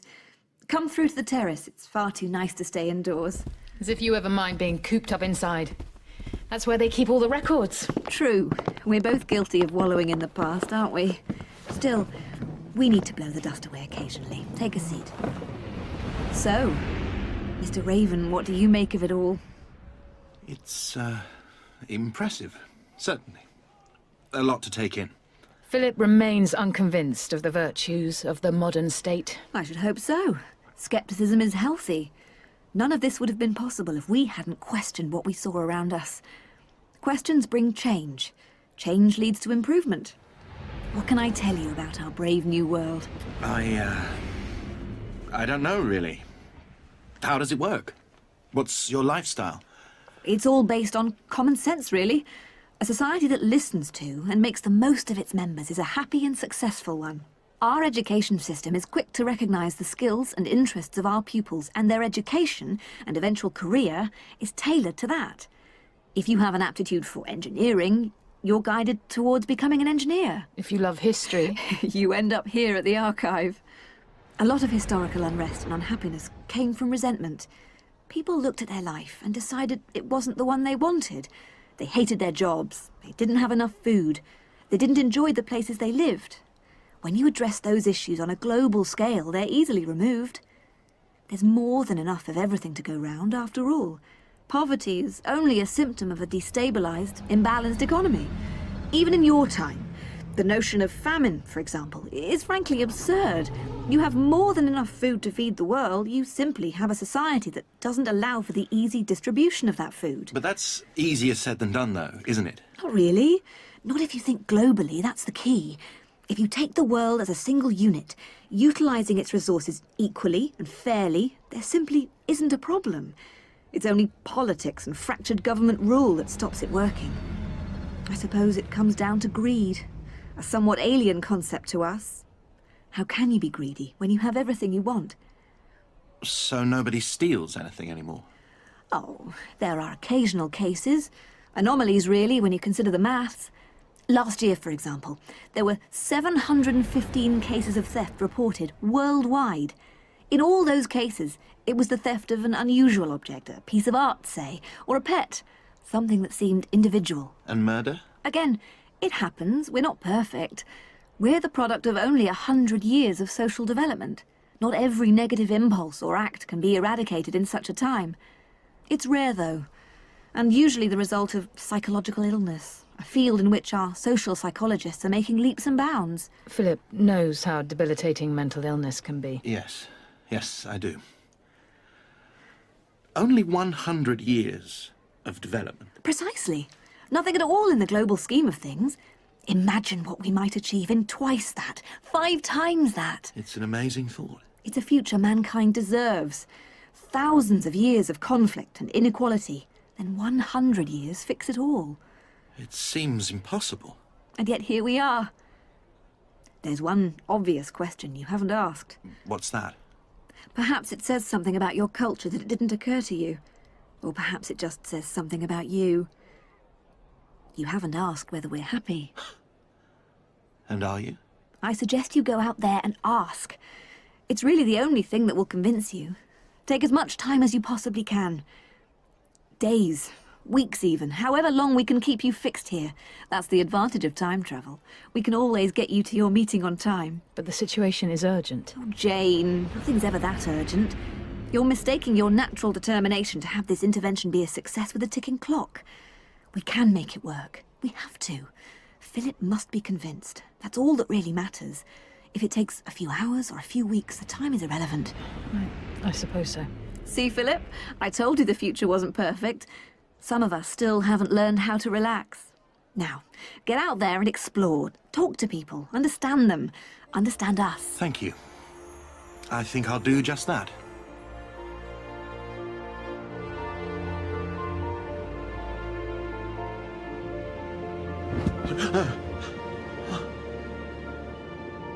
Oh no.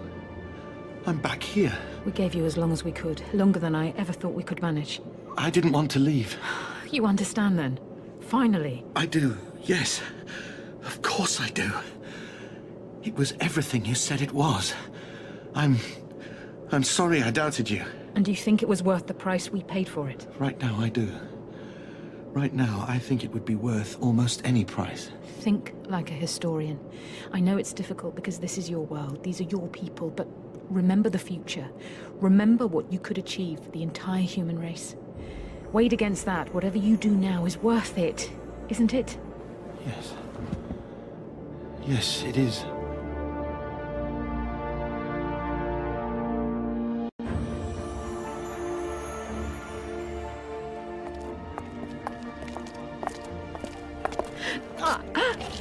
Are you all right? I told you, being in this timeline is hard. I can't stay. But you still haven't told me what I'm supposed to do. I've so little time. I need to jump ahead. I'll see you soon. Jane? Soon. Sir? Sir? Mr. Raven? Yes? I'm your driver, sir. Sorry if you've been waiting. Traffic's even worse than Oh, don't worry. I just came through.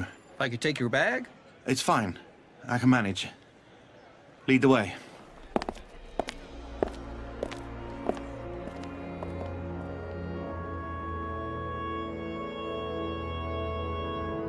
Sorry, sir. It's just crazy out here today. Crazy most days, if I'm honest. Don't know what the world's coming to. That's the point, isn't it? Sorry, sir? Oh, just thinking out loud. Nobody should have to live like this. We still don't have confirmed figures on the number of victims in the shooting. Certainly, 8 people have been killed, with many more reported to be in a serious condition. The gunman has claimed allegiance to...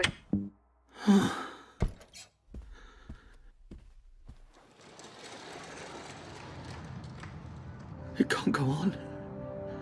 They were right. It just can't.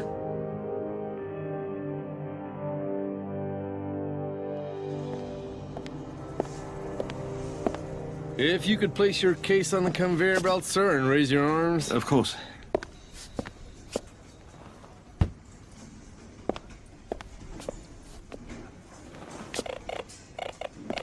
That's great, sir. Thank you. Have a nice day. I begin to wonder if that's even possible anymore.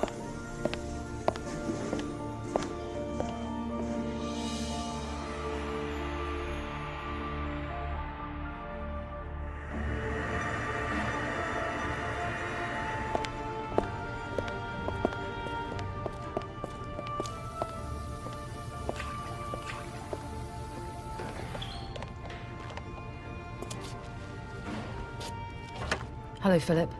Jane, I was starting to think you wouldn't make it back. You and me both. I have a matter of seconds. I could have picked a nicer place for a chat. I thought we should have privacy. So what do you need me to do? You won't like it, but please remember, it's the only way.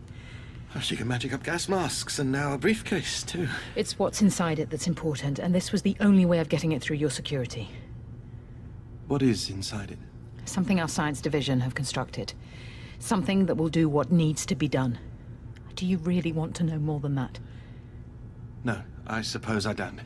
When you go into the summit chamber, you'll be surrounded by many of the leaders of the Western world. They need to go. We need to break this timeline, remember? Something needs to happen that's so significant that it changes everything. Only then will people be desperate enough, angry enough to finally pull together and change the world. Significant. It's the only way. I'm sorry. We've run all the predictions, tracked all the variables. This will work.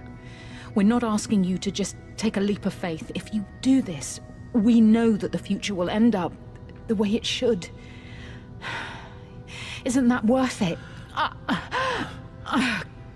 It's no good. I have to go. Please, please do it for us. For all of us.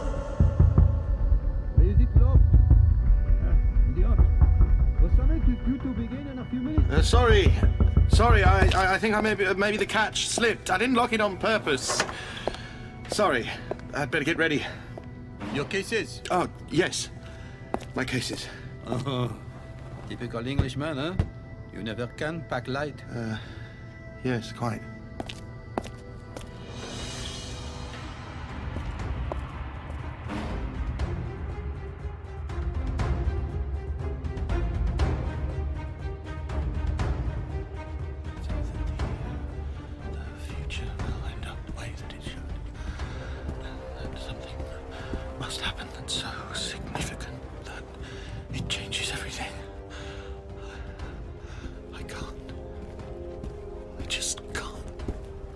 There you are. I thought I'd bump into you at breakfast. Yes. Sorry, sorry, I was a bit distracted. You look it. Hugging that suitcase like a damn teddy bear. What's wrong with you? We need you on your A game here, you know. Yes, absolutely. An important day. Damn right. We need to slap a few of these people back into line. Have you heard the Russians are threatening to hike the oil prices again? Yes. You know, the sooner someone gets rid of Putin, the better. We might get a better price from the next one. I might have to suggest someone at 6 looks into it as a possibility. Perhaps it should be mentioned next time we have a chat with Syria. What's the point in espionage if it doesn't improve your odds, eh? Awful. Let's just hope the Yanks don't beat us to it like usual. If they concentrated on their own problems for once, the rest of us might have a chance at playing the game. The game? What's it all for? Sorry? We're supposed to be better than this. Aren't we? Aren't we? Keep your damn voice down. Everyone's looking at us. Well, they'd do better to look at themselves. We should be working for the people, for the future, to shape the things to come. We are, obviously. As long as it's the right future, of course. Of course. Look, what's the problem with that case? Give it to me. No, you can't have it. I need it. What for? I have to decide. Oh, God. I have to decide. Look, I think you'd better get out. We don't need this, not today. Don't we? Well, a friend of mine thinks we do. And I think she's right. May the future forgive me.